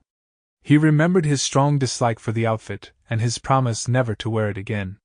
With a surge of emotion, he discarded the outfit and directed his frustration toward James, still finding him irritating. Later, James expressed gratitude to Juhi and inquired about her method of discovery. Juhi shared that a few days prior, she had brought a variety of hats for Withrow. Observing his behavior, she noticed that he consistently brushed his hair back.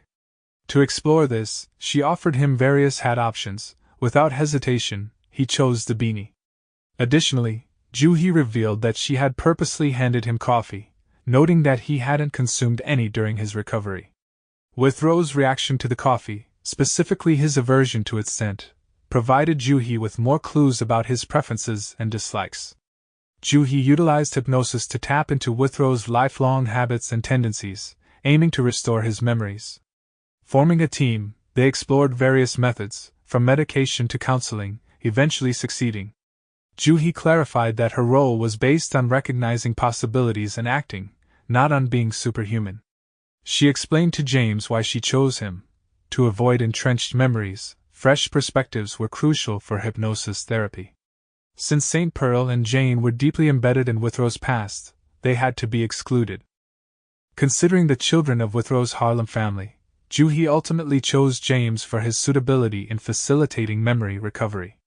James expressed his gratitude. However, Juhi brushed off the need for gratitude. She highlighted the selflessness of everyone involved, recognizing their unparalleled spirit of sacrifice. Her satisfaction stemmed from being able to assist individuals like James, who consistently help others without seeking anything in exchange. For her, The opportunity to contribute was rewarding in itself. After James finished his story, Pearl inquired about Joo-hee's whereabouts. Oldman explained that Joo-hee had returned to Korea, having transitioned from being the team leader at Dae Lutuk's Laboratory 1. While she claimed it was for personal reasons, Oldman suspected there might be more to her decision. James acknowledged that people returned from various battles and memories, expressing gratitude for everyone's safe return. James then suggested a briefing on the concluded Korea battle and Pearl's encounter in the Pacific Ocean. He also proposed a meeting to discuss future plans and directions. Meanwhile, Kang was returning after buying supplies for the academy. Unbeknownst to him, Moo-hee and the others had secretly followed him. To their surprise, Kang appeared above them. Dae-bang apologized for revealing Kang's whereabouts. Moo-hee questioned why Kang wasn't attending school and pleaded with him to come back. She expressed their desire to see him, and urged him not to distance himself. Kang turned away and left, prompting Moo-hee to call out to him, asking for any response and questioning his actions. She asked if he was avoiding them due to the Inhumans, and proposed joining forces to fight together since they were all human. Kang explained that the area was filled with dangers like wild boars, snakes, and bugs, advising them not to follow him further for safety reasons. He apologized before leaving. As Moo-hee wept, Changryo proposed they return. He believed that Kang was likely the most distressed and that their actions had already communicated their desire to reconnect. He hoped that their efforts would somewhat ease Kang's worries. Later that night, Bang-won found Kang deep in thought. He mentioned witnessing Kang with his friends and offered the choice to return to school. Bang-won acknowledged Kang's worries and the dangers around them due to Inhumans. He urged Kang not to isolate himself, emphasizing that their world was already perilous for everyone they cared about. Bang-won encouraged Kang to rejoin society, stand up proudly, and live freely. He reassured Kang that he wasn't at fault and that supportive people would always be by his side. The following morning, Kang was already on his way to school, while Bang-won met with reporters. He expressed his dissatisfaction, mentioning that their current situation diverged from what he was initially told. He questioned whether their request for a private conversation was now disregarded, expressing frustration at the chaotic scenario. Bang-won requested that the reporters put their cameras away and adhere to their promise of keeping only a few people present. He acknowledged the pressure and the intense scrutiny, politely asking for their cooperation. At Seoyun High School, Kang's unexpected return surprised the students. Some expressed gratitude to Kang for safeguarding them, while Cheol and others were pleased to see him. Meanwhile, a select few were chosen to remain and interview Bang-won. During the interview, Bang-won stated he was open to questions but wouldn't address certain inquiries. He mentioned his haste due to skipping breakfast and requested a quick session. One reporter inquired about proof of his superhuman abilities. Bang-won rejected the idea, stating he wasn't an exhibit at a zoo. He humorously added that if they were still curious, he could drop a building on them, surprising the panel. A reporter addresses the confusion arising from conflicts among superhumans and asks Bang-won about his alignment. Bang-won questions the need for the question, pointing out that his support for humanity is well known. He adds a remark that if he were an enemy, he could have taken out everyone there quickly and left. Another reporter inquired about Bang-won's connections to the government. Irritated by the repetitive nature of the questioning, Bang-won emphasized that he was an ordinary grandfather and the acting director of the Submu Martial Academy. He expressed frustration, urging the reporters to focus on more substantial inquiries rather than fixating on personal connections and positions. In Moscow, Basilov grew frustrated with Krylov's constant phone use. Unbeknownst to Basilov, Krylov was messaging Danyan, sharing caricatures of her. Curious about their location since the last incident, Krylov asked Danyan where they were. Initially hesitant due to Nanjiai's request for secrecy, Danyang eventually revealed they were in Japan. Returning to Bang-won's conference, an analyst raised the Gangnam incident, involving the inhuman Hyperion responsible for mass murder. The analyst questioned whether Bang-won had knowledge or connections to the event, or other unsolved mysteries like the long-haired giant. In response, Bang-won confirmed his direct involvement and presence at the scene of the Gangnam incident. Bang-won remembered the 2016 Gangnam incident at Seishin Harbor. He recounted the panic caused by the sudden throwing of breakwater stones and fishing boats, leading to casualties. The analyst affirmed the event's details, describing a disastrous surprise bombing that started at the pier, causing numerous deaths. The chaotic scene involved objects falling from the sky, leaving the harbor covered in dust and victims disoriented. The origin of the attack and the main culprit remained unknown, causing panic and confusion. The analyst mentioned leaving the area to avoid the falling debris. The analyst noted the situation's deterioration due to beams of light and a piercing shriek amid the chaos, confirming these as established facts. He questioned whether Bang Won was personally present or had heard about it from others. Bang Won explained that he was at the dojo when he heard about the incident on the news, prompting him to head directly to the scene. In a flashback, a child who lost his father bumped into Hyperion. As Hyperion was trying to grab the child, Bang Won appeared, stopping Hyperion and sending him back with an attack. Hyperion immediately retaliated, pushing Bang Won back, who assumed Hyperion was the one who attacked the harbor. Hyperion ceased further attacks, providing Bang Won with an opening, during which he unleashed a series of powerful strikes. However, Hyperion retaliated, forcing Bang Won to kneel due to the strength of the counterattack. Despite Hyperion's demand to surrender, Bang Won persisted in his assault. The conflict continued as the child observed from afar. Bang Won shifted to discussing the long-haired giant from rumors, acknowledging his long hair but clarifying he wasn't a giant. He also pointed out that Hyperion refrained from initiating strikes, only countering. Both had similar attack abilities, but injuries greatly varied. Despite similar attacks, a significant power gap between them. Bang Won reached a critical juncture in the encounter, where his survival was uncertain. He clarified the distorted truth about Hyperion and the Seishin Harbor incident, highlighting the lack of clear eyewitnesses and the prevalence of incorrect information. The analyst and others reacted with surprise. Addressed his battle with Hyperion. He began by discussing a different aspect. Upon reaching the harbor, he saw Hyperion appearing to harm a fallen child. In response, Bang Won aimed to deliver a decisive blow by initiating a surprise attack, executing a forceful kick to the neck. However, he observed that despite the dust, Hyperion was fixated on the pier where the incident began. Bang Won suggested revisiting the initial stages and reconsidering the Gangnam massacre, along with exploring the identity of the true culprit. Bang Won recalled sensing an unsettling energy directed at his blind spot.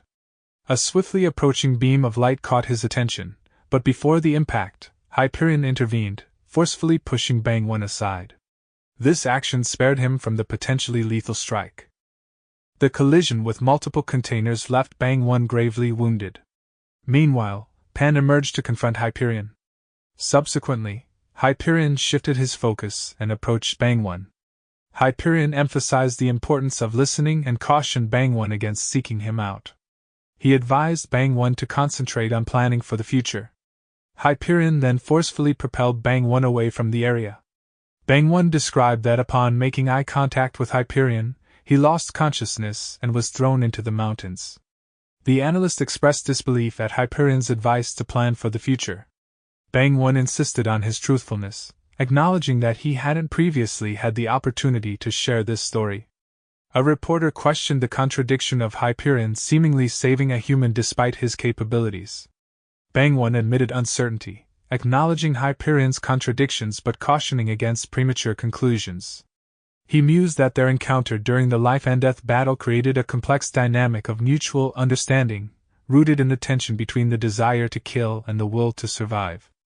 He initially interpreted it as curiosity, but now believed it was hesitation on Hyperion's part. The flashback continued as Pen initiated an attack on Hyperion. Pen informed Hyperion that he had slaughtered indiscriminately until he found him. Pen warned Hyperion against fleeing to avoid angering him, proposing a continuation of their conversation later. Pen then resumed his assault, with intentions to eliminate half of the people present and take them away. Hyperion responded by evading Pan's attacks and attempting to close the distance. However, Pan thwarted his advances through unexpected strikes. Despite Pan's surprise attacks, Hyperion endured Pan's powerful attacks. A senator asked for information about the main culprit Gangnam incident. Bang One admitted he couldn't identify the main culprit definitively. He mentioned the light beam that severed his leg, considering it a possible clue. He couldn't fully discern its shape due to the attack's speed. He likened it to a stabbing hand blade, akin to Ketchup Man's fight with a powerful white-haired Inhuman at Incheon International Airport. Bang One had recently realized that this battle bore a resemblance to one of the numerous battles he fought back then. The presence of a giant, long-haired monster and similarities in the attacks indicated a connection. Bang One expressed his belief that the Inhuman who emerged at Incheon International Airport was the main culprit behind the Gangnam massacre. He asserted that Hyperion intervened to halt the massacre. This was his personal belief. In the flashback, Pan and Hyperion's conflict continued, with Pan eventually being forced backward. Hyperion then began removing the horns on his body. Pan recollected Morel's advice cautioning him against engaging with Hyperion. Subsequently, Hyperion unleashed a potent energy surge. Pan launched an attack, but Hyperion's horns, capable of slicing through anything, obliterated Pan's assaults. Another attack ensued, resulting in Pan losing his arm. In the conversation between Pan and Morel referred to Hyperion as an everlasting flame, likening it to comparing ants and elephants or crocodiles and frogs. He explained that the universe inherently holds distinct strength disparities. The only escape from these power limits is through the enduring strength that originates from within oneself. Morel described this as the terrifying ability to surpass power gaps. He related this to Hyperion, suggesting that as long as his flame persists, he won't stop. The core issue is that Hyperion embodies an unending, everlasting flame that will burn ceaselessly. Pan reattached his arm and skillfully evaded Hyperion's assaults. He struggled to defend himself against Hyperion's attacks, attempting to employ his third eye. However, Hyperion intervened, vowing to annihilate Pan's body. Suddenly, Vanisher and Grabe appeared, rescuing Pan and attempting to flee. Hyperion managed to seize Grabe, prompting Grabe to sever his own legs to escape alongside Vanisher. Morel addressed Hyperion and apologized for the situation. He acknowledged the briefness of their encounter and hinted at a more decisive confrontation in the future. Morel asserted that there would be no alternatives for Hyperion. Bang One admitted his lack of information about Hyperion's whereabouts and thoughts. He expressed the need to leave and hoped to end any sense of rivalry. He emphasized his limited knowledge and ended discussion about the Gangnam incident unless more questions arose. The analyst then showed a picture to Bang One, asking if he recognized the person. In Hong Kong, Evan found himself bothered by Carol's persistence. To divert her attention, Evan brought Carol to Tina for entertainment. Later, Evan used his ability to communicate with Chinver and Kaylin. Evan asked if they sensed any potential threats.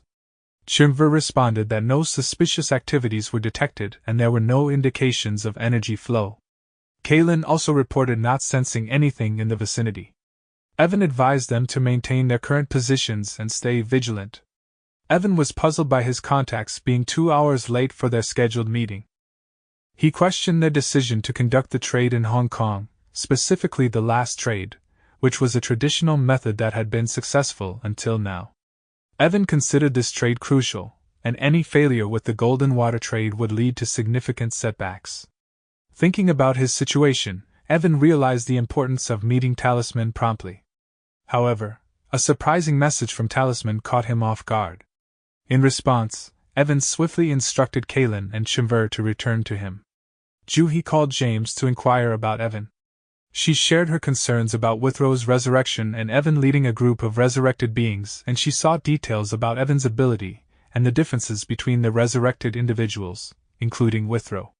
James explained that Evan possessed the ability of absolute resurrection, which restored living beings without imperfections. He mentioned that the resurrected individuals lacked intact memories and functioned as Evan's pawns. Juhi admitted her confusion about Evan's actions and motives. Juhi speculated that Evan's resurrection process had 2 steps. The first step was absolute resurrection, successfully bringing someone back. The second step involved erasing memories and potentially using a shackle. She believed an accident occurred after the resurrection stage, leading to memory blackout and shackle failure. She wondered if a third party's interference caused this malfunction, recalling St. Pearl's words about Withrow's escape. Juhi mentioned the possibility of another person aiding Evan. She noted that Evan's confidence in a child's ability to foresee and shape the future allowed him to confront challenges confidently. However, she found Evan's uncertainty about certain matters, such as Withrow's escape, intriguing. Juhi believed this indicated Evan was investigating an unfamiliar situation, which was unusual for someone so reliant on their abilities and trust. Evan received a troubling message and contacted Punta for information about Talisman. Punta explained that the ID was likely a mere alias, and due to the private nature of the dark web, gathering more details was difficult. He suggested tracking cryptocurrency transactions, given Evan's direct interactions with Talisman. Punta alerted Evan to a clue involving the talisman he received. The talisman was left behind by the man Evan had instructed Costa to track. Through his search, Punta found a matching image of the talisman on a woman's social media, taken at the entrance of a club named Rêve in France. Evan expressed gratitude for the information and commended Punta's work. Evan instructed Shinver to record Hong Kong's coordinates before heading to France. He expressed his determination to confront Talisman for ruining his plans. At a conference, Bangwon discussed Evan's actions. While Evan didn't intervene in the recent incident, his behavior turned aggressive after the Inhuman fight concluded. Bangwon noted that Evan treated his subordinates impartially and reinforced his forces effectively, evident from how he took Behemoth's corpse. Bangwon identified Evan as a potential threat to humanity due to his actions. The analyst expressed confusion about the situation and suggested the need for global surveillance on both Inhumans and the unidentified bucket hat guy. Bangwon clarified that the man's name was Evan. He mentioned Russian superhumans who could handle Evan if necessary. However, Bangwon suddenly remembered Kurilov's request for secrecy and attempted to backtrack on the information he provided about the Russians. The analyst expressed appreciation for the information shared and the clarification of facts. They mentioned the availability of new information and the desire to continue the conversation for further questions. Bangwon conveyed his time constraints and personal losses during the incident. He recounted the story of an old man who sought happiness and found a new life, only to face tragedy at the end of that happiness. Bangwon spoke about the unpredictability of life and his commitment to protecting humanity. The general asked about cooperation with the military, citing rumors of a superhuman assisting the European military. Bangwon expressed caution and stated that he would consider cooperation if more transparent information came forward. The general inquired about Bangwon's future plans as a single superhuman, hinting at underlying motives. Bangwon acknowledged the increased intensity of Inhuman attacks over time, suggesting they might be planned and coordinated. He reflected on the need to identify and target the source of these attacks, recognizing the importance of addressing the issue at its roots. Bangwon admitted the complexity of the situation and the difficulty in achieving this goal. The analyst expressed their lack of sufficient information about the situation, highlighting a major concern. Bangwon acknowledged his ability to combat Inhumans but admitted that he couldn't eliminate them all alone.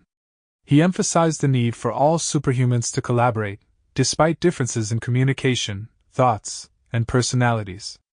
Bangwon believed that building unity and solidarity among superhumans would be a gradual process, but stressed that it's the only way to minimize damage to the Earth and address the overarching challenges. A reporter expressed hope in the idea of forming a superhuman union and finding reassurance in the thought. Bangwon responded by mentioning the presence of superhuman White Cap. He hinted that the notion of superhumans collaborating isn't unique to him, suggesting that others might already be taking action to find and gather superhumans. In Japan, Nanji noticed Danyang's phone constantly vibrating. He then retrieved Pyongoid from a suitcase and threatened him to reveal information about the Inhumans. Nanji questioned Pyongoid about the biggest boss they followed, to which Pyongoid nervously admitted it was Behemoth. Nanji informed him that Behemoth was dead, shocking Pyongoid. Nanji claimed that all those who invaded Korea were dead except for Pyongoid. Nanji asked Pyongoid why he was hiding near the school. Pyongoid explained that he had lost much of his energy and needed a damp and concealed place to regain it. He confessed that he didn't want to die and was avoiding being caught by Galterin, fearing he would be killed and consumed since he was deemed useless.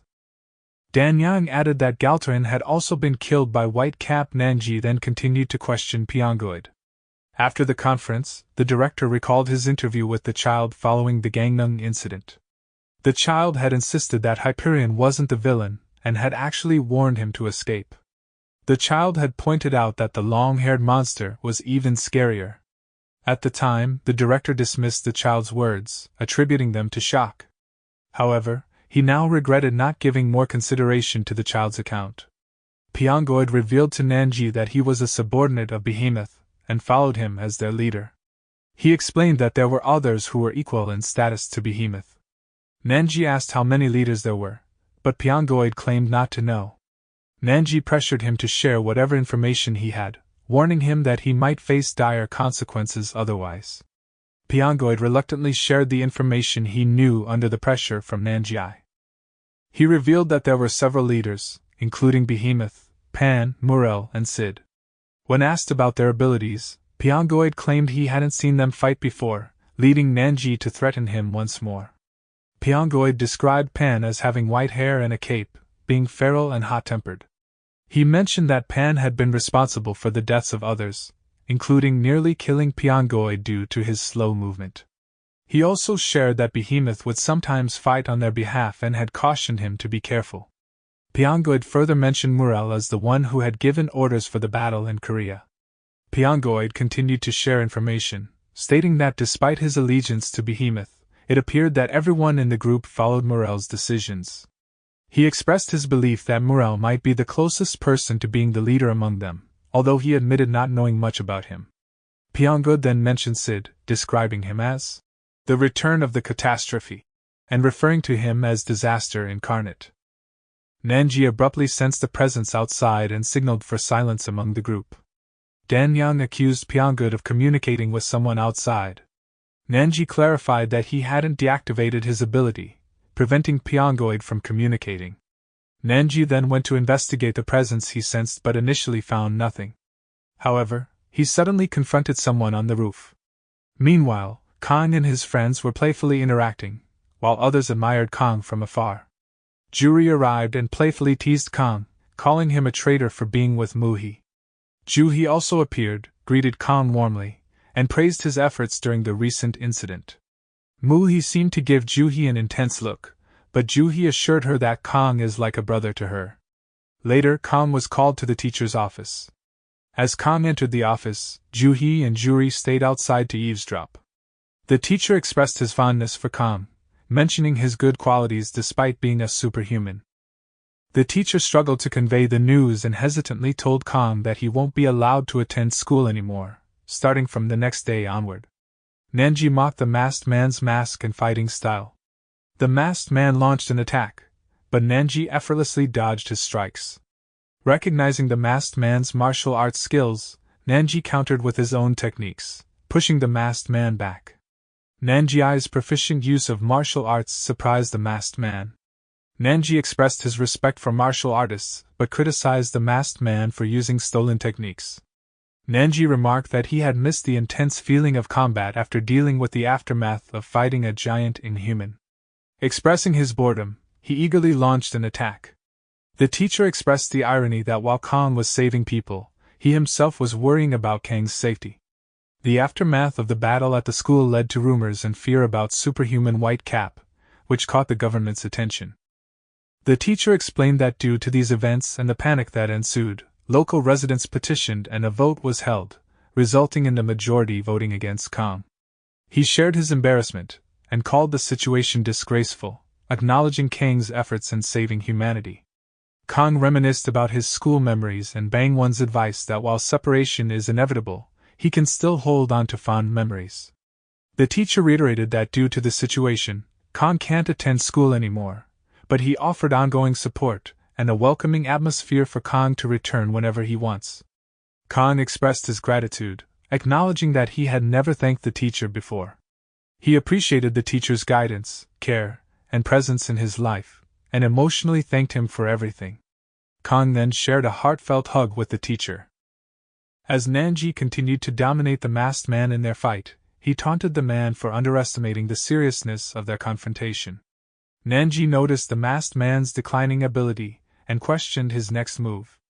The masked man then addressed Nanji with a tone of respect, prompting Nanji to remove the mask in surprise. Dan Yang, observing the scene, recognized the unmasked man as Haoran. Nanji was surprised that Dan Yang knew the man. Dan Yang explained meeting Haoran in Harbin, China. She described Mount Hunchi, a remote place with rough roads and ever-changing climate. A legendary Yeti was sighted there. Near the mountain, a gang called the Black Snow emerged, causing disturbances and stealing money. The Yeti appeared and destroyed the Black Snow. Other gangs sought revenge but were rumored to be killed when entering the area. Nanji laughed, realizing Haoran was the Yeti. Dan Yang admitted going to Mount Hunchi due to the strange Yeti report. There, she encountered someone resembling a wild man wearing animal fur. In a flashback, Haoran sensed Dan Yang observing and attacked. Dan Yang hurriedly explained she was just passing by. Haoran challenged her, recognizing her as no ordinary kid. Dan Yang introduced herself and her reason for being there, her curiosity about the Yeti.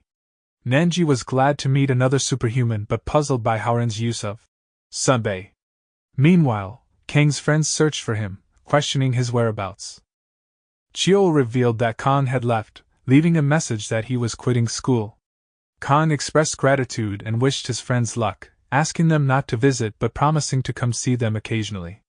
Haoran introduced himself as Haoran the Dwarf and recounted his story. He had been living a content life but was inspired by Nanji's fierce battle against a supernatural monster. This ignited a fire in his heart, prompting him to seek a higher purpose. Nanji jokingly questioned if it was a compliment, to which Haoran clarified it was respect. He swam to Korea to meet Black Hat and fight evil but arrived after the battle had concluded. He then heard Black Hat was in Japan and crossed the sea once again to reach there. Haoran humbly bowed and confessed his lack of experience against inhuman beings, expressing uncertainty about his abilities. He requested to join forces in saving the world alongside Nanji. When questioned about his attack, he explained that he needed to verify if Nanji was real, as there were imposters. He believed that by fighting, he could confirm Nanji's identity. He admitted his disbelief in Nanji's exceptional martial arts skills and wanted to understand the depth of his abilities. Haoran sought forgiveness for his impolite behavior and requested Nanji's pardon. Nanji remarked that if he had any critique, it was that Haoran should have fought him with all his might until the end. He explained that Haoran's measured approach could be seen as disrespectful. Haoran apologized, and Nanji designated him as his right-hand man. Pyonggod reminded them that he had shared all his information, but Nanji dismissed him, stating that he would be judged for his actions later and must assist them now. Haoran put Pyonggod back in a suitcase for speaking out of turn. Nanji found Haoran dependable and joked about needing a left-hand man too. He then informed the group about their mission to locate a man named Shigehira. Juhi and Juri arrived at the Myri Medical Research Department, catching B and Dr. Moon off guard. Juhi greeted them both. Dr. Moon questioned Juhi's return to Korea and her departure from the research institute in the U.S. She explained that she had been permanently transferred to Korea and playfully mentioned that the U.S. lab no longer had the most talented person. Juhi introduced her brother, Juri, to Dr. Moon, who expressed concerns about bringing outsiders without clearance due to sensitive information in the lab. However, B intervened and vouched for Juri, stating that he had saved B's life. This revelation surprised both the doctor and Juri also recalled the encounter with B. B expressed gratitude to Juri for saving his life, and Juri reciprocated, thanking B for rescuing him as well. Juhi found this interaction odd but felt proud of her brother. Juri inquired about the whereabouts of Gundo, the person planning the upform procedure. Dr. Moon explained that Gundo was in the underwater vital capsule, attempting to heal enough to withstand the upform surgery. However, his condition remained fragile. Dr. Moon mentioned that they hadn't even reached the initial stage of the procedure. Juhi requested Gundo's medical data to perform a more accurate diagnosis of his current state. Juhi reviewed the data and acknowledged the challenges ahead, assuring her willingness to assist. However, she expressed a personal desire before addressing the medical situation. She requested not to be addressed as leader anymore and divulged her decision to abandon her ISSDF membership. He invited the doctor to accompany her in this decision, and acknowledged the risk involved. Understanding the unexpected nature of her request, she asked for a chance to explain her perspective in a person-to-person conversation. Meanwhile, Morel and the group boarded Tobian, commencing their journey to meet Jackie-Ak. Pan inquired about Sid, and Morel conveyed that Sid wouldn't be joining them. Morel addressed Tobian. He explained that Jackie-Ak had concealed his location and erected a protective barrier, making their search challenging. Upon entering Jackie-Ak's territory, they might become ensnared in illusions and lose their way. Morel cautioned them against opening their eyes, as the island and its surroundings could likely be deceptive illusions.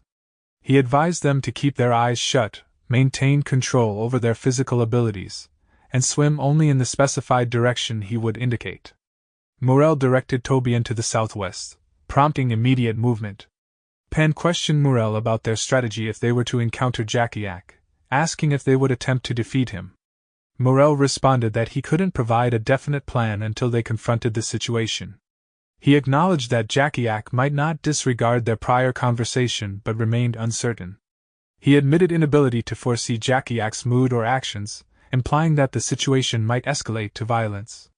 Kylie chimed in, finding the prospect of conflict more exciting. In Kyoto, Nanji and his group continued their journey. Howren scolded Dan Yang for eating without sharing with Nanji, leading to a brawl that Nanji found amusing. The people around them started recognizing Nanji due to his involvement in the Korean battle. Dan Yang expressed concern about their bold visibility, given the presence of people around. Nanji responded, reminding her of a similar sentiment he had shared before. He questioned the need for them to hide, asserting that they wouldn't conceal themselves any longer. He realized that he had never truly attempted to hide in the first place. Nanji philosophized that how people perceive them isn't important, a lesson he extended to Dan Yang as well.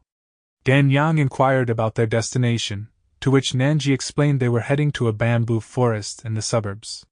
He mentioned it was the location where he first encountered Shigehira. Nanji noted that Shigehira doesn't hide or evade, emphasizing that this knowledge served as their fundamental approach. Nanji then turned to Howren, suggesting that he had likely recognized they were being followed. He mentioned that the pursuer wasn't Shigehira, and despite Dan Yang's surprise at not having noticed, Nanji remained composed. He explained they would proceed to the bamboo forest without acknowledging the follower. Nanji evaluated the pursuer's skills, deeming him an amateur at tailing. He compared Howren's abilities favorably and expressed confidence that they would confront the follower in the bamboo forest. Pearl received a call from James, who inquired if Jane had been in touch with her. He informed her of a breaking news report that Australia was under attack by Inhumans. Details were scarce, as the news had just emerged. The report had started 10 minutes prior, and the situation's current state was unclear. The US and UK ISSDFF teams in Australia were en route, but no superhumans had appeared yet. James explained that he was checking if Pearl had any contact with Jane, and he mentioned their investigation into the superhuman Daphne Bayleaf, who was supposed to meet Jane. They planned to reach out to Daphne. Given the circumstances, Pearl decided to travel to Australia immediately. Dan Yang informed Nanji about the Inhumans attacking Australia, but Nanji remained curious yet resolute, choosing to continue their journey toward the bamboo forest. Meanwhile, Sway pleaded with James to allow her to travel to Australia due to her concerns for Jane's safety. Withrow intervened, explaining that the absence of their teleportation-capable superhuman was a significant challenge for their US team. He acknowledged Pearl's departure, mentioning her newfound flight ability. Withrow empathized with Sway's worry but emphasized that since they couldn't contact Jane and Pearl had chosen to go immediately, discussing the matter further with the team wouldn't have been productive. He expressed trust in Pearl's decision, acknowledging his usual reservations but noting that this time, they had no choice but to rely on her judgment. Basilov and Krylov observed the news coverage of the events unfolding in Australia. Krylov noted that the situation appeared peculiar, questioning any connection between Australia and Whitecap. He saw multiple news alerts that suggested it wasn't a minor issue. Basilov decided that they should prepare to depart. Nanji and his companions arrived at Shigehira's location but discovered it was vacant. Just as they were about to begin searching the area, Nanji instructed Howren to handle the individual who had been trailing them. Howren aimed at an eagle with a precise attack, but he was swiftly ambushed, causing him to crash to the ground. Nanji interrogated the assailant and realized it was a child. The child identified Nanji as the Black Hat, and as an eagle landed on him. The child inquired about their purpose, prompting Nanji to explain that they were searching for his friend, Shigehira. However, the child remained skeptical, suggesting that someone who was a friend of his uncle wouldn't attack his eagle, Kenta. Howren suddenly reappeared and launched an attack on the child. Despite the child managing to block initially, Howren persisted in his assault. Nanji intervened and halted Howren's actions, expressing his disappointment in Howren's excessive behavior. Howren swiftly apologized. Nanji addressed the child, acknowledging the possibility of a misunderstanding. He clarified that he had no intention of harming the eagle and mentioned that he wasn't personally a friend of Shigehira. They had only met once.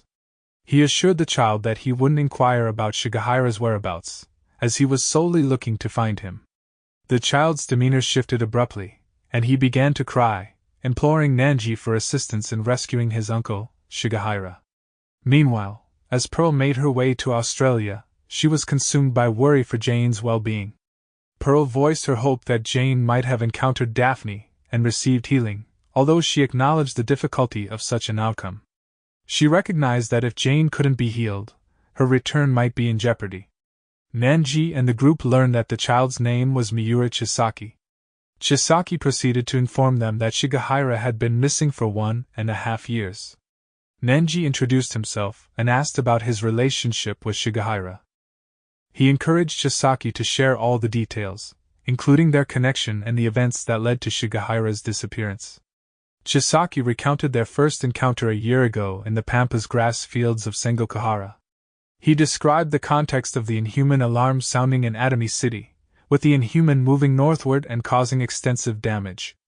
Chisaki had gone to the Golden Grass area, anticipating contact with the Inhuman. He described being frozen by the experience of encountering a superhuman other than himself for the first time. Despite the grisly scene and the overwhelming situation, he felt warmth emanating from the man he met, Shigehira, and his eagle companion, Kenta. Chisaki reflected on the sense of warmth he felt even amid the chaos, and described the impact of that initial meeting. After their initial meeting, he and Shigehira didn't cross paths again for some time. Chisaki embarked on a journey, engaging in battles against Inhumans, but Shigehira remained elusive. Chisaki often arrived after the battles were over, finding body parts strewn about. As he defeated 3 Inhumans, rumors about them circulated throughout Japan, and they were referred to as the Imp and the Forest Spirit. The Japanese government sought information about them. Dan Yan interjected, noting that if Chisaki had killed 3 Inhumans, Shigehira likely had a higher count. She found the situation strange and questioned the bulk of Inhuman incidents in Japan. Nanji provided context, explaining that the official data provided by government agencies was unreliable. He mentioned the United Nations UV's claim that Withrow and St. Pearl had suppressed over 50% of global Inhuman events, calling it a baseless assertion. He asserted that these figures were manipulated to maintain global stability. Nanji emphasized that the true numbers were likely much higher, considering the unreported instances of Inhumans and Superhumans clashing, resulting in a more complex situation. Nanji explained that the dissemination of inadequate information to the public was intentional. Politicians and influential business figures globally manipulated and tailored information to suit their agendas. Black Mirror then emerged and examined Chisaki closely. Black Mirror spoke, noting that Chisaki's situation was somewhat distinct from their usual win-win relationship, yet it shared similarities with Nanji. Black Mirror sensed a resonance within itself. Nanji expressed his irritation, demanding to know why Black Mirror was behaving differently from its usual behavior. Nanji decided that Black Mirror would be confined, given its current conduct. He then told Chisaki to continue. In a flashback, Chisaki went to find Shigehira. Shigehira acknowledged that he was aware Chisaki had been following him and remarked on Chisaki's less than effective tailing skills. He questioned Chisaki's purpose in seeking him out. Chisaki introduced himself as a superhuman and referred to Shigehira as Grandpa. Shigehira corrected him, explaining that he wasn't at the age of being called grandfather. He addressed the assumption Chisaki had made due to his hair color, clarifying that he had dyed his hair ash gray the previous week, which led to the misunderstanding. He explained that he quickly formed a bond with Shigehira. Despite Shigehira's initial appearance of being aloof, he discovered that Shigehira was truly kind and warm-hearted, just as he had been when they first met. Chisaki cherished the friendship he developed with Shigehira, especially considering that he had previously lived a solitary life without friends. To him, Shigehira and Kenta were like precious gifts from heaven. The time they spent together brought him immense happiness and was filled with joyful experiences. Time passed, and a significant incident occurred. Chisaki faced off against an inhuman and suffered a crushing defeat. The encounter was intense, nearly resulting in his death. He recounted that he had been innocently collecting shells on the beach when the incident happened. No alarm had sounded. He had simply been in the wrong place at the wrong time. The opponent he faced was unlike any he had encountered before, possessing power and speed. The inhuman was so overpowering that Chisaki felt utterly hopeless and on the brink of death. He had given up, resigning himself to his death. However, Shigehira appeared, who expressed astonishment upon encountering an inhuman capable of communication. He asked the inhuman to release his hand. Despite Shigehira's request, the inhuman didn't comply and instead taunted Shigehira. This prompted Shigehira to take action, launching an attack that almost severed the inhuman's arm. Shigehira's intervention saved Chisaki from certain danger. Shigehira aimed to swiftly incapacitate the inhuman by targeting its neck, intending to deliver a decisive blow. However, he recognized that the inhuman's rapid movements were posing a challenge, making it unclear how long it might take to eliminate the threat using his bare hands. Shigehira told Chisaki that life isn't always filled with happiness, and like joy, loneliness and fear can also be difficult to escape. Shigehira assured Chisaki that he wouldn't be alone in those moments. He indicated that even though he was leaving for a short period, Chisaki still had him in that particular moment. Shigehira encouraged Chisaki to lean on him for support during that time. As the inhuman and Shigehira clashed, Chisaki revealed that another inhuman had entered the scene while they were fighting. This second inhuman emerged from underground. The first inhuman was Bohama, and the new arrival was Merle. Shigehira was taken aback by the presence of two inhumans that could communicate, indicating his surprise. Chisaki explained that during that perilous situation, he was incapacitated and unable to assist Shigehira due to his numerous injuries. The newly arrived inhuman quickly launched a surprise attack by digging into the ground. Both Bohama and Merle relentlessly targeted Shigehira, showing no regard for Chisaki as he lay wounded. Shigehira was forced to fully focus on the battle to fend off their combined assault and protect himself. Danyan acknowledged the dangerous situation and inquired if Shigehira had been at risk during the battle. Chisaki clarified that Shigehira had a significant advantage in the fight, and was surprised to see Shigehira's true abilities. Nenjai emphasized that Shigehira, based on his observation, was a powerhouse in every aspect. Nenjai compared Shigehira's strength to Saint Pearl, the strongest superhuman in the United States, stating that Shigehira was equal to or even greater than Pearl's strength. While he acknowledged that situations could vary, Nenjai stressed that Shigehira was an incredibly formidable opponent who couldn't be easily defeated by anyone except for the likes of Behemoth, or an inhuman king with an entire army. Nenjai was confident that unless facing an inhuman king-level opponent, the outcome of Shigehira's battles was quite clear. The aftermath of the fierce battle was shown, with Shigehira's win. He questioned Bohama, demanding to know who Bohama was and where he had come from. Bohama claimed not to know, prompting Shigehira to react by attacking and severing Bohama's arm. Shigehira made it clear that he was aware of Bohama's ability to regenerate over time. He emphasized that he hadn't killed Bohama instantly for a reason. Shigehira conveyed his intent to make Bohama's pain persist until he could provide the right information. Shigehira repeated his questions, asking where Bohama had come from and what his intentions were. In response, Bohama disclosed that they had carried out orders, indicating that he and Merle had been scouting for Stein. Shigehira asked about Stein, prompting Bohama to explain that Stein was an autonomous warrior who had gone against orders and fled. Bohama described Stein as a pet-like figure who lacked courage and was afraid of the boss. Bohama revealed that there had been an order to capture the runaway Stein, which had led him to their current confrontation with Shigehira. Bohama also mentioned the king he served, an individual who held authority over the others. Shigehira asked if Bohama knew where their king was located, considering he had come from that area. Bohama replied that he would know if he ventured out into the ocean.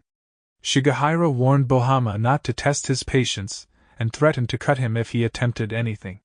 He then instructed Bohama to guide him to the location. After sharing the conversation with Chisaki, Shigehira prepared for his departure later that night. However, Chisaki insisted to accompany Shigehira. Shigehira responded to Chisaki's insistence, acknowledging the vast difference in their current abilities. He cautioned Chisaki that his presence might not provide assistance, and could potentially become a burden. Shigehira assured Chisaki that he would become stronger in time, and advised him not to be stubborn. Shigehira reassured Chisaki that he would return and asked Chisaki to take care of Japan. Nenji stated it was a decision to confront the organization but noted that he understood the motivation behind it. Nenji assumed that upon discovering the existence of the organization, Shigehira likely aimed to dismantle it from its core. However, Nenji criticized Shigehira for underestimating the opponent, basing his judgment solely on the two inhumans he encountered. Nenji suggested that Shigehira's arrogance in his strength might have led him to make unwise choices and called him a stupid bastard. Chisaki took offense at Nenji's words and demanded an apology. However, Nenji was unconcerned and requested Chisaki to tell more of what happened afterward. Chisaki described waiting at the location where Shigehira had left, hoping for his return. One day, he saw Kenta crashing into the shore in a distressed state. Tied to Kenta's ankle was a piece of paper. Nenji emphasizes the outcome of Shigehira's decision had resulted in that pathetic piece of paper. He directed his frustration toward Chisaki, pointing out that Chisaki was now seeking help from them despite having displayed strong emotions earlier. He then asked if there was more to the story. Chisaki revealed that according to the information he had gathered, heading southeast from Japan would lead to an island surrounded by crows, where the individual referred to as the king could be found. Bohama, while offering to guide Shigehira, made an unusual request. He asked Shigehira to do him a favor, to kill him before they reached their destination. Bohama explained that he had failed in capturing Stein and guiding Shigehira to the island. He felt that if he were to arrive on the island alive, his life would be meaningless due to his perceived incompetence. Bohama was tormented by the fear of facing the consequences of his actions, and believed that his death might offer him some sort of solace. Shigehira threatened Bohama and told him to just lead the way. Chisaki concluded the story, and that's all he knows about Shigehira. Nenji advises not to hold on to hope due to the prolonged absence and the likelihood of Shigehira's demise at the hands of inhumans. Nenji believes Shigehira might have acted alone, and regrets being too late to help. Nenji encourages Chisaki to let go of Shigehira and suggests that as a friend and superhuman, Nenji urges Chisaki to rise and not waste time crying, and follow him. Nenji proposes leaving Japan since their tasks there are complete. They intend to fulfill what Shigehira couldn't accomplish as a sign of respect.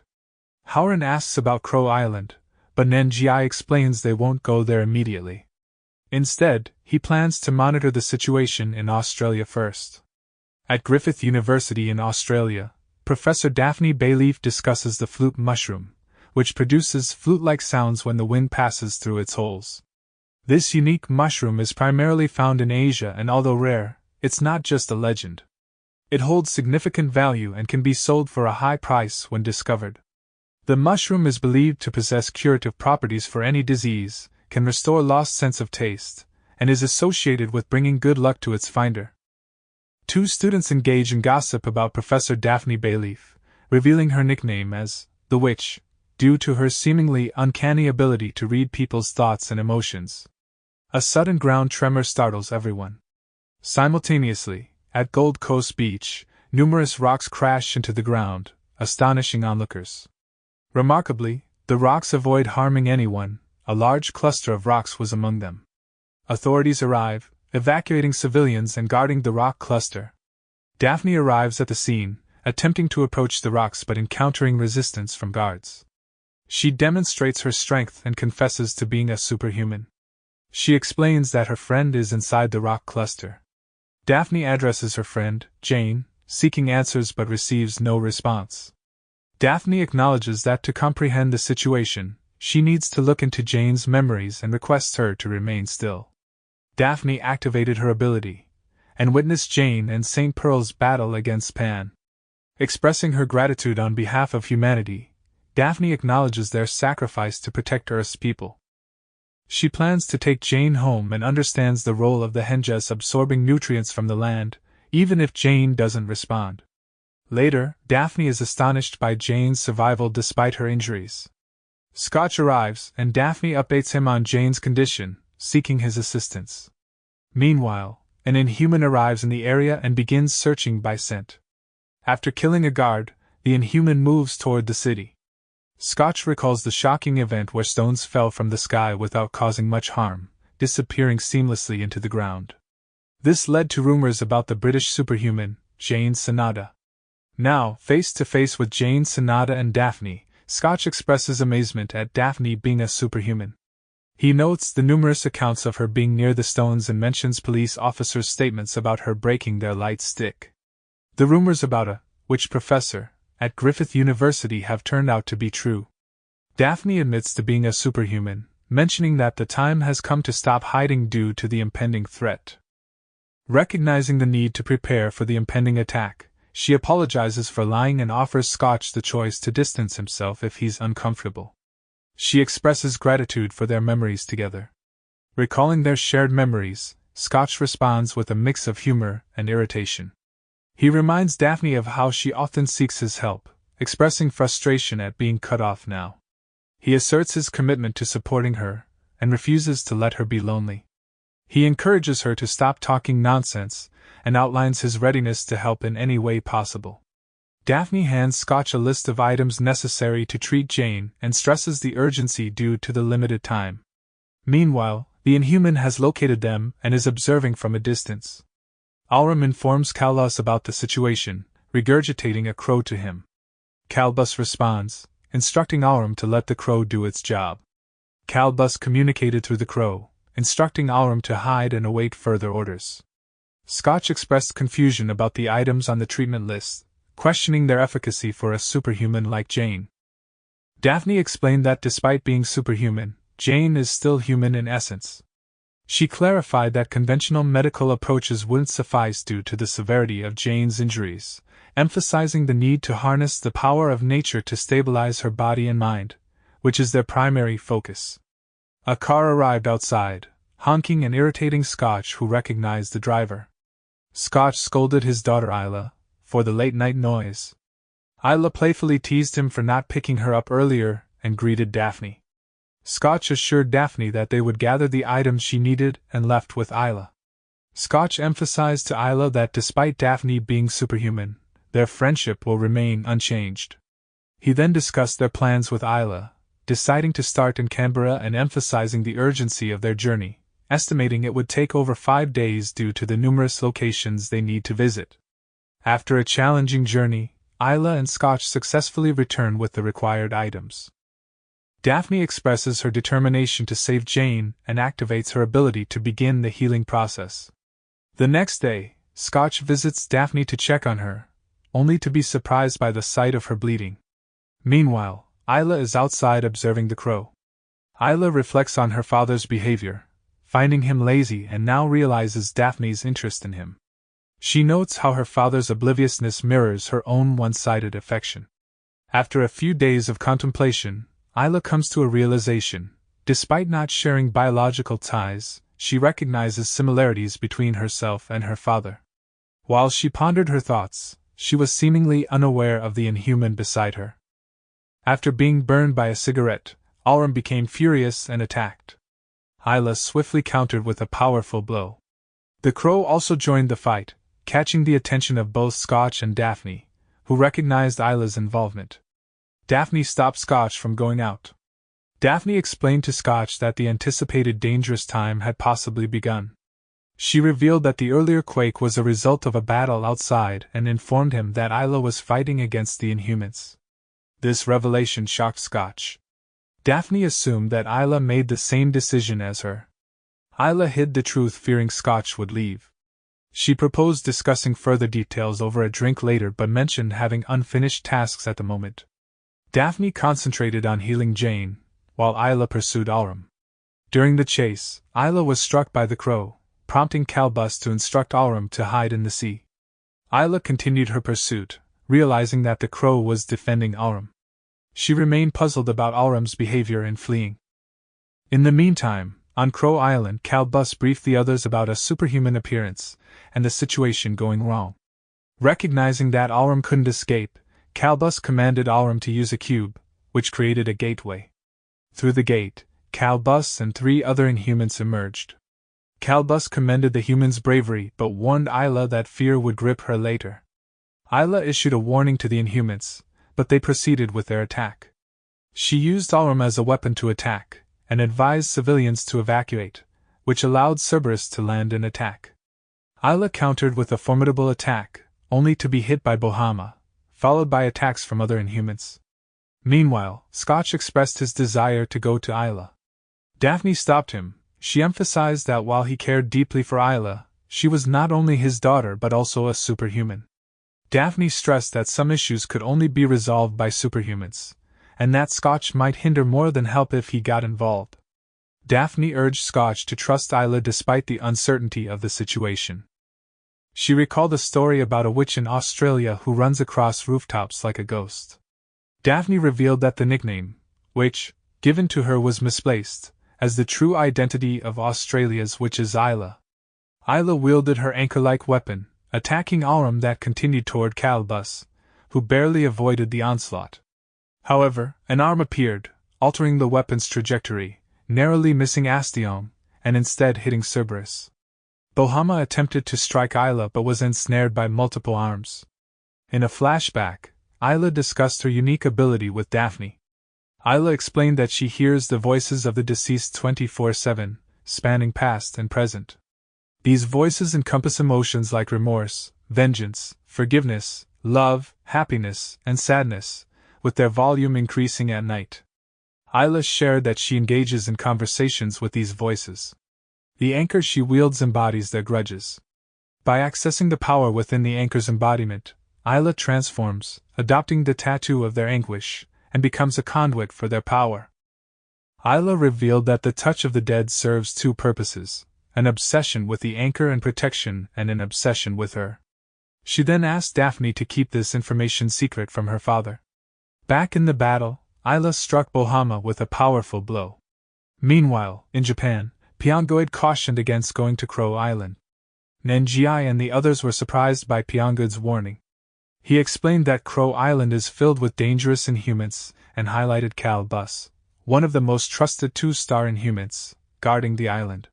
Nenjiai questioned whether the group of Inhumans protecting the area, and assumed Calbus was the owner of the island and was responsible for Shigehira's death. Pyongoid clarified that Calbus is a guard and that the actual owner of the island is Sid. Pyongoid warned that going to the island would likely result in death. Meanwhile, despite being struck by Isla, Bohama managed to throw her. Cerberus attempted to capitalize on this moment, but was held back by the arms Isla controlled. Isla used this opening to tear Cerberus apart. Calbus was impressed by Isla's abilities and acknowledged the unique qualities of her attacks: her weapon's speed and unpredictability, her strength, speed, and defensive skills, all of which combined into a harmonious and formidable fighting style. Calbus acknowledged Isla's strength but mentioned that she's not as strong as that guy. He revealed that Sid is interested in Jane Sanada, and Isla would be an added bonus to their plans. Pyongoid emphasized that Crow Island belongs to Sid, one of the kings, and warned about the intimidating nature of his warriors and the 2-star Inhumans. He recounted an experience when he accompanied Behemoth to Crow Island and felt the overwhelming energy there. Nenjiai realized that Shigehira faced an opponent as strong as Behemoth. He decided to change his stance, instructing everyone to prepare immediately to head to Crow Island. Nenjiai's surprising decision caught the group off guard, and he thanked Pyongoid for the information. He confessed that Pyongoid's words had stirred him, triggering a sense of being underestimated. Nenjiai acknowledged the risks of combat and the harsh reality of power imbalances. Despite this, he stressed the importance of trying and not underestimating superhumans. Howren suspected that Pyongoid doubted their power, to which Nenjiai conceded there was truth. Chisaki expressed readiness to risk everything to find Shigehira. Nenjiai cautioned against reckless action, outlining a strategic plan instead. He identified Dan Yang as their key infiltrator and underscored the need to assess the situation before engaging. Nenjiai emphasized the importance of securing an escape route as a fundamental battle strategy. Dan Yang voiced concern about their lack of knowledge regarding Crow Island. Nenjiai acknowledged the need for guidance on their first trip and mentioned Kenta. He explained that Shigehira sent Kenta back, possibly as a map to navigate the island. Nenjiai considered this an act of kindness to aid the next group. He proposed preparing a boat and heading to the nearest beach as their starting point. Arriving at Shirahama Beach, the group discovered a rundown boat. Dan Yang expressed doubts about their ability to control it. Nenjiai assigned Howren as the driver, taking advantage of his swimming skills to tow the boat. The plan was to follow Kenta's guidance. Howren, however, had reservations, thinking that discussing his swimming skills might have been a mistake. He reflected on his evolving relationship with Nenjiai, feeling that his efforts were building trust. This realization boosted his mood. The group then proceeded to go to the island. Isla struggled to evade Calbus' unpredictable crow attacks, finding herself eventually consumed by a storm of infinite crows. Within this onslaught, Isla lost all her senses and became numb. Despite her efforts to move the anchor, the crows prevented her. Suddenly, she was struck by an attack she couldn't see. Calbus warned her that an even worse fate awaited her outside of this current hell. He urged her to survive until then.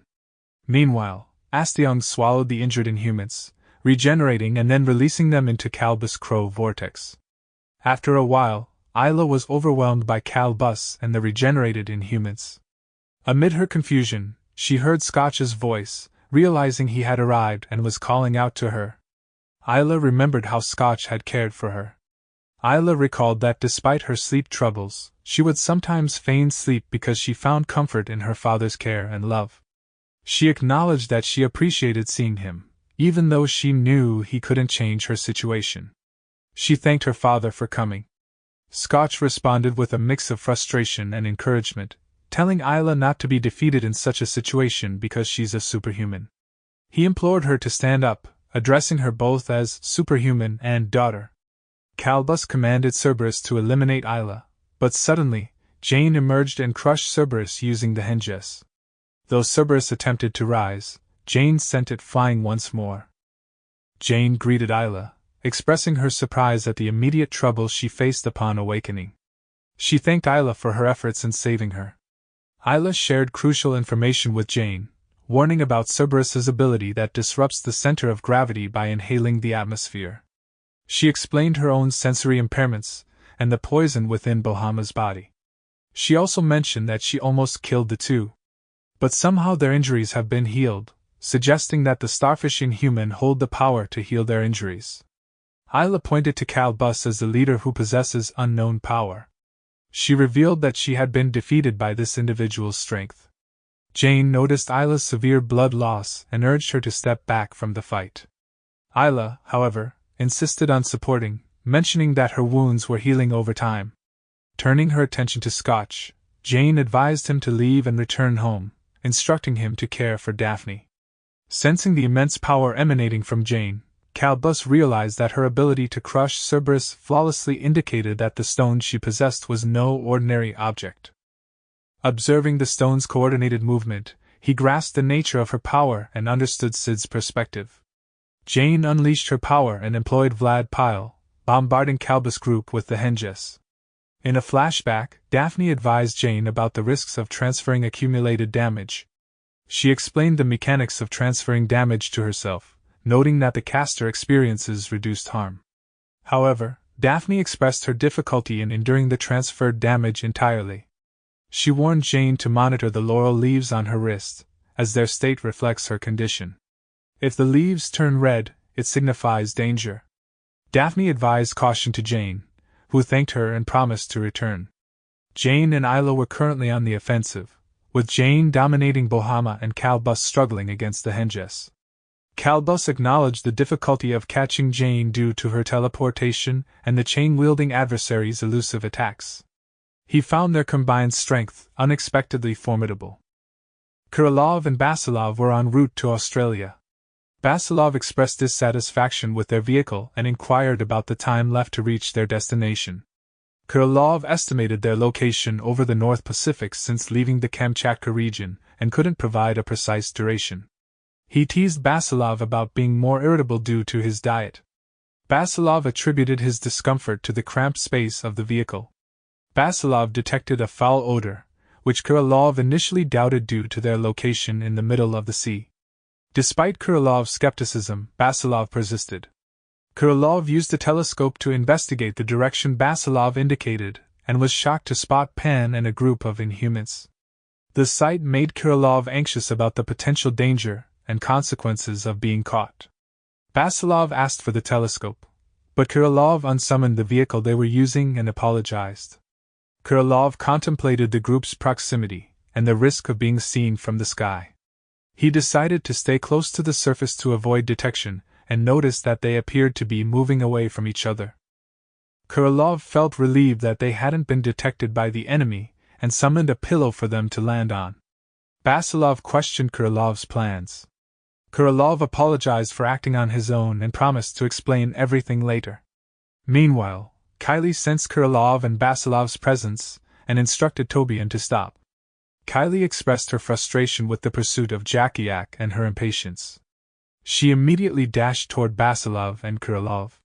Despite Pan's annoyance, he commanded Tobian to continue. While Krylov and Basilov were in conversation, Kylie attacked Basilov, causing a severe injury to his arm. In the Submu Academy, Bangwon observed the attack unfolding in Australia and sensed that something was amiss. Someone then arrived to see him, whom he remembered as the arm wrestling event's host, where Khan had emerged victorious. Bangwon expressed his frustration and questioned the visitor's presence, urging him not to hide any affiliation if they were part of an association. The visitor clarified that he had a personal motive and wasn't connected to any association. Bangwon noticed the visitor's disheveled appearance and commented on their gloominess, suggesting that they seemed troubled. He proposed discussing the matter indoors once they were inside. Kylie praised Basilov's courage despite his severe injury and expressed how her boredom had led her to seek action. She considered their encounter a fortunate coincidence. Krylov and Basilov were taken aback when they saw Kylie had grown wings, and Krylov realized she was on a completely different level compared to the Inhumans they had encountered before. As the situation escalated, Basilov sensed an impending attack and urged Krylov to stay behind him for protection. However, Krylov was unexpectedly attacked by Kylie's tail. Thankfully, Basilov intervened and stopped the attack. Basilov reminded Krylov that giving up was only an option in death. Basilov's ability activated, allowing him to strike Kylie. However, she retaliated by biting off a portion of Basilov's hand. Krylov came to the realization that they were outmatched in this fight. He summoned a massive hammer, attracting Pan and the others' attention. Despite the odds, Basilov continued to exchange blows with Kylie. To Kylie's surprise, Basilov began to laugh, and she noticed that Basilov was growing stronger as he sustained more damage. Krylov acknowledged Basilov's rapid transformation due to his speed digestion ability. He was surprised that Basilov was managing to hold his ground against the formidable Inhuman opponent. Despite this, Krylov remained uncertain if Basilov could defeat Kylie, even if he reached the final stage of digestion. He also became wary of the other Inhumans, who were merely observing. Krylov knew that if those Inhumans joined the fight, their chances of survival would be slim, and knew their only chance is to gamble with all the strength he has. Basilov was puzzled by Krylov's actions, and when the hammer fell, Kylie evaded it. She realized the attack wasn't aimed at her. Krylov used Basilov as a cushion to propel them away from the danger zone. Once they had some distance, Krylov summoned their flying vehicle and increased its speed, leaving Basilov questioning his intentions. Kirilov knew they were fleeing rapidly in the opposite direction of their opponents. He hoped that the increasing distance would prompt Kylie to abandon the pursuit, relying on the gamble that the further they got from her allies, the less likely she chased them. Kirilov acknowledged the risk of expending his strength solely for escape, recognizing that without strength, Basilov wouldn't be effective in a mid-air confrontation. He hoped Kylie wouldn't give chase.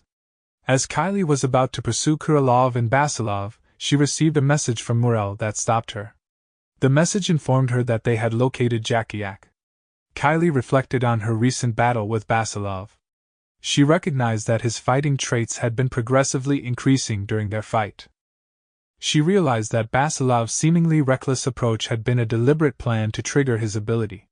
Kylie believed that Basilov understood her desire to witness his full strength. She saw through Kirilov's tactic of fleeing in the opposite direction from Tobian's intended path, hoping she would give up the chase. Kylie regretted not recognizing his ruse and was frustrated by being tricked. She then headed back to the group. Jakiak summoned Bizet and shared the news about the uninvited guests who had arrived. He inquired about Actidus's whereabouts, and Bizet confirmed that Actidus was outside. Jakiak emphasized that the guests had successfully navigated through the 10 barriers and illusions, reaching the vicinity of the phantom. Jakiak recognized that this achievement indicated the visitors weren't ordinary or weak individuals. He clarified that these newcomers were not superhumans but instead held significant power. Jakiak instructed Bizet to convey a message to Actidus, to refrain from engaging with the guests unless Jakiak himself intervened. He believed that it was essential to observe the unfolding events and discover the destinies that lay ahead for each of them. Jane and Isla successfully defeated the other Inhumans, leaving only Calbus. Jane saw the leaves on her arm and noticed it was already turning red. Recognizing the urgency, she decided to swiftly conclude the fight. However, they suddenly found themselves surrounded by Calbus' storm of crows. Isla assessed the situation and explained that the tornado consisted of a dense concentration of crows. Even if she tried to create an exit, the crows' speed and density would nullify her efforts. Additionally, the tornado was larger and more intense than before, making escape even harder. Jane realized her henjas wouldn't be effective in this situation. As they faced attacks, they struggled to avoid critical injuries. In response, Jane instructed Isla to run to the left with her. Jane recognized that endless consecutive attacks were the key to countering the tornado. The tornado adjusted its movement according to the target's attempt to escape, effectively trapping them. Jane successfully intercepted a crow attack and realized something. However, she was abruptly bombarded by a relentless onslaught of crows. Despite the assault, she managed to endure the attacks and instructed Isla to stay behind her. Jane came to understand that the crows were manifestations of Calbus' power rather than physical entities. She realized that battling the crows directly wouldn't lead to victory, as they would keep reappearing unless their source was eliminated. She acknowledged the challenge of identifying Calbus while he remained concealed within the crow storm. Jane reflected on Calbus' strength and understood why Isla had been defeated. Jane concluded that her best course of action was to dismantle the source of the crows and disperse the storm entirely. Jane then activated her foundation ability. Nanji took over for Howren after the latter fell ill, although Dan Yang was skeptical about his excuse due to Howren being superhuman. Howren found swimming tiring but found enjoyment in the company of Nanji. Black Mirror expressed surprise at the absence of crows, given the island's reputation as the Island of Crows, and was eager to find out why. After Jane triggered her foundation ability, the crows were unable to breach the protective barriers. She then activated Confrontation Shout, which destroyed the crow's storm and inflicted severe injuries upon Calbus. Jane had initially aimed to disperse the crow's storm. However, Calbus intervened and ended up being gravely wounded. Jane deduced that Calbus' physical form was akin to the crow's, existing as a mere illusion. As she prepared to end Calbus, a cube suddenly lit up. At the academy, the visitor explained his intention of contributing to humanity's cause. However, Bangwon was perplexed by the man's motive. The man clarified that he had lost a friend, a superhuman. This friend had shared a promise with him, vowing to safeguard Earth from the threat posed by Inhumans. His friend's name is Ollie and conveyed that Ollie had shared the same objective. Unfortunately, Ollie had gone missing, leaving the man deeply affected by his disappearance. While Nen Ji and the rest were taking a break, they witnessed a sudden burst of light emanating from Crow Island, which caught them off guard.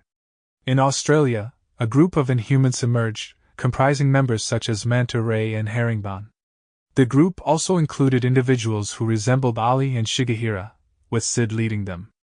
Isla was overcome by fear as she sensed the overwhelming power of the approaching enemy, causing her to lose focus. Jane's voice snapped her out of it, telling Isla to step back. Isla described the intense heaviness in the air caused by the enemy's presence. She recognized that this force restricted all movement, leaving no room for free choice. The pressure was indiscriminately applied to everyone, irrespective of friend or foe. Sid surveyed the defeated Inhumans, including Calbus. A peculiar worm-like creature emerged from the ground and snatched Calbus before delivering him to Sid. Sid acknowledged the desire for recognition that seemed to motivate Calbus. He reflected on his own qualities that had kept him in the second-rank position, emphasizing his unyielding determination, loyalty, and strength. Sid believed that his status might have already been usurped. Calbus attempted to beg for mercy, but the creature suddenly crushed him. Sid issued the command to attack, specifying that their goal was to incapacitate rather than kill Jane and Isla. The three Inhumans swiftly launched an assault, catching Jane and Isla off guard. Witnessing the formidable strength of the enemy, Jane responded by invoking the Cradle of Life. Isla felt the stone tower's significance, and its ability to induce meteorological shifts. She also noted that the tower seemed to influence the hands of deceased spirits, as if they were possessed. Amidst the chaos, Isla grew concerned about Jane's whereabouts. Jane stood atop the stone tower and initiated the activation of the cradle, which resulted in the release of potent energy. Isla experienced an accelerated healing process, with her injuries rapidly repairing and her energy levels restored. The healing effect extended to every aspect of her being. Jane clarified that the healing potency emanated from the cradle tower.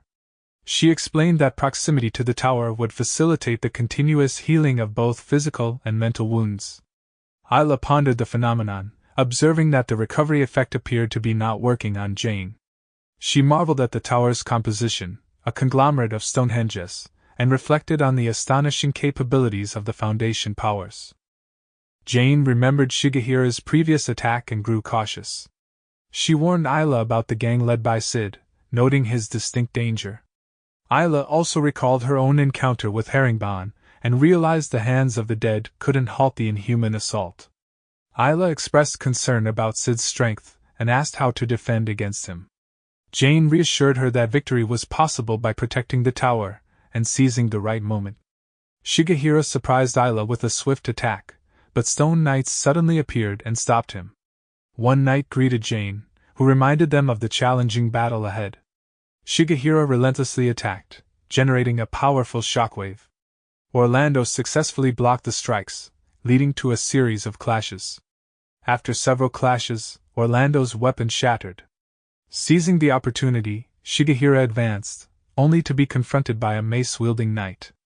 Barely evading the attack, he faced another knight with a hammer, but Ali intervened and blocked the blow. Herringbone entered the fray but was suddenly struck by an arrow from a different knight. The knight's speed and strength amazed Isla. Eventually, the Stone Knights regrouped near the tower. 3 additional knights joined the scene, strategically keeping a supportive distance to avoid easy defeat. They stressed the importance of unified teamwork. Jane reassured Isla, advising her not to dwell on the odds. She emphasized that giving in to despair or breakdowns would lead to failure. Jane reiterated the presence of hope and the imperative to protect the tower. She urged everyone not to let go of this chance. Meanwhile, Scotch scolded Daphne for wanting to join the battle despite her condition.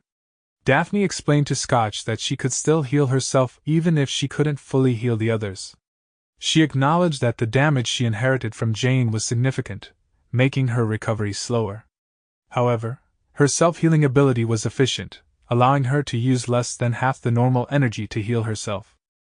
She assured Scotch that he didn't need to worry. Scotch expressed his concern, to which Daphne responded that she needed to be there for Jane and Isla, despite her own condition. She felt that if they were struggling, there was no point in staying on the sidelines.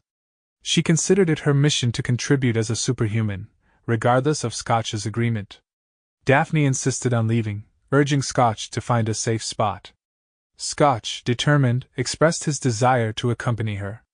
He acknowledged his lack of extraordinary abilities but emphasized that as long as Daphne couldn't give him a reason to turn back, he was ready to stand by her side. The battle raged on as Shigehira engaged in combat against the three knights. Despite his efforts, the combined attacks of the group gradually pushed him back. Nearby, Mantaray observed the conflict. Mantaray analyzed the situation, noting that while it might appear they were merely establishing a defensive line around the tower, they were actually utilizing their aggressive tactics to both protect the tower and study their opponent's strategies. Despite their seemingly chaotic attacks, their resilience and potent skills were evident, even though their origins remained mysterious. Mantaray recognized that the seven summoned warriors possessed varying levels of combat prowess, all on par with the summoner, Jane Sanada, showcasing her immense power. However, Mantaray expressed doubt about the rock being's ability to stop Shigehira, the very individual who had brought them all to the brink of death. Shigehira executed a ghost step, vanishing momentarily, then landed a powerful strike on the two knights and ultimately obliterated Orlando with a formidable sword blow, leaving Jane stunned. Meanwhile, Nanjiai's group arrived on the island. Howren voiced concerns about a potential trap due to the unsettling quietness of the area. Nanjiai assured them that precautions were taken before even reaching the island. He explained that the Black Mirror had enveloped the entire ship, making their presence hard to detect, thanks to its thick barrier. Yet he acknowledged that it wasn't a foolproof shield. If their foes managed to sense them, they would likely confront them confidently due to their strong fighting spirit. Nanjiai found the situation on the island peculiar. The earlier explosion seemed unrelated to their infiltration. Following the blast, he observed that the island's barrier had weakened. He speculated that a chain reaction of interconnected events might be unfolding, leading to these circumstances. Nanjiai utilized his ability, Black Eye, to survey the surroundings. Meanwhile, Chisaki discovered Shigehira's damaged hat, evoking strong emotions within him. Black Mirror then reported a discovery to Nanjiai, an inhuman encircled by cubes. Howren comforted Chisaki, advising him to hold on to hope. Chisaki acknowledged his feelings of foolishness, aware that a significant amount of time had passed. Despite yearning for a return to the past, he recognized the impossibility of doing so. He expressed his determination to move forward despite his struggles, acknowledging that he was plagued by fear and uncertainty. He confessed to feeling broken and lacking the confidence to confront the truth.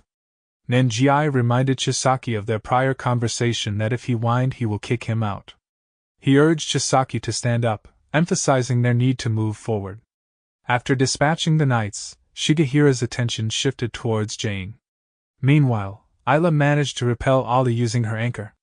Jane recognized the uniqueness of the man wielding the sword, noting an unfamiliar aura around him.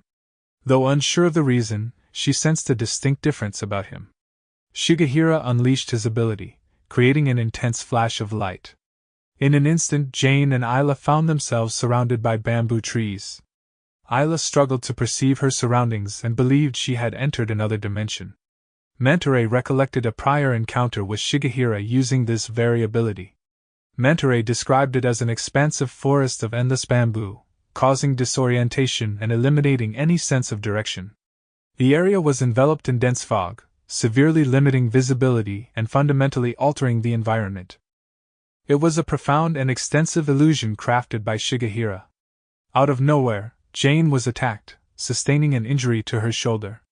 Despite the challenges posed by the illusion, Jane realized that Shigehira held complete control over it. Despite the pain and damage she was enduring, she remained resolute and determined not to surrender. Meanwhile, Nanjiai confronted Q-Vector. Nanjiai addressed Q-Vector, expressing a desire to engage in a confrontation. He posed a question, inquiring whether Q-Vector had the capability to speak or not. Nanjiai playfully threatened to force Q-Vector's mouth open. Suddenly, more inhumans emerged from the ground, surrounding the group. Haraxius issued a command to Q-Vector, instructing him to retrieve the cube and step back. Haraxius spoke disdainfully, expressing surprise at encountering more individuals like the one before, whom he considered foolish for being there. He dismissed the questions and threatened to kill them without hesitation. In response, Nanjiai remarked on Haraxius' ability to navigate underground, likening it to an insect's behavior. He noted a semblance of unity among them, referring to them as part of the same hive. Nanjiai found amusement in Haraxius labeling them as stupid and asserted his refusal to accept that judgment. Nanjiai acknowledged their recklessness in coming to the island, admitting they were following the lead of a reckless individual. He questioned if Haraxius was Sid. Haraxius retorted, criticizing Nanjiai's audacity as a superhuman. Nanjiai then realized that Sid wasn't present and commented on Haraxius' loyalty towards him, likening him to a beetle licking Sid's feet. Meanwhile, Dan Yang recognized the imminent need for a fight. Nanjiai recounted a past news story about an unidentified cube in the U.S., discovered in the Mojave Desert. The remote explorer who found it described its unusual characteristics, including its heavy weight and exceptional durability. Public speculation ranged from it being a cosmic material to an ancient artifact. The cube now resided in the O'Hara Museum, remaining a mysterious subject of ongoing research. Nanjiai drew a parallel between that cube and the toys Haraxius was manipulating.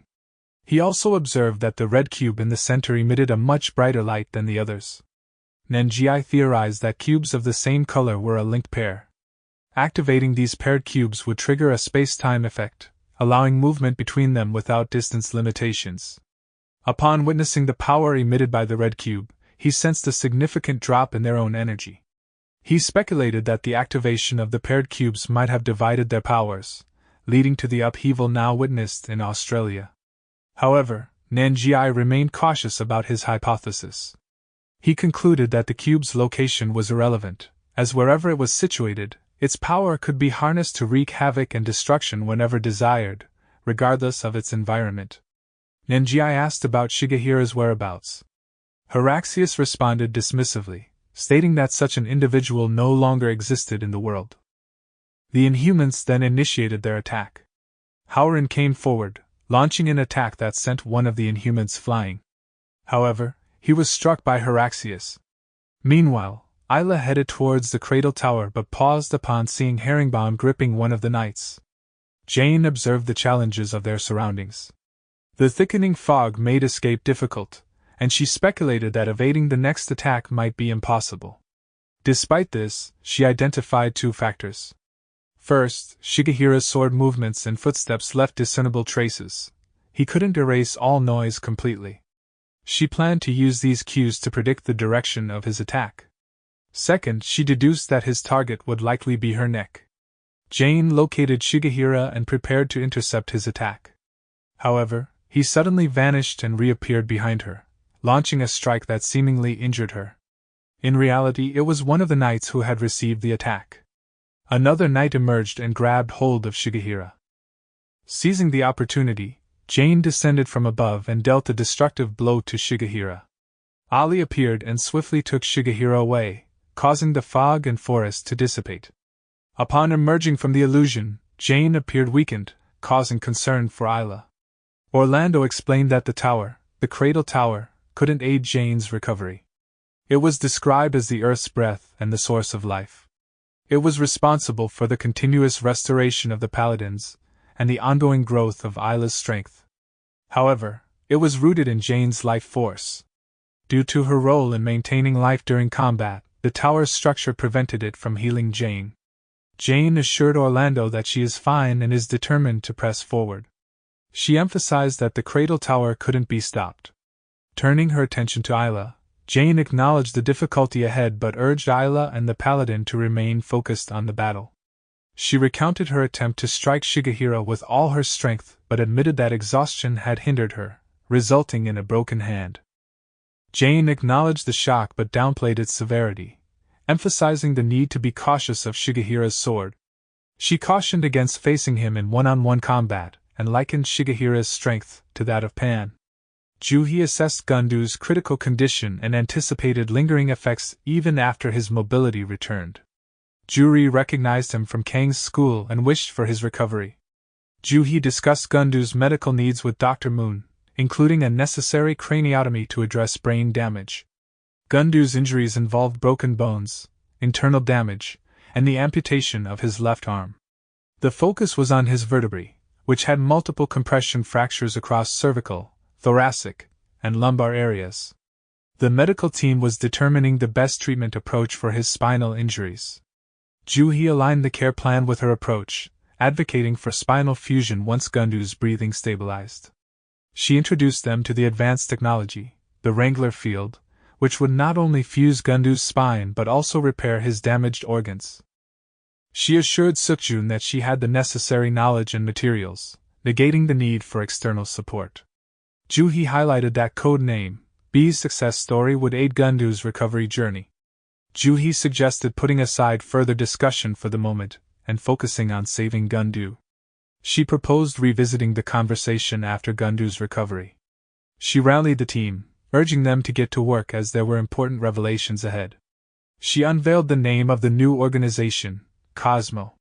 In Australia, Manta Ray contemplated the situation, realizing that the Paladins had been initially defeated by Shigehira but were now restored. He speculated about their reliance on a source of energy. Meanwhile, Herringbone charged towards the tower with the intention of reaching the top to destroy the cradle. The archer attempted to hinder him with arrows, but Herringbone's speed allowed him to dodge and overpower the archer. Herringbone continued his ascent and managed to get to the top, only to be pulled back by one of the paladins. Another paladin emerged and swiftly beheaded Herringbone. The archer reappeared, shooting at the severed head, which was deflected away by Shigehira. Sid impatiently stepped forward as the battle continued. Jane sensed the same pressure she felt during her fight with Pan, momentarily losing focus. Isla's shout snapped her back, warning of danger. A colossal worm descended towards Jane, generating a powerful shockwave. Orlando intervened, rescuing both Jane and Isla from the attack. However, a sudden attack from below obliterated Orlando. Jane and Isla plummeted to the ground, their strength significantly depleted. Isla noted the weakened effect of the cradle. The worm persisted in its assault on Jane, but the paladins intercepted the attack. Isla's attempt to strike the worm was thwarted by Shigehira. Jane recognized the toll of expending excessive power, realizing her body was no longer responsive. Another enormous worm emerged, obliterating the cradle. Orlando expressed a wish for peaceful conversations, and he encouraged Jane not to underestimate herself because of him. He implored her not to give up. As the paladins began to falter, Isla pondered the potential consequences for Jane if they were to fall. Despite her shaken state, Isla managed to rise to her feet. However, she was shocked to see more worm-like creatures emerging behind Sid. Simultaneously, Jane remembered conversations with Pearl, and she recalled a saying that in the final moments of a lengthy journey, people tend to remember the things they hold most dear. Scotch and Daphne arrived at the scene, witnessing the dire circumstances. Jane, now powerless, found herself encircled by the worms. A sudden beam of light smashed the worms. It was St. Pearl, ready to engage in a battle to the very end. Isla regained consciousness, surprised by her father's appearance. Scotch expressed concern over Isla's injuries and urged her not to strain herself. He informed her that St. Pearl had arrived just in time to prevent a potential loss. He hinted at Jane's condition being critical. Daphne emphasized the severity of Jane's situation. She implored Isla to rest and not risk exacerbating her own condition. While Isla wanted to take action, Daphne warned against it, stressing that they should rely on St. Pearl and give Jane a chance to recover. Pearl exchanged blows with Ollie. Shigehira suddenly appeared, launching an attack that Pearl managed to evade. He struck again, but this time, Pearl caught the sword with her bare hand, shattering the blade, and subsequently kicked Shigehira away. However, Pearl was hit by one of the worms. Pearl skillfully evaded the worm's attacks, maintaining her focus on Sid, who appeared to be the source of the creatures. However, Shigehira intervened, impeding her progress. As she dodged his attack, a bullet-like projectile struck her shoulder with severe force. Pearl identified the source of the projectile, one of the worms. Sid addressed St. Pearl, belittling her existence as a mere tool for humanity. He asserted that there was no escape from the grim fate humanity faced, painting a picture of a harsh and merciless future. Nevertheless, Sid offered her a choice to align with him and follow the path he had defined. He expressed an interest in her steadfast gaze, desiring it to accompany him in his endeavors. Suddenly, someone crashed behind Pearl. It was Basilov, who appeared to be dealing with motion sickness. Krylov also arrived on the scene. Krylov remarked on the lengthy flight that led them off course but expressed relief at their eventual arrival. He acknowledged the dire circumstances, noting the seriousness of the situation. Basilov agreed, seeing Sid's group. Krylov's thoughts revealed his concern for the situation and his observation that he only saw St. Pearl in the midst of the conflict. He questioned if she was shouldering the entire fight alone. The cube behind Sid lit up, and Howren emerged from it, accompanied by Q-Vector. Nenji and the rest of the group also appeared on the scene. Amid the unfolding spectacle, Nenji couldn't help but chuckle. He found the individuals with their peculiar ornaments on their faces to be rather clueless. The situation seemed akin to watching a movie, with the main character now making their entrance. Nenji expressed his excitement about the situation, remarking that it was their first significant gathering. He recognized familiar faces among the group. Krylov greeted Dan Yang and speculated they used the gate to arrive, while Dan Yang herself was confused. Nenji interrupted Manta Ray's questions to Q-Vector, asserting a deal based on answering his questions and following his commands. He characterized Q-Vector as loyal to Sid and remarked on their appearance. Chisaki was shocked to see Shigehira. Nenji confidently noted the convergence of their paths, particularly Sid's influence. Earlier, after a fierce battle, only Q-Vector remained. Nenji questioned the purpose of a hole in the ground. Q-Vector explained that it was a temple, Sid's resting place and throne room. It was exclusive to Sid's subordinates, accessible only to them. Nenji and Q-Vector descended into the hole. Nenji couldn't believe that someone would act like a king in such a gloomy place. As they explored, he found an empty prison that reeked of blood. Nenji questioned the nature of this prison. Q-Vector clarified that it was a place for the abandoned, where Sid placed his fighters. These forsaken individuals competed against each other in a brutal fighting competition. The last survivor would earn Sid's favor, rise in rank, and gain the authority to command subordinates. Nenji acknowledged the complexity of Sid's hierarchy. He inquired about the beetle-like individual they had encountered earlier. Q-Vector explained that there were 2 stars, one of which was Heraxius, the defeated opponent. Nenji deduced that the other star was Calbus, part of the group was Sid. Calbus' group had a specific purpose, Jane Sonata. Realizing their focus on superhumans, Nenji pressed Q-Vector to reveal their power levels. Q-Vector confirmed that under Sid's leadership, Calbus' group included Manta Ray, a fighter, Herringbone, and someone stronger than a 2-star. Nenji concluded the discussion, demanding to be taken to where this stronger warrior was immediately. Nenji's attention turned to Shigehira. He thought him to be dead, but he was taken aback by Shigehira's current state. Nenji assigned Dan Yang the task of checking on St. Pearl and the Russian group. Dan Yang used her portal to appear on the other side. Their unexpected meeting surprised both of them. Krylov recounted their battle over the sea, which shocked Dan Yang. Howren felt awkward in the situation. He realized they had left Pyongyang on the island. Nenji approached Pearl, introduced himself, and extended a hand to help her up. Nenji affirmed that they were ready for action and proposed to lead the group. He declared their goal is to win. Nenji grabbed Chisaki and tossed him toward Shigehira. Calling Howren, he stated that the upcoming battle was for Chisaki's sake. Nenji emphasized that this was a battle that could only end in death. He requested Howren to support Chisaki in this endeavor. Nenji's attention then shifted to Basilov, who pledged to follow Nenji's orders despite his usual independence. Their exchange carried a mix of jest and sincerity.